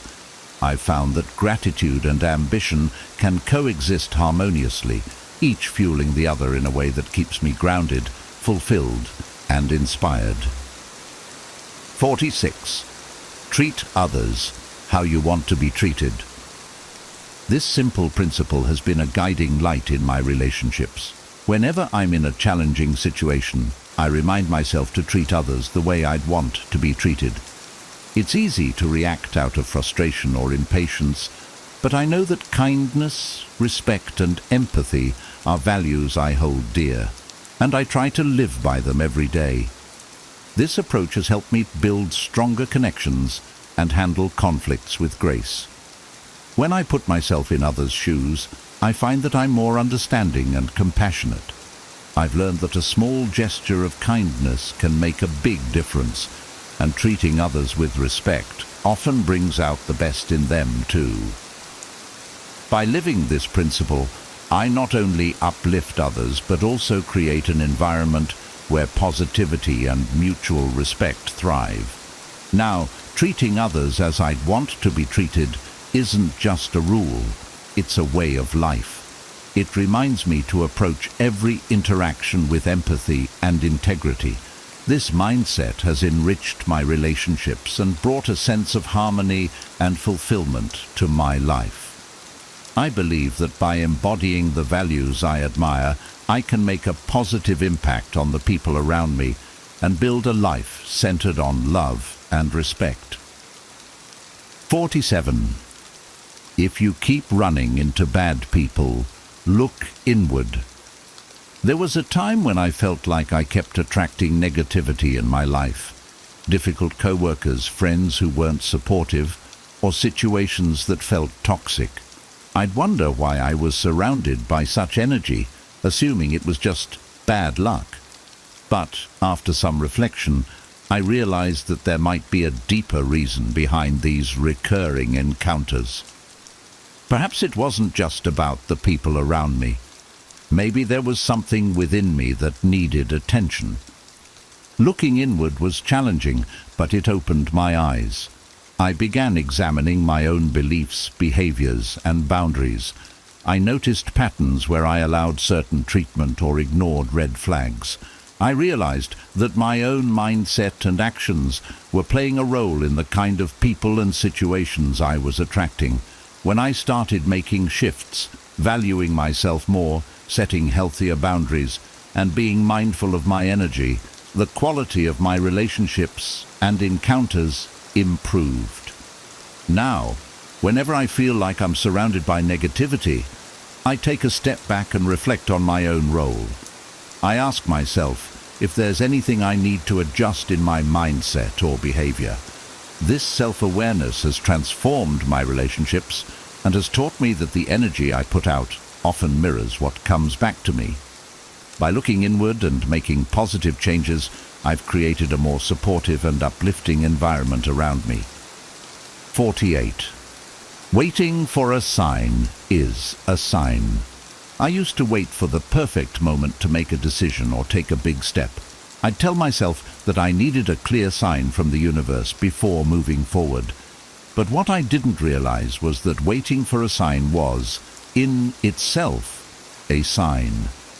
It was a sign that I was already curious, already considering the change, and perhaps just holding back out of fear or doubt. One day, I decided to interpret my desire for a sign as a signal to act. I stopped waiting for external validation and began trusting my own instincts. If I was looking for a sign to pursue a dream or make a life change, I took it as a sign that I was ready to explore it. This shift in perspective freed me from overthinking and gave me the courage to start. I realized that I didn't need the universe to spell things out for me. I could trust myself to make decisions. Now, whenever I feel that desire for a sign, I treat it as my inner voice giving me a gentle nudge. I trust that if I'm already thinking about a change, it's worth exploring. This approach has helped me take ownership of my choices and has given me the freedom to move forward with confidence. I've learned that the sign I'm looking for is often already within me, waiting for me to listen and take action. 49. Admit when you're in the wrong place. For a long time I stayed in situations, jobs, friendships, even routines that didn't feel right. I'd convince myself that things would improve or that I just needed to push through. But deep down, I knew when something wasn't a good fit. It was uncomfortable to admit that I might be in the wrong place because it felt like failure. I worried about the judgment or the unknown of what might come next. Eventually, I realized that staying in the wrong place was costing me more than the discomfort of change ever could. It was holding me back from growth, joy, and fulfillment. Admitting that something isn't right doesn't mean I've failed. It simply means I'm making space for what truly aligns with me. Now, I listen to my instincts more closely. When I feel uneasy or out of sync, I take it seriously and consider if it's time to move on. Making the choice to leave the wrong place has empowered me. I no longer see it as a setback, but as an act of courage and self-respect. By being honest with myself, I've been able to find environments and relationships that genuinely support me. Admitting when I'm in the wrong place has taught me that it's okay to change direction, and that letting go is often the first step toward finding where I truly belong. 50. Build a weekly routine of reflection. Life can get so busy that it's easy to go through the motions without stopping to think about where I'm headed. I used to do this, just moving from one task to the next, checking off to-dos without taking the time to reflect. But then I realized that without reflection, I wasn't learning from my experiences or adjusting my goals. I needed a way to check in with myself and make sure I was living intentionally. So, I decided to create a weekly reflection routine. Every Sunday, I take a little time to review my week, what went well, what I learned, and where I want to improve. I also set intentions for the week ahead, aligning my actions with my long-term goals. This simple habit has brought so much clarity and purpose to my life. Instead of just reacting to circumstances, I feel more in control, more focused, and more aware of my progress. Now, this weekly routine is something I look forward to. It grounds me, gives me perspective, and reminds me of my priorities. Building a routine of reflection has helped me grow, stay on track, and live a life that feels authentic and meaningful. By taking the time to look inward each week, I'm able to stay aligned with my values and continue moving toward the life I truly want. Reflection has become a powerful tool for growth, and I'm grateful for the clarity and intention it brings to my journey. These 50 insights are more than just advice. They're life lessons that can shape the way you approach everything, from relationships to personal growth. Remember, real change doesn't happen overnight, but by embracing these truths, you're already taking the first steps towards a more fulfilling life. Now, I'd love to hear from you. Which insight resonated with you the most? Or do you have a personal takeaway that's helped you along your journey? Share your thoughts in the comments. I read each one, and I'd love to connect with you there. If you found value in this video, please give it a thumbs up, and don't forget to subscribe for more insights that can guide you on your path to growth. And if you know someone who could benefit from these lessons, go ahead and share this video with them. Thanks for watching, and I'll see you in the next one.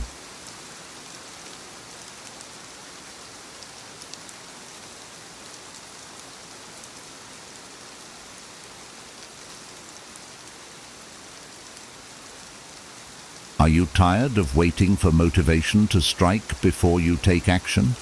Imagine a life where you're always ready to act, no matter the obstacles. This is where the ancient wisdom of Stoicism comes in. I'll share with you 10 powerful Stoic-inspired strategies to help you force yourself to take purposeful action, even on the hardest days. Think about it. You know what you want. You have the goals, but every time you go to take that first step, something holds you back. It could be procrastination, self-doubt, or just the overwhelming feeling of, where do I even start? I'm going to break down actionable Stoic principles that tackle these exact struggles. Imagine overcoming procrastination, finding clarity of purpose, and actually turning challenges into opportunities for growth. These aren't just philosophies, They're practical techniques that have helped people lead more disciplined and focused lives for centuries. By the end of this video, you'll have 10 strategies you can apply daily to transform your habits, simplify your life, and finally take control of your actions. These are timeless insights designed to help you become a more intentional, resilient version of yourself. Ready to master the art of purposeful action? Let's dive into each of these Stoic principles, starting now. 1. Take small steps. Whenever I think about a big goal I want to accomplish, I admit I often feel overwhelmed. The vision of what I want can be so massive that it's hard to know where to start. I remind myself of the Stoic wisdom about taking small, steady steps toward any significant goal. Rather than focusing on the intimidating end point, I try to break things down into smaller, more manageable actions that I can work on daily. In my experience, these small steps are where the real momentum starts. Each step, no matter how small, is a little victory that gives me a sense of accomplishment and motivates me to keep going. There have been times when I've tried to do too much at once and felt burnt out or even defeated. But when I slow down and take things one step at a time, I can build up a consistent rhythm, making it much easier to stick with my goals over the long term. This approach doesn't just work for big dreams, but also for everyday tasks. If I feel overwhelmed by a project at work or something at home, I break it down and tackle each part one at a time. Doing this helps me feel more in control and makes even the toughest tasks feel achievable. With each small step, I remind myself that I'm moving forward, and that's all that really matters. In the end, progress is about persistence, not perfection. Taking things one small step at a time keeps me grounded, focused, and motivated to keep going. 2. Embrace memento mori to boost urgency. Reflecting on the concept of memento mori, remembering that life is finite, has changed how I approach my time and priorities. The reminder that life isn't endless isn't something morbid or negative. Instead, it's a way to focus on what truly matters. Whenever I'm tempted to procrastinate or spend too much time on things that don't align with my values, I pause and think about how I'd feel if this was my last day. How would I want to spend it? This perspective helps me cut through the noise and focus on actions that genuinely matter to me. It's a gentle nudge to stop waiting for the right moment and to start acting with purpose and urgency. If I have a goal I've been putting off, memento mori pushes me to start now, rather than waiting for everything to feel perfect, which rarely happens anyway. Thinking this way also helps me appreciate the present. I know that my time is limited, so I'm motivated to make the most of each day. Instead of spending hours scrolling through social media or getting lost in trivial distractions, I'm more likely to reach out to loved ones, work on my passions, or do something that adds value to my life. Knowing that time is fleeting makes me more mindful and intentional, pushing me to take purposeful action rather than letting time slip by unnoticed. Embracing memento mori has brought more meaning to my life, encouraging me to live fully and act with clarity and commitment every day. 3. Cultivate gratitude for the opportunity to act. When daily tasks pile up or my to-do list feels endless, I sometimes catch myself feeling frustrated or overwhelmed. But instead of letting those feelings take over, I've learned to pause and find gratitude for the opportunity to act. Stoicism teaches that every task, even the small or tedious ones, is an opportunity to practice patience, resilience, and discipline. When I approach my responsibilities this way, they transform from chores to chances for growth. This mindset shift has changed how I feel about routine. Instead of dreading certain tasks, I see them as a way to build my character and strengthen my resolve. Whether it's working out, staying late to finish a project, or simply doing household chores, I remind myself that each action is part of a bigger picture. Every effort, no matter how small, contributes to my personal growth. Gratitude also makes these tasks feel lighter. When I remind myself that I have the ability and time to take action, it feels like a privilege rather than a burden. There are countless people who might long for the chance to pursue what I sometimes take for granted. So, instead of viewing my responsibilities as exhausting, I see them as gifts that allow me to grow and live fully. This perspective not only motivates me to take action, but also fills my day with a sense of purpose and appreciation, turning every task into a meaningful part of my journey. 4. Overcome procrastination. Procrastination has always been a tough habit for me to break. It's easy to choose comfort and avoid the hard work, but I've realized that procrastination isn't just about avoiding tasks. It's a barrier to my own growth. Stoicism encourages us to act in the present, knowing that time is one of our most precious resources. When I procrastinate, I'm letting go of something I'll never get back: time. What has helped me is reframing each task as a step towards the life I want. If I delay action, I'm actually choosing to delay my progress and hold myself back. I remind myself that every moment spent avoiding a task is time I could be investing in my own future. This awareness is like an internal nudge that keeps me focused on the bigger picture. Procrastination might offer short-term comfort, but in the long run, it just adds stress and regret. Breaking free from procrastination is also about accepting discomfort. Instead of seeing challenges as reasons to avoid something, I try to see them as opportunities to strengthen my resilience. Taking action isn't always easy, but I find that when I push through, I feel a sense of satisfaction and pride that's far more fulfilling than avoidance. The Stoic mindset has taught me that true freedom comes from discipline, not in avoiding hard work, but in embracing it.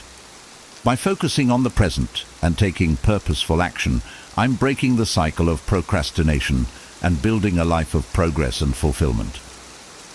5. Discipline yourself. Self-discipline has been one of the most empowering tools in my life. When I think of discipline, I don't see it as a restrictive or limiting practice. Instead, it's my path to freedom. Stoicism teaches that when we control our actions and emotions, we gain the power to shape our lives rather than being pulled by fleeting whims or impulses. With self-discipline, I feel more aligned with my goals and values, as if I'm steering my own ship through life's currents. It's not always easy, of course.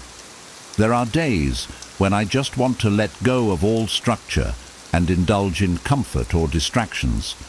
But I've noticed that when I do this, I feel less fulfilled in the end. Discipline helps me stay on track with my goals, even when motivation fades.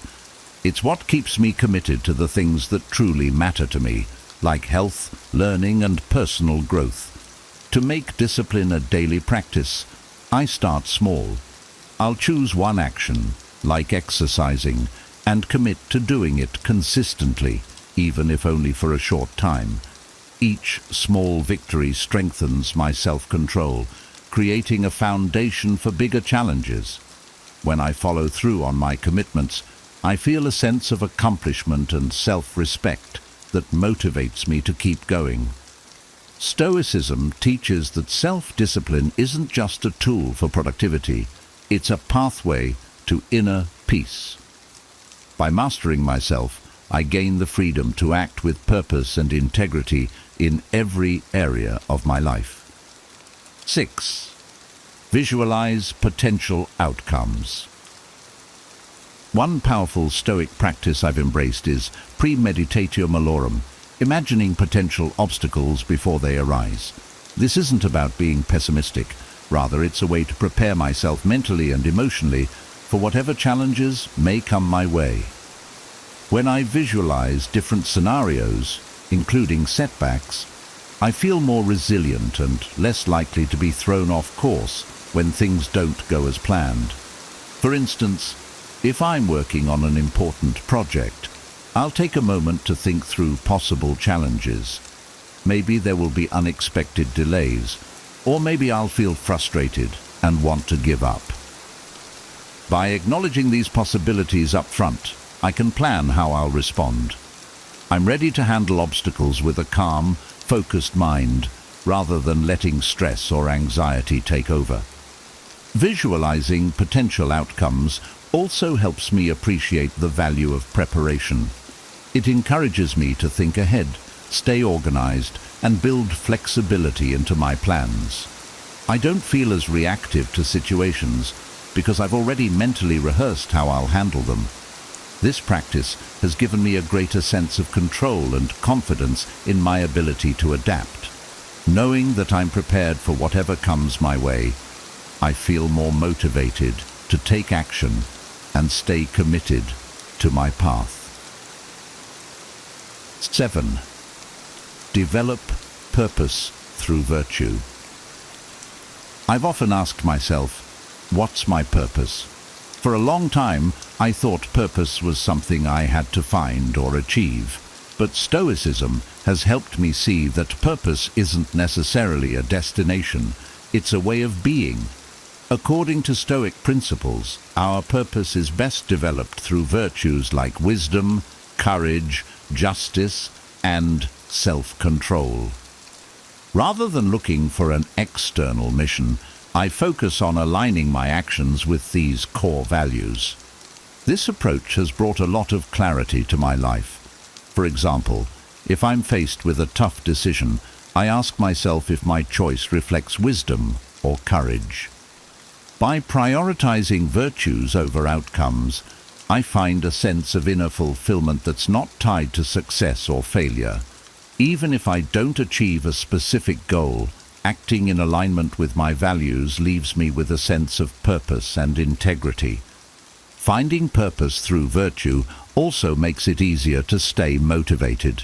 Instead of being driven by short-term desires or external recognition, I'm fueled by a deeper commitment to living ethically. When I'm clear on my values, I feel more resilient in the face of challenges and setbacks. My actions are not just about achieving goals, they're about becoming the kind of person I aspire to be. This focus on virtue gives me a steady motivation to take action every day, knowing that each choice brings me closer to my ideal self. 8. Simplify your life. Living simply wasn't always easy for me. I used to think that more was better, more stuff, more commitments, more activity. But Stoicism taught me the value of simplicity, and now I see it as one of the greatest sources of peace and focus in my life. When I simplify my environment and my routines, I feel a mental clarity that makes it much easier to focus on what's truly important. One of the first things I did to simplify my life was to declutter my physical space. I got rid of items I didn't use or need, and that act alone felt like a weight lifted off my shoulders. Having fewer things to manage gives me more time and energy to focus on what matters, like my relationships, my work, and my health. Simplifying my life also means saying no to commitments that don't align with my values. This has freed me to invest more deeply in fewer, more meaningful pursuits. I've found that a simpler life is not about deprivation, it's about quality over quantity. By reducing distractions and focusing on essentials, I'm better able to make deliberate, meaningful choices. I'm no longer overwhelmed by endless options or obligations. Instead, my life feels more intentional, and my actions have more impact. Living simply has taught me that less really can be more, and I'm motivated each day to act with a clear sense of purpose and joy. 9. Transform challenges into opportunities.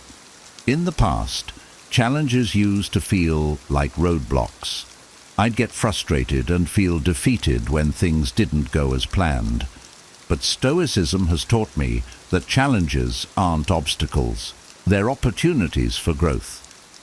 Instead of seeing setbacks as threats, I now view them as tests that strengthen my character. Each time I face a difficulty, I ask myself what I can learn from it, or how it might help me grow. One example that comes to mind is a recent work project that seemed overwhelming. There were constant changes, tight deadlines, and moments when I doubted my abilities. But instead of letting frustration consume me, I reminded myself that this was a chance to develop resilience and problem-solving skills. By focusing on what I could learn rather than on how hard it was, I ended up discovering new strengths within myself. This mindset shift has transformed how I respond to life's inevitable ups and downs. Rather than being discouraged, I'm motivated to see challenges as necessary parts of my journey. I no longer avoid difficulties or view them as failures. I welcome them as teachers. Embracing this Stoic principle has brought a new level of resilience into my life, making it easier to act with confidence and purpose no matter the situation. 10. Build good habits. I've learned that good habits are like the building blocks of a purposeful life. Stoicism emphasizes that we should cultivate habits that align with our values and help us grow. Habits like mindfulness, gratitude, and persistence aren't just actions, they're reflections of who I want to become. By practicing these habits daily, I'm steadily building a life that's in line with my values and long-term goals. Establishing good habits starts small. I try to pick one simple habit at a time, like setting aside a few minutes each morning to reflect on what I'm grateful for. This habit alone has made me more mindful and appreciative of what I have, setting a positive tone for the rest of my day. Over time, as I've layered more habits that align with my values, I feel a growing sense of peace and purpose. Stoic wisdom has taught me that excellence isn't achieved overnight. It's cultivated through consistent effort. Each small action, repeated daily, builds a foundation for the life I aspire to live. Rather than focusing on perfection, I focus on progress. This makes it easier to forgive myself when I slip up and get back on track. Building good habits has brought a sense of order and direction into my life, helping me take action with a clear and steady focus on my values. We've covered 10 powerful Stoic-inspired strategies to help you take action with purpose, no matter the challenges you face. From embracing self-discipline and transforming obstacles into growth opportunities to building habits that align with your values. These principles are tools you can use every day to live more intentionally and become a stronger, more resilient version of yourself. If you found these insights valuable, please take a moment to like the video and subscribe to the channel for more content that helps you grow and reach your potential. I'd love to hear your thoughts. Share your biggest takeaway or a Stoic principle you're planning to apply in the comments below. And don't forget to share this video with anyone who might benefit from these timeless lessons. Let's keep building a life of purpose, action, and wisdom together. Thanks for watching, and I'll see you in the next one. Deception. It's such a peculiar thing, isn't it?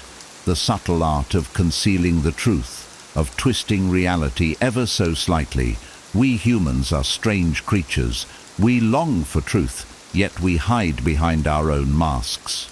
And here's the paradox. Sometimes the ones we trust the most, the people who are closest to us, are the ones who engage in these little deceptions. It's not always out of malice, but often out of fear or insecurity.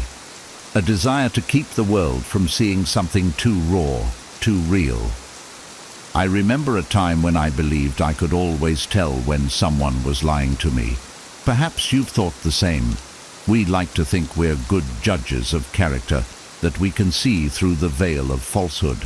But as life has a way of teaching us, reality is far more subtle, far more intricate.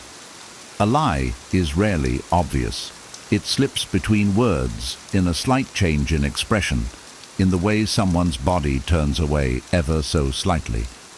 Imagine, if you will, a person sitting across from you. They're speaking, and everything seems fine. But then you notice something. A slight hesitation, a shift in tone, a laugh where it doesn't belong.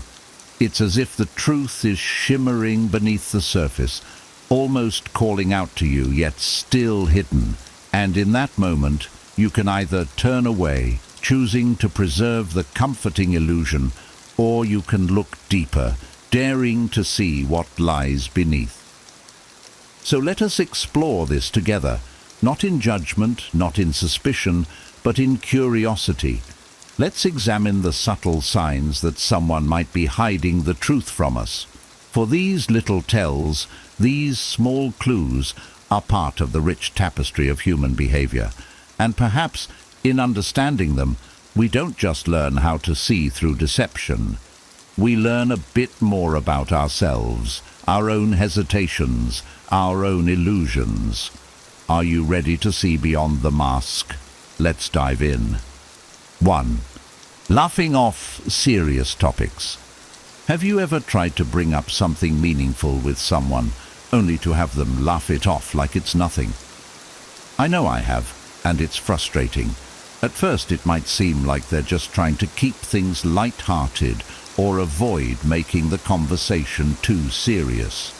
But over time, you start to realize that this habit of laughing things off is more than just a quirky response. It's a way of dodging accountability. When someone brushes off serious issues with a chuckle or joke, they're not just avoiding the conversation, they're hiding from the truth. In one of my past relationships, I often felt disconnected, like we were slowly drifting apart. I'd try to bring it up, hoping we could talk it through, but every time I'd get that same awkward chuckle and a dismissive, "Oh, you're just overthinking it. Relax." At first, I let it slide. I convinced myself maybe I was being too intense, or maybe they were just uncomfortable with these kinds of talks. But the truth was, their laughter wasn't about me, or even about keeping things light. It was a shield against having to confront deeper issues. Here's the thing. Using humor to dodge serious topics isn't innocent. It shuts down the conversation, making it impossible to address the root problem.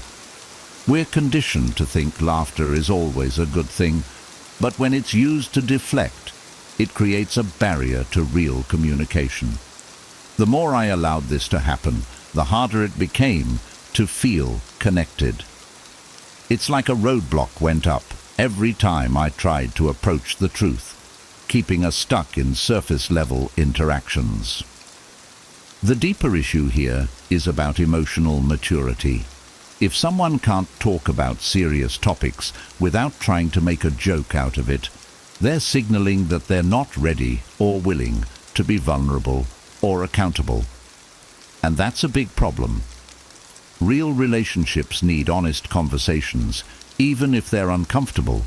If they laugh things off, don't let it slide. Ask, "Why is this funny to you?" Or, "Can we talk about this seriously?" Because humor shouldn't be a wall between you and the truth. When people avoid real talk, it's not just a small issue. It's a barrier to genuine connection, and that's something no relationship can survive. 2. Micro-expressions of guilt or fear. I used to think I was good at spotting lies until I learned about micro-expressions. These tiny, almost imperceptible facial expressions can reveal emotions like guilt or fear, no matter how hard someone tries to hide them. Think about it. A slight twitch in their brow, a flicker of discomfort in their eyes, or even a quick tightening of their lips. We don't usually notice these things, but once I started paying attention, I realized how much people's faces can give away. For example, I once had a friend who was late for a meetup. When I casually asked why, they shrugged it off with some vague excuse. But there was a fleeting look of panic, just for a second. It was so brief, but it was there. My gut told me something was off, but I brushed it aside. Later, I found out they'd actually been lying about where they were, and that quick micro-expression was a dead giveaway that I missed. Micro-expressions are fascinating because they're genuine. These aren't practiced, rehearsed responses. They're spontaneous reactions our bodies can't control, even when our minds are trying to be deceptive. Now, whenever I'm in a conversation and something feels off, I watch for these micro-expressions. They might only last a split second, but they're real indicators of hidden feelings. It's like seeing behind the mask for just a moment, catching a glimpse of what's actually going on. It sounds intense, but learning to notice micro-expressions has changed the way I interact with people. I no longer feel in the dark when something feels off. Instead, I trust my instincts and look for those subtle signs of guilt or fear. It's not about being paranoid, it's about being aware. We often talk about listening to words, but sometimes faces tell a much clearer story than anything else. So, if you're getting mixed signals from someone, pay close attention to those tiny changes in their expression. They might be giving you the truth they're not saying. 3. Body language. Body language can say more than words ever could, especially when it comes to honesty. I used to ignore subtle shifts in body language, thinking they were insignificant. But as I became more aware, I started noticing that people's actions often spoke louder than their words. One clear example: when someone's body is subtly turned away from you, even if they're engaged in conversation. I'll give you an example. I once had a friend who, whenever we discussed anything personal or uncomfortable, would slowly turn their body away. It was almost unconscious. At first, I thought I was reading into things, that maybe they just had a weird way of sitting. But the more it happened, the clearer it became. They'd shift away, crossing their arms or even looking around as if searching for an exit. Body language isn't accidental. When someone can't fully face you, it's often because they're hiding something or feeling uncomfortable with the conversation. It's almost as if their body is trying to physically escape the truth. And, just like with micro-expressions, these actions aren't calculated. They're raw, involuntary responses. When you notice someone's body turned away, especially during an important conversation, pay attention. It's a clue that something deeper might be going on. Over time, I've learned that if someone truly values honesty and connection, they'll face you directly, no matter how difficult the topic. They won't shy away or hide with their body. So if someone's angling away from you mid-conversation, it's not just bad posture. It's a subconscious sign that they're not entirely comfortable with the truth, and maybe they don't want you to see it either. 4. Changing the subject. Have you ever been in a conversation where you bring up a serious topic and suddenly the other person changes the subject? It's like a game of verbal dodgeball. You throw them a serious question and they instantly shift to something trivial. I used to think they were just scatterbrained or easily distracted, but now I know better. When someone frequently changes the subject during critical discussions, it's often because they're avoiding the truth. I experienced this firsthand in a past relationship. Every time I tried to discuss future plans, where we'd be in a year, our goals, even how we'd handle tough situations, the conversation would suddenly steer towards something totally unrelated, like dinner plans or a random funny story. I brushed it off at first, telling myself they were just uncomfortable with the topic, but deep down I knew something was wrong. Changing the subject isn't just a harmless shift in conversation, it's a tactic to dodge uncomfortable truths. And what I learned was that if someone truly respects you, they'll stay with you in those hard conversations. They won't take an escape route to avoid the issues. Sure, these topics can be uncomfortable, but genuine relationships are built on facing them head-on, not steering away. If you notice this in someone, it's okay to gently bring them back to the original topic. It might feel awkward, but it's a way of keeping them accountable. And if they continue to change the subject, take it as a sign. It's not about making them uncomfortable. It's about knowing that truth requires presence. Real conversations don't hide in the safety of unrelated topics. They're about facing what matters, even when it's tough. 5. Excessive justifications. One thing I've noticed about people who are hiding something is that they often feel the need to over-explain. Rather than giving a simple answer, they pile on details, making their story sound like they're trying a little too hard to be believable. I used to think that extra detail was a sign of openness, but over time, I realized it can actually be a sign of deceit. Imagine asking someone a simple question like, "Why were you late?" And instead of a quick response, you get a long, drawn-out explanation. They start talking about every single red light, the traffic they hit, the exact sequence of events that led to them being late. It's like they're building a wall of words to cover something up. Now, I'm not saying everyone who over-explains is lying, but when explanations feel overly polished and rehearsed, it's worth paying attention. I once had a friend who did this constantly. Every time I asked them something small, they'd go into a monologue of justifications. At first, I thought they were just detail-oriented, but after a while, I started wondering why they felt the need to justify everything so thoroughly. It turned out they were hiding other things, using these justifications as a smokescreen to avoid suspicion. If you find someone excessively justifying their actions, ask yourself why. Honesty usually doesn't need a lot of padding. A straightforward answer is often enough.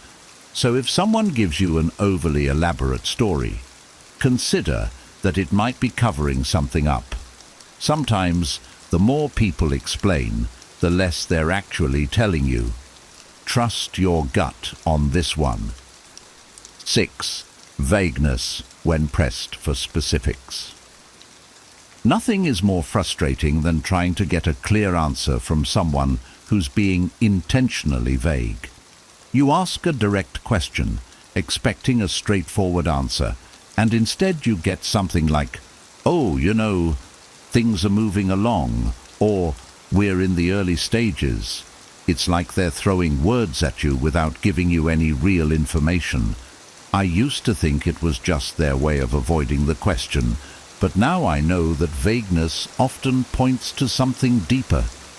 One time, I had a co-worker who loved talking about all the big projects they were working on, but whenever I'd ask for specifics, what companies they were collaborating with, the status of the project, they'd respond with these vague, almost poetic descriptions. No names, no facts, just a lot of empty words. Eventually, I found out that many of these projects were either stalled or completely fabricated. They relied on vague language to keep people from pressing further. Vagueness, I've learned, is a shield.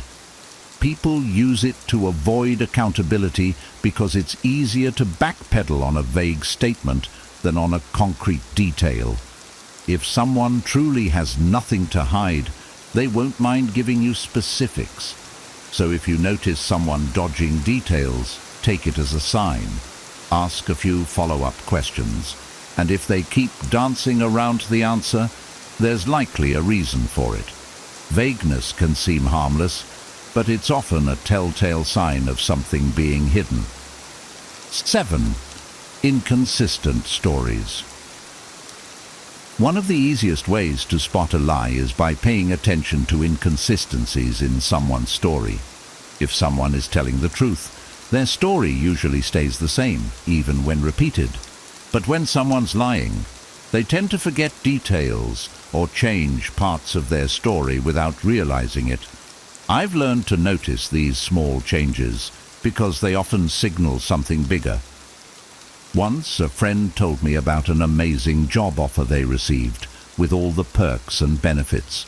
But the next time they brought it up, a few details had shifted. They mentioned a different job title, a new location, and even changed who had interviewed them. These were minor discrepancies, but they added up, making me question the entire story.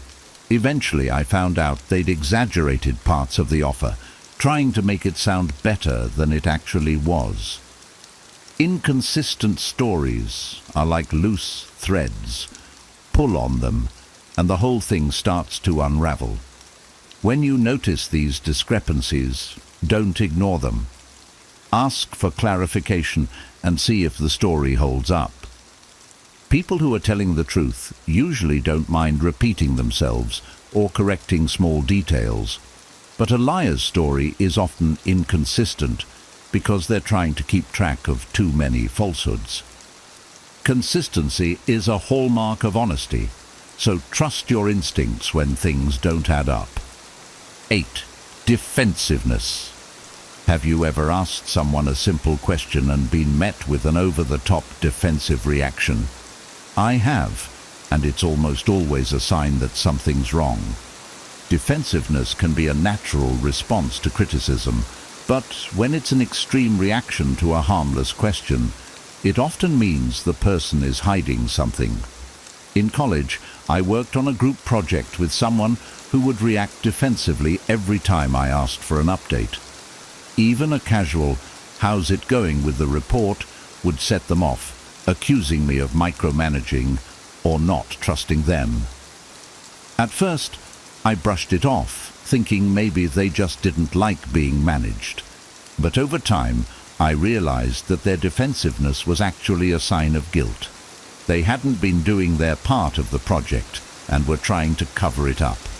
People who are being honest don't usually feel the need to defend themselves so aggressively.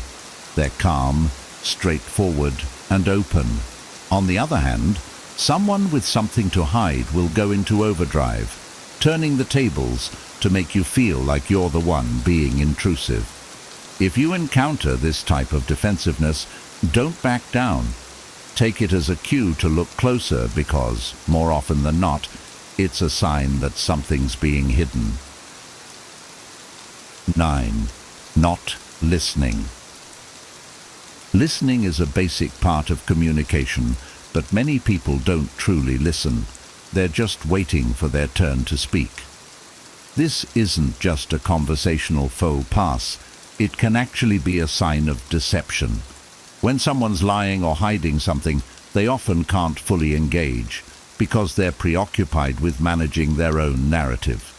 I used to know someone who would nod and smile during conversations, but rarely responded in a way that made me feel heard. Whenever I'd ask them something important or try to discuss an issue, they'd give quick, shallow responses or change the topic entirely. At first I thought it was just their personality, but eventually I realized they were hiding things, using this lack of engagement as a way to avoid going deeper. Not listening isn't just disrespectful, it's a red flag. If someone truly values you and is being honest, they'll be engaged in the conversation. actively listening and responding meaningfully. But when they're checked out or only half listening, it's often because they're more focused on what they're hiding than on the actual discussion. Trust your intuition when someone isn't fully present. It's a clue that something might be off. 10. Over-polished details.